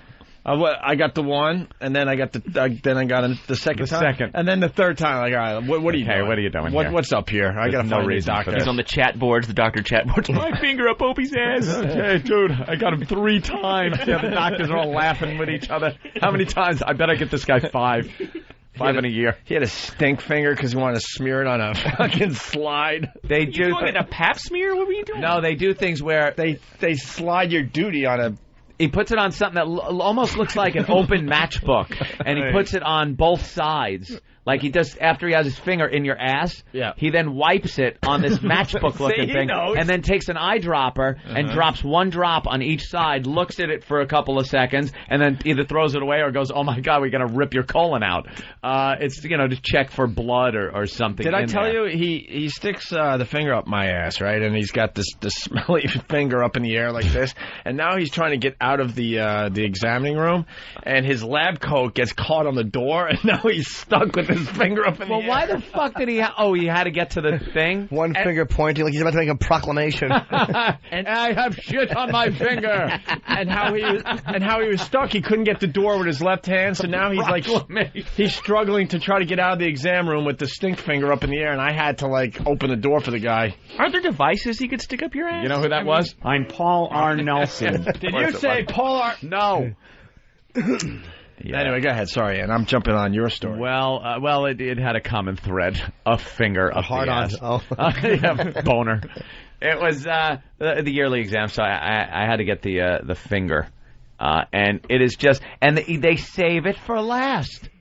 They save it for fucking last, and it goes through everything else. EKG. They take the chest X-ray and everything. Take your blood pressure, all that fun stuff, and then you just know it's coming. And he goes, all right, go in there and take your pants off. Oh, it's the worst. So you go and you're just standing in the waiting room in nothing but your underwear. And then he steps up to the little counter that's next to the little seat bed thing you got to sit on with the butcher's paper on it. And he goes, okay, stand up. And he goes, lean over the table. Make an L out of yourself. Like, okay, so you bend at the waist and kind of lean your elbows on the butcher paper that's on there, and you just hear the glove going on. You hear that latex sound, the snapping, and what the fuck? I'm very far from okay. Yeah, you okay, Anthony? No, man, I'm pretty fucking far from okay. It's called the Glack test. The Glack test? Thank you, Christian. That's because the sound comes out of your mouth when that finger goes in your ass. Glack, glack. Same sound the finger makes coming out of your ass. Glack. No, it makes a fruit. When you pull the finger out, it makes a fruit roll-up sound. Turn that music down just for 1 second. It goes like this. Oh, Jimmy. No. That's the sound it makes when it comes out of your ass. Maybe your ass. Mine just goes, you can't hear because it's overshadowed by, ow! So he puts the lube on, Yeah. Like a lot of, I guess it's KY in a tube, and just fucking lubes up his finger and goes right to town. Whammo! It isn't slow. It isn't like, maybe I'll help this guy out a little bit by doing it slow. He doesn't want it to be sexy. No. It is. He jams that finger in your ass and then starts, like, moving it around. He's feeling for fucking, shit in there or, prostate stuff. And then just pulls it right out of your ass and wipes it on the little card, the drops. Now you're standing there. And I swear to you, I bit my thumb. I was leaning on my elbows with, like, my thumb in my teeth. And the second his finger got jammed in my ass, I bit down on my thumb until it bled. I am so fucking heterosexual, ladies and gentlemen. Wait, no, you're not. Were you embarrassed right after he was done when you had to ask for a napkin because you came on your leg? Oh, my... I got to break in. Paul R. Nelson's on MSNBC. Quick, pot it up. Pot it up immediately. I'm Paul R. Nelson. Speaking of fingers up your ass. Do you think that that's appropriate if children are in the room and they hear particularly that he voted to spend it on sex? You also talk about masturbation in the ad. Is that the kind of thing that you really think that children should hear? Been playing.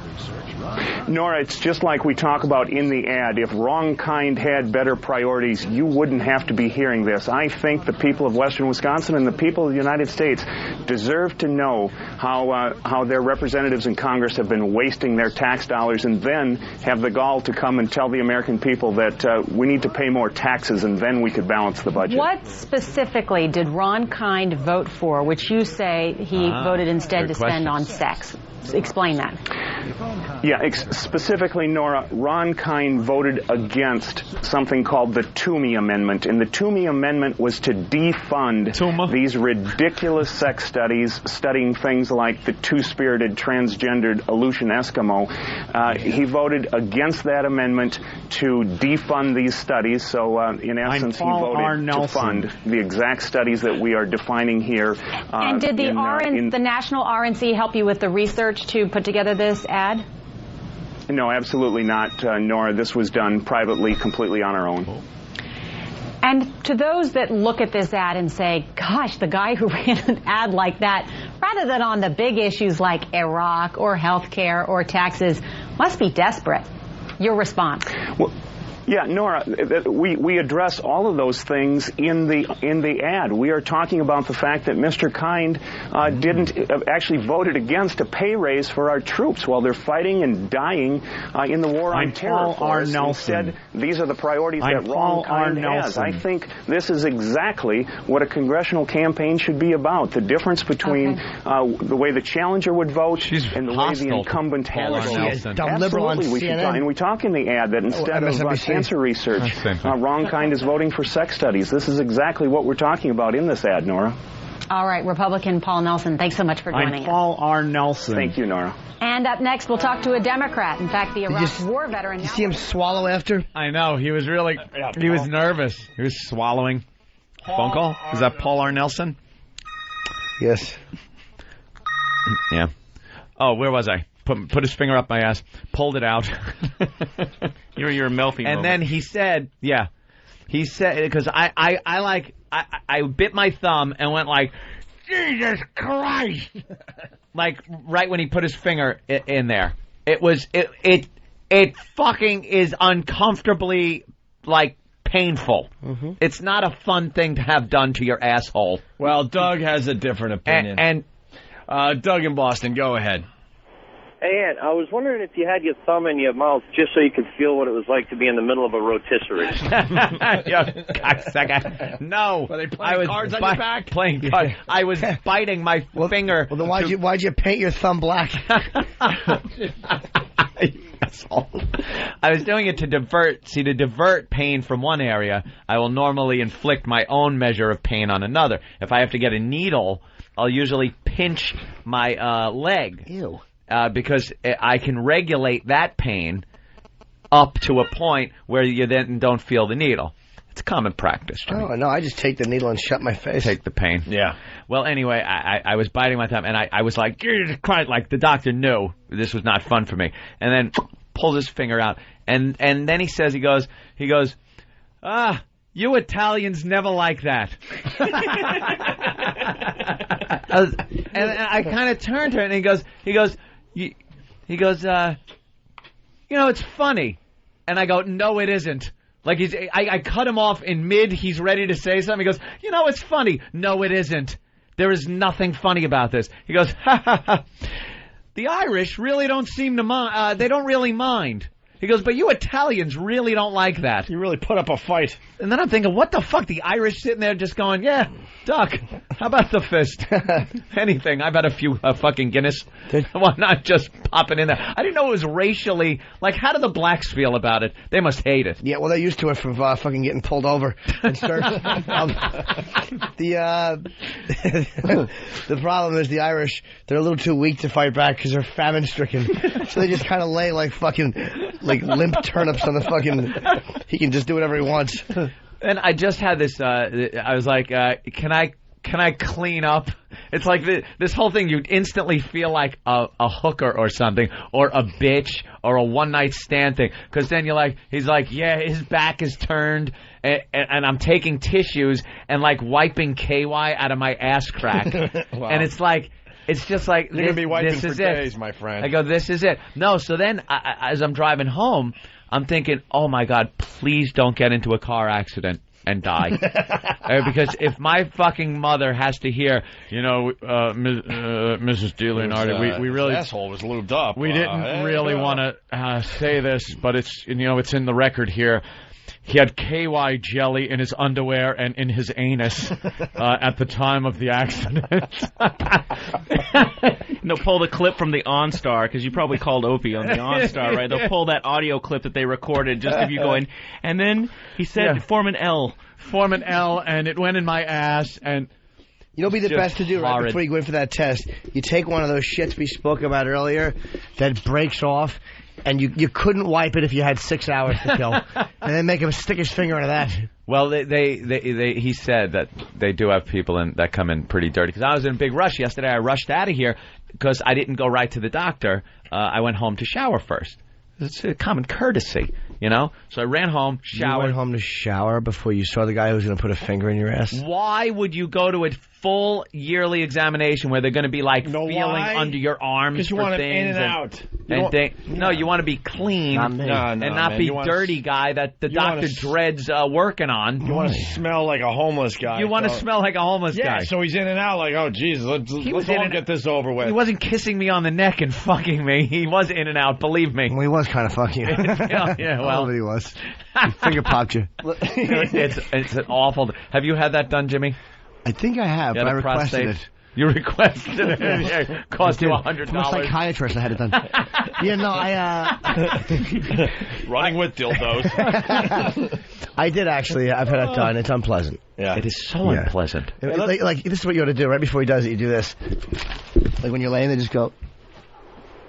I'm sure they probably have many people that do. I'm going to get my doctor back. I'm going in there with explosive diarrhea. Oh.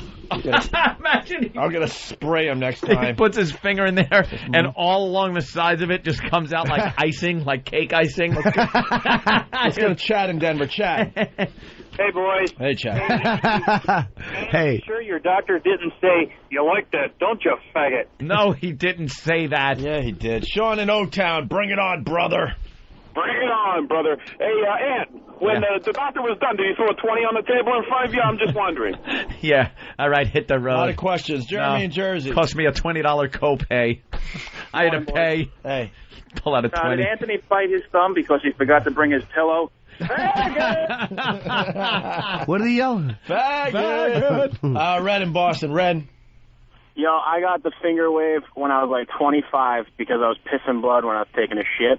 Oh, well, that might do something. Jesus Christ. Yeah. But hang on. It gets worse. So I go back, and the guy's like, hey, you're all set. He's like, but the one final test we can do is take a camera, put a little numbing lube on it, go in my dick, and take a look at my bladder. Holy He's like, if you want. I was like, you know what, pal? I think I'm good. Yeah, you don't need that. That would hurt. No. The doctor then conveyed to me a cute little story about some young lad of about 9 or 10 that had some kind of a problem going to the bathroom, and he went to the doctor, and the doctor had to do the same thing. He was telling you about finger blasting a young lad. Yeah, he had put a finger in there, and the kid, though, runs out after it's done into the full waiting room and goes, "He put a finger in my poopy." It wasn't even at the doctor's office. Guys, we got meat products. Babysitting. Yeah. We got meat products. What? From Ralphie May. So did the fucking doctor and his fingernails after he got through with Anthony. Throw a couple fillets in my backpack. Piece of sausage link. What are those? Please enjoy a very belated thanks for being so good to me, Ralphie May.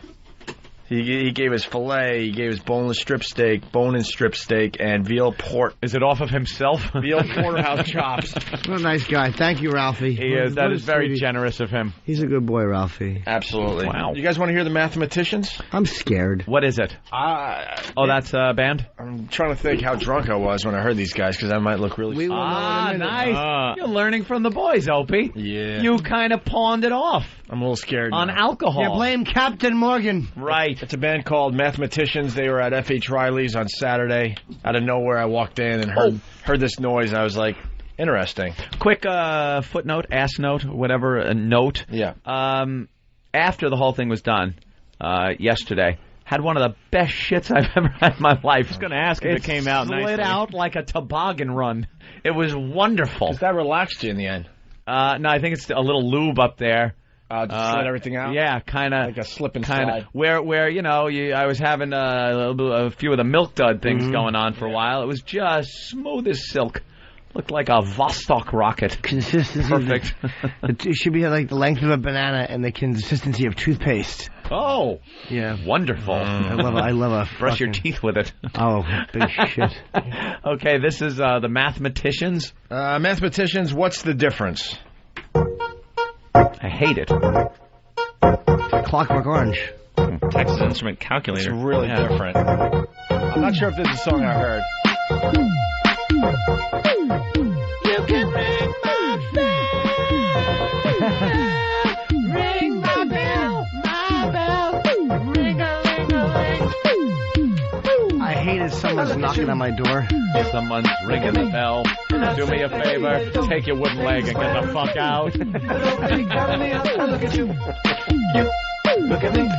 I say, baby, don't take the square root. And don't be calling me out. Are they really mathematicians? I have an equation. Square root. I have an equation. This song plus my ears equals torture. Right. This is not the song I heard, unfortunately. This is not the song you're looking for. No. Do we got the whole CD, or is this the only sample? This next one's about the Pythagorean theorem, motherfucker! Yeah, right. Yeah, this is... Wow. Damn. Did you have a finger in your ass when you heard this? Sometimes in life you gotta solve for X, man. Just gotta solve for X. I gotta find the song now. I'm upset. We can't say what's next. Alright. Wow. Got that sort of high-pitched... yeah. That's just not the song I heard, so... He sounds like whatever. Geddy Lee, and yet he doesn't at all. No, don't Nothing even... like him. Just let it sit there. I'll try to find the song. No, we're not going to let it sit there. There must have been a lot of reverb that night. You know, why would we let that sit there? wasn't the song, though. I don't care. Yeah. Even You Zeppelin liked had a it. bad song. One. You like the mathematicians. All right, now I got to find the song, and people will be with me. Yeah? Hey, we're going to have tickets to give out at the Hard Rock Cafe tonight at 6 o'clock. Yeah. So if you don't have them now, still got a chance to go. This is brand new. A brand new communique. Oh, I made it sound like I knew. We'll have some tickets to the Halloween party at the Hard Rock Cafe starting at 6 o'clock tonight in Times Square. Hard Rock Cafe. When are we supposed to be there? Oh, at the tone. I don't know. Doors open at what, 7? 7. Yeah. So we'll get there at 6:55. Okay. I have to. I'm going to nap. Yeah, me too. I have to run in and out, too. I can do a photo shoot today. You actually have to be at the party and then run out and do comedy. Yes, and come back. And then come back. And do comedy after. And you're a crazy person. You're very dedicated, Jimmy. Tomorrow I got to do it for tomorrow. What are you doing? What are you doing? I might not make it to the party tonight. Oh, no. Is he? Dude. He's got to go back in. The look on his face. Yeah, that was definitely the look of, I got to really take a shit. The badly. California mudslides are about to begin. It wasn't even that. He's got a sickly look on his face, like he's disgusted with his own colon. Is he? Yeah, he's got a mic. Okay. E-Rock is giving him a mic. If there's a God, he won't make it to the bowl. Oh, a little feedback? What the hell was that? We should make E-Rock kneel by the toilet and give him a helmet mic so he doesn't put his head into the bowl while we shit. All right. Yeah. Oh, shh. Let's listen. Today's line of the day sponsored by. Hey, want to give him his coffee? Oh, hurry up! I want to hear it. I don't know if this. It's gonna work. Just relax. Read the sponsor copy. It's being run into you right now. Really? By E-Rock. Just tell him to slide it under the door. No, make him. I should spray him. Tell him to slide it under the door. No, make him kneel on the floor and hold it so you can read it like a teleprompter. All right. Yeah, drop it. Thank you. All right. You see, once you're sitting though, and it doesn't come out immediately, you're in trouble. More soft serve. Oh my God. Dude, it sounds like something crawled up in him and died. Oh, God damn. Like Dreamcatcher. What did you eat? Sushi that was being served out of the back of a station wagon? Oh, God. All right. As it releases. Yeah.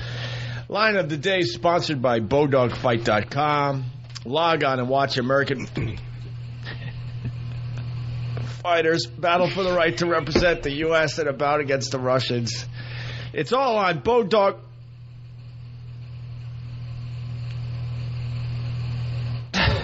Fight.com, a mixed martial arts tournament and docu-reality unlike any seen before. You're going to hurt yourself. We got 2 runner-ups today. And Opie shit, sponsored by Tom the Turkey from Carvel Ice Cream. Answering back. Oh, my God. Here is the first runner-up line of the day. You just won, on behalf of H57, $5,050. Congratulations. Yeah. How do you feel?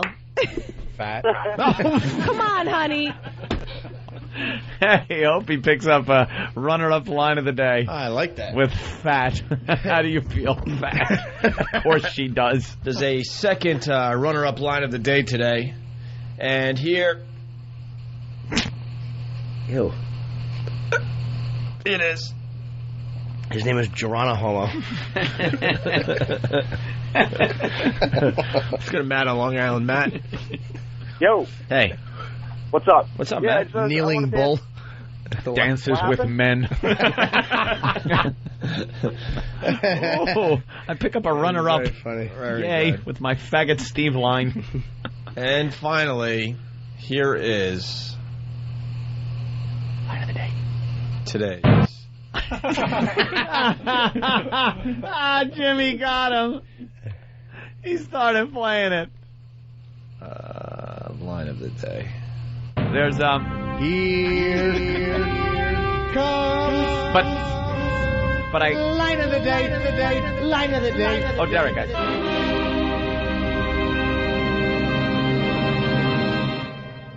Hi, honey. Hello, how are you? This is Kathy Dolphin from H57. Congratulations. Isn't that funny? Yes, Jimmy. Jimmy, I give it to you. A dolphin talking to a whale. Oh, okay. I think that was a team effort. Me and Jimmy's heads spun around and just looked at each other. She said her name. I know, she said dolphin. We just went whoosh and looked at each other. I'll share that honor, though, because Anthony could have said that as easily and exactly the same way as I did. So I don't mind sharing that one, because It wasn't even, the same idea. It was the same line. Same line. A dolphin everything. talking to a whale. We knew the fucking line was coming out of one of us. And gave Jimmy the alley-oop. He really did. All right. Oh, my God. How you feeling in there? Nah, this is just. It's gonna take a while. This is just a major backup. Is it really? Because your face looks so disappointed. And like I said, if it doesn't happen like right when you sit down, then you're just gonna hurt yourself. Yeah. Do you have roids? No, I don't think so. I guess we have another mathematician song. Really? Yeah, let's play a little bit of that. Hopefully it's the good one. Maybe it's the one. Let us know if it's the one all right. You heard. All right. What's this called, Than? Binary Girl. Binary Girl. Come on. Stop it. Hold on a minute. All right. I'm a 1. No, I'm a 0. No, nothing. All right, go ahead. They do math songs. 1. All right. 2. Whip it good. 3.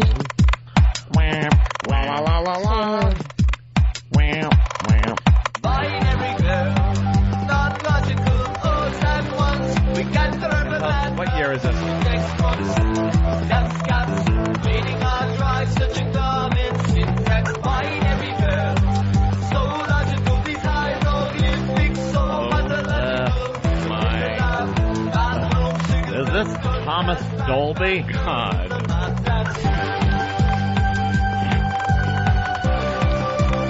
I'd rather take what is coming out of Opie's ass and put it in my ears. You know, if you take this band and multiply them by 0, they equal 0. Oh, wait, anything multiplied by 0 equals 0. Yes, of course. I'm not a mathematician. But it makes them 0 too, though, I guess. Yeah. If you take any number and multiply it by this band, it is 0. There you go. Good job, Than. Wow. Yes, Than with the correction. That really blows. There's another one? There's another one? 2 more Christ tracks. on a pony. Great. Was that it, Opie? Was that the one? What? Was that the one you heard last night, or? No. No, that wasn't it either. That song was horrible squared. Try another one. Binary Girl. That was the cube root of shit. Oh. That's actually the next song. Oh, God. All right. It's going to be a long day. Yeah. Yeah. All right, ready for another? What's the name of this track, Than? Yeah, which one is this, Than? This is XOXO. Hey, you know what? XOXO. I know what Opie can go as his costume. Oh. He could go as a frozen yogurt dispenser. That was hurtful. That's a tummy ache. The stinkiest frozen yogurt dispenser ever. You know what I don't hear? I don't hear the washing of the hands. Nope, not at all. No, and you won't. No. That is horrid. He doesn't care. I know. Wash your hands, please. Yeah. Did you wash? Yeah, I did. I didn't hear. Well, you guys were playing Binary Girl. Binary Girl. Ew. The shit mic is right near you, Laszlo. Bacteria mic next to me. Thanks, buddy. All right. Which one is this? XOXO. XOXO. Hear what 80s song this sounds like.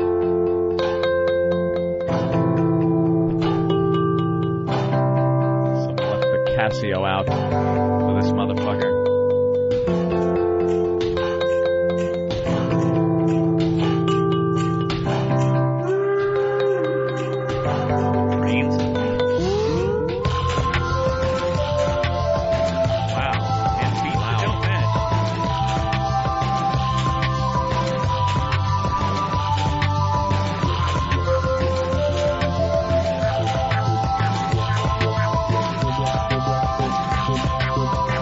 Helping your case, Opie. Really? We've been through 3 of these guys' songs, and were you on ecstasy? Yeah. Were you spinning glow sticks? A fucking mask on his face with Vicks Vapor Rub in it. These guys sweating profusely. These guys make modern English sound like Sabbath. That's not it. Are we running out? There's another. There's What's plenty the name more of this to choose song, from. Than? This is the last one. I'll tell you. This one better fucking rock, man. The right guard commercial.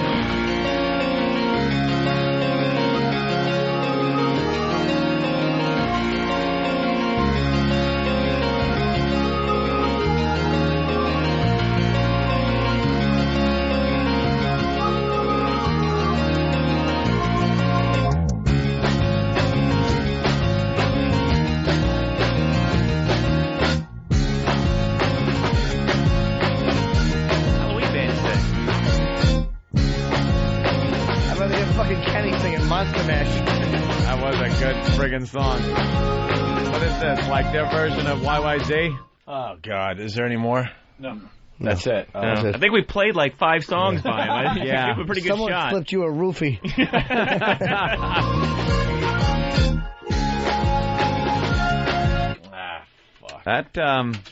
That's really bad. Yeah. Felt miserably on that. Well, how about at the end of the show, when once we're done, I would like to pick a song. Oh, you would? Yeah. Go ahead. We're done. Well, I mean, after when we're going. All right. But by the way, do you know Brother Joe picked up a bunch of? He actually had printed up, went and found the original, whatever you need to do this. Rotgut Live at the Apollo CDs. He had a bunch printed up, and they will be available this evening. He's going to be at the show? Yeah, he's coming down with a bunch of those. No. It's us in blackface in front of the Apollo rocket. It's one of the most racially insensitive covers ever. It's horrific. Oh, no. And, yeah, that was from, 1992. Is he back again? Jesus Holy Christ. shit. Opie, you're going to have real difficulties tonight. He just got up disgusted again with his colon. Old tsunami colon. It's coming back out again. Just when you think you're safe. He lasted like 4 minutes. That was 4 minutes at most. Whatever it is coming out now, and I don't know why I said that. Did I need to say that? No. He's shitting it, and Dr. Norton points out that it's exiting his body. Here we go. Like a sports commentator. He's. They really want to win this game. He's back in the bathroom. You ought to make Eric wipe your butt by putting toilet paper on his dick. Just scraping it. Iraq could be pissed that he has to use toilet paper. I know. His boner would keep poking through it. We should end the show with Monster Mash, by the way. Well, the Club Soda Kenny version, is that available? Yeah. Let's hear. Do we have that queued up there? And then after Monster Mash. Oh my God. Oh, this is going to be a good one. Dude. There's a Monster Mash coming out of his ass. It's Monster Mush. Wow.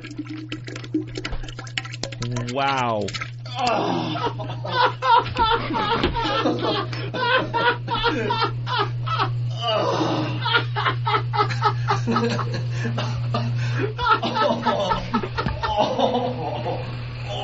I'm Paul R. Nelson. Someone said Paul R. Nelson. Oh, the dam broke. Wow, did that sound so fucking bad? Derek threw his headphones off. And it sounded like somebody was dumping a fishbowl full of fish into a toilet. Can't wait to see the microphone. There's going to be chunks of shit on it. Here it is. You got another volley? Another salvo in you? Holy shit, Danny's laughing. There's only a certain few that really find that hysterically funny, and Danny's one of them. Oh, is that nasty? Funny, Danny? Absolutely. Yeah, always. Oh, shit. To say it's not, I don't want Ugh. Alright.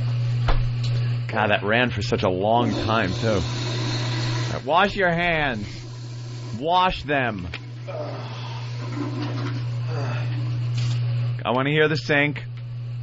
What? Wash your hands. Dehydrated. Remember, a sailor goes to many lands, anywhere he pleases, but he always remembers to wash his hands so he don't catch no diseases. Is that what sailors do? They fucked trannies. And you're trying to tell us you didn't enjoy that finger yesterday, huh? Nothing? A sailor goes to many lands. He catches VD from a 9-year-old Vietnamese girl. That's right. See? People on Pal Talk know where that came from. Where? Captain Carl. Irish Alky. See? He's wasted his entire life just sitting in front of a fucking television drinking. Irish Alky watches those shows because he's too drunk to stand. No matter what's on, he watches it. He's seen Test Pattern. Oh, did my phone fall fucking in the unsociable drunk. Yeah, he's a fucking... What a sot. Say hello once, you fucking lush. What's wrong with your phone, Opie? He's a liquored up sot, that fucking Irish elf. Is he... Hello? Testing. Opie? Yeah. Coming back? Yeah. You washed your hands, right? Yeah. Good man. You heard it. If I don't get my Obey face Dude, shirt, I'm going to fucking cry. That poured out of your ass. That just poured out. What song you want to hear, Jimmy? I want to hear 1916 by Motorhead. Yeah? Yes, one of my favorite songs. I wanted to hear Monster Mash by Club Soda Kenny. Well, that has to play. Yeah. Monster Mash. I'm saying after the show... We don't have 1960. How about We Are Motorhead? What the fuck is with this place? What the fuck? What the fuck? What you fucking... We Are Motorhead? Monster Mash has to be the one that closes the show. You play that after. That's not part of the show. Is that a big piece of cake or what? Look pretty winded there, Ope. Oh, yeah, no. That was a workout. You got to be kidding me. No way. You got to be fucking way. You got to go back. This is impossible. It's impossible. I'm trying to tell you. Every time he stands you want up, tears to come out of my ass? Every time he stands up, it settles back down. Yeah, it just comes down a little more. All right. Open that door, Craig. Open that door. I want to break the key off in it. Watch him just... That shit poured down his fucking pant leg. His pant. Here it goes. Okay. You can talk. No, we can't. No, I kind of like the subtleties. You could hear that little crackling sound and... You know. I'll give anybody $100 to reach in and take the toilet paper away.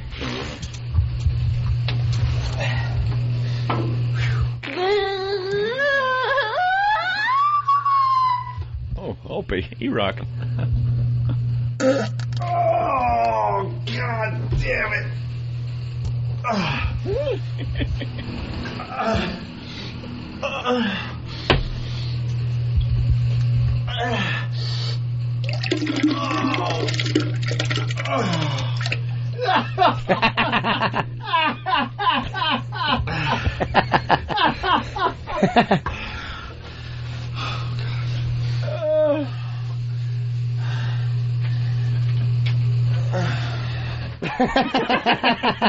Oh, is that disgusting?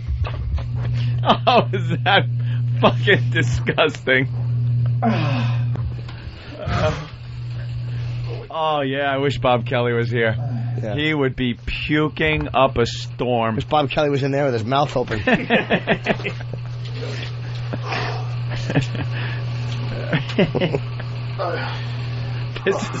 This is a radio show. I know. We're How on, ridiculous do you understand? This show's on 25. We want to take over L.A. someday. Oh, do we not make a good case? Wow. And by the way, Dillette's Motorhead selection sucks a baby dick. Oof. Sure does. Lucky it.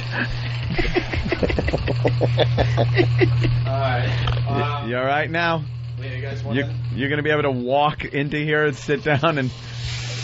I got it. That's good. He's washing his hands. If you don't have this, I'm gonna put my foot through Dillette. I know it's big. I'm strong. It's through Dillette. The whole freaking. Yeah. You ever see that place down in Washington? Black Sabbath. It's a room the size of a football stadium, full of computer hard drives. Black Sabbath. It's all Volume 4, and the song is called "Under the Sun." All right. Don't make him put his foot through Dillette. I'll kick the whole Dillette system over. Carry Dillette in my back. Throw it. Oh, you actually got that one? Yes, we got to play. We got to finish out the show, and then afterwards that one. What? Damn it. No fucking way. He watched this. He didn't even make it to the door? Nope. He's going back in. I had this already. What, you had like a flu? Yeah, it was stomach flu. You didn't puke though. You were just shitting. It's fun actually. Jesus.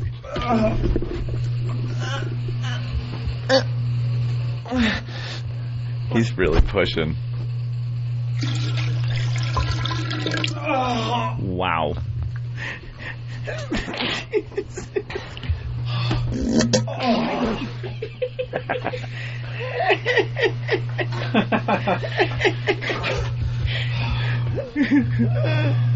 Oh, fuck. He's going to have a speckled butt. Oh. All right, that should be good. I hope so. Yeah. All right, I think that's good. You think you're set there? Good luck getting home. Problem?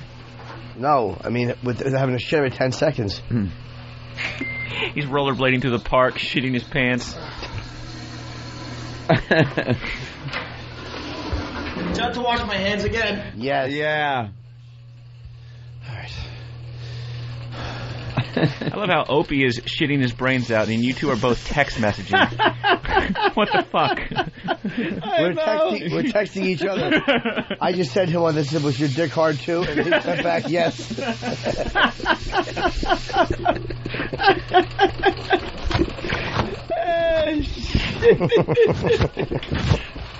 We're both just texting. How do you... Opie's shitting his brains out. We're all texting, and it's a radio show. Oh, is this terrible? I was just trying to ruin something. Oh, you were trying to ruin my texting. Yeah. It was a quick one, you bastard. Yeah. I knew somebody would. What did you just text? It's going to be a while?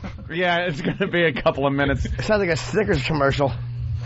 Way to wreck things. Yeah, well. I was just thinking of not going anywhere for a fun. Explain it. Yeah, that'll help you get a laugh. Is he back in? Yep.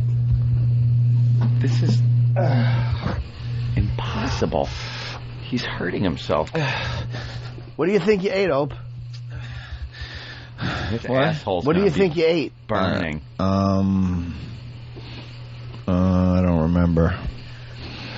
Your ass is going to be burning. You don't feel sick, right? Oh, he's pissing out his asshole. It's like a round of applause at a golf game. Oh, my God. Oh, fuck. Oh, shit. That sounded like a big one, though. Was that the plug? Because it tends to solid up after you get those watery ones. Why do you bother flushing? Just stay there. You'll stand up and then, like, whatever you releases, like, makes room for more. Yeah. So then it gurgles. Hurting when you wipe? Okay. Why don't we end the show? We're trying to, but your asshole won't stop shitting. Your asshole's chatting up a storm.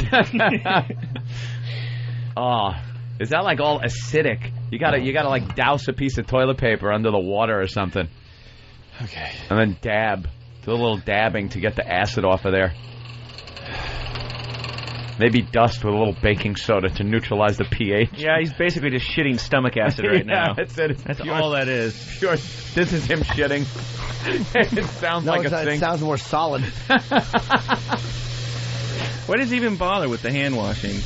I don't know, but I can tell you how jaded I am. I could eat fucking that turkey stew while he was shitting. And While he was doing that? No, I couldn't do that. I could. That still is good, though. All right. You all right? I told you when I worked at Pergament, I worked with these two guys, Malcolm and this other guy whose nickname was Ever. And Malcolm was on the bowl shitting, and he had a pound cake, and he passed it under the stall. And Ernest was the other guy, took the cake and ate a piece of it, and then fucking passed it back under the stall while Malcolm was shitting, and they were sharing a pound cake while Malcolm was on the toilet. That is disgusting. How the fuck? Why would he do that? I don't know. You know the germs? You'd catch some kind of... You all right? Yeah. Well, beads of sweat. Yeah, you like a little bit of sweat on your forehead? Okay. Opie's asshole looks like tub girls. Can we go home now? Do you want a donut cushion to sit on? All right, we got to go home. Colon blow. We have another show we have to do today. Yep. Yeah. I'm going to nap. I will see you guys tonight. I'm going to nap. Show that banana. Bananas are good for you when you... actually, when you're sick. I'm not eating anything. I want to hear Club Soda Kenny's Monster Mash. Ooh. That's in delay. It's in Dillette. What's this? Did Jimmy ruin Dillette? Did you kick it? Yeah, I shook it. I went, all the songs fell out of it. Baby hard drive fell out, dead and erased. Yeah, we want to hear that. And then Jimmy requested a song. After the show, yeah. After the show. I had to get the... so you could listen to it later on? Yeah. Yeah. But since we don't, the Motorhead selection fucking eats my asshole. Could you not say that? Yeah, please. Let's keep in the seat for fucking 3 minutes. That was funny when you played the show. After the big logs fell out and you played I'm Paul R. Nelson. I'm Paul R. Nelson. I can't believe you sent us stuff. All right, we're big fans. What's the plug, Laszlo? The PSP. I got mine. In stores today, featuring voices of the ONA staff. I need some Paul R. Nelson bumper stickers. Yeah. I got a Paul R. Nelson shirt. Oh, I'm so thrilled. I'm going home with parting gifts and today. Tomorrow night I'll be on the David Letterman program. Yes. Let's hope it's good. And you'll rule. November 10, Hammerstein Ballroom, and New Year's Eve, Borgata Casino. I'm going to that one, spending New Year's Eve with Jimmy. Good. Aren't you coming? Are you busy? What are you doing New Year's Eve? I'll go. Okay. I think I'll go to that. And tonight, Halloween party, Hard Rock Cafe. 7 p.m. 7 p.m., but tickets available now starting at 6. We got some extra tickets to give out. Ooh. And if you don't get in right away, form a line because, like last year, people did leave as the night went on, and we'll get more people in, okay? We certainly will. We'll be signing copies of FHM tonight after the show, and we're broadcasting the whole thing, blah, blah, blah. And live at the Apollo. Oh, yeah. It's going to be a great show tonight. Today was a really good radio show. Tonight's going to be even better. Joe Curry's going to be there, too, so you'll actually get 3 members of the band Rot Gut. Yeah? Oh, please. Colin Quinn is from confirmed. 1992. Colin's coming by? Colin's confirmed. Colin. Patrice is coming by. The Bill hasn't confirmed, but Bill Burr will probably be there. Is there going to be a special guest? Oh, Otto, good. Oh, special guest. We Special didn't even guest? talk about We that never today. We didn't announced our talk about it. We special never guest. announced it. Should We we? never even Of said if course there we was should. going to be Right one. now? Yeah. They wouldn't even let me put it in the promo. Yeah, I know. In case the Yeah, person well, didn't Can show we up. announce Believe special me. guest? Yeah. Here it is. Flavor Flav! First time in I don't know how long. How many years? Is he actually going to perform? Yes. He's performing He's tonight performing at our live. Halloween party. Flavor Flav, yeah, boy! Going to be performing. He'll be rapping. I don't know why we didn't announce this weeks ago. We all when know we why. knew We all that he know was why. going to. I don't know why weeks ago we didn't announce this, and we could have had a much more diverse crowd come down, but no. For some reason, I kept arguing for it. Please, can we announce it? And everybody said no. Right. That's and right. another word that starts with the same letter. That's right. All right. Can we go All now? right. We actually have a sign on the door with Sam's picture, and it says, if you're any darker than this, turn yourself right around. Come on, I want to hear Monster Mash. Oh, yeah. All right. We leave you. Sounds of Opie's asshole. Sounds of a retard singing. This is Club Soda Kenny. Yeah. I think he's performing this song live tonight. He has to. Make sure you get the karaoke of this for Club Soda Kenny. Yes. Kenny might be doing 2 songs tonight, Secret Agent Man as well. Oh, that's right. He loves that one. We're going to just make it up as we go along. Is he going to wear his costume that I he wore? hope so. Because he sweats in it. I love when we're on the road and people are in line for merchandise and they'll yell, sing Secret Agent Man. He'll go, buy something and maybe I will. And they buy something and he gives them a verse. What a creep. Oh, he's a team player. Just shill. All right. Here's the... that's it. We'll see you tonight. Bye, sweeties. I need some water. I need lots of bet water. you do. I lost about a gallon out your ass in 2 minutes. All right, here we go.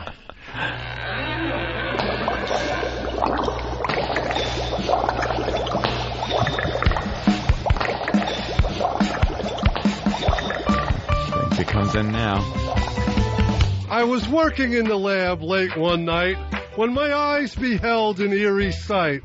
For my monster from his slab began to rise, and suddenly, to my surprise, he did the mash. He did the monster mash. The monster mash. It was a graveyard smash. He did the mash. It caught on in a flash. He did the mash. He did the monster mash. From my laboratory in the castle east to the master bedroom where the vampires feast, the ghouls all came from humble abodes to get a jolt from my electrodes. They did the monster mash. The monster mash. It was a graveyard smash. They did the mash. It caught on in a flash. They did the mash. They did the monster mash. The zombies were having fun. The party had just begun. The guests included Wolfman, Dracula, and his son. The scene was rocking, and all were digging the sounds. Igor on chains, backed by the banging hounds. The coffin bangers were about to arrive with the vocal group, the Crib Kicker 5. They did the Monster Mash. They played the Monster Mash. It was a graveyard smash. They played the Monster Mash. It caught on in a flash. They played the mash. Then they played the Monster Mash. This got a lot of lyrics. Out from his coffin, Drac's voice did ring. Seems he was troubled by just one thing. He opened the lid and shook his fist and said, "Whatever happened to my Transylvania twist? It's now the mash. It's now the Monster Mash. The Monster Mash. And it's a graveyard smash. It's now the mash. It caught on in a flash. It's now the mash. It's now the Monster Mash." Now everything's cool. Drac's a part of the band, and my Monster Mash is a hit of the land. For you, the living, this mash was meant to. When you get to my door, tell them Boris sent you.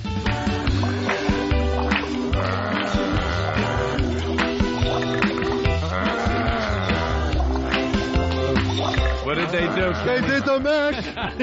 They did the Monster Mash. The Monster Mash. And do my graveyard smash. They can do the mash. It'll caught on in a flash. They can do the mash. Then you do the Monster Mash. Oh! Club Soda Kenny, everyone. Wow. Fantastic. It will caught on in a flash. It will caught on in a flash.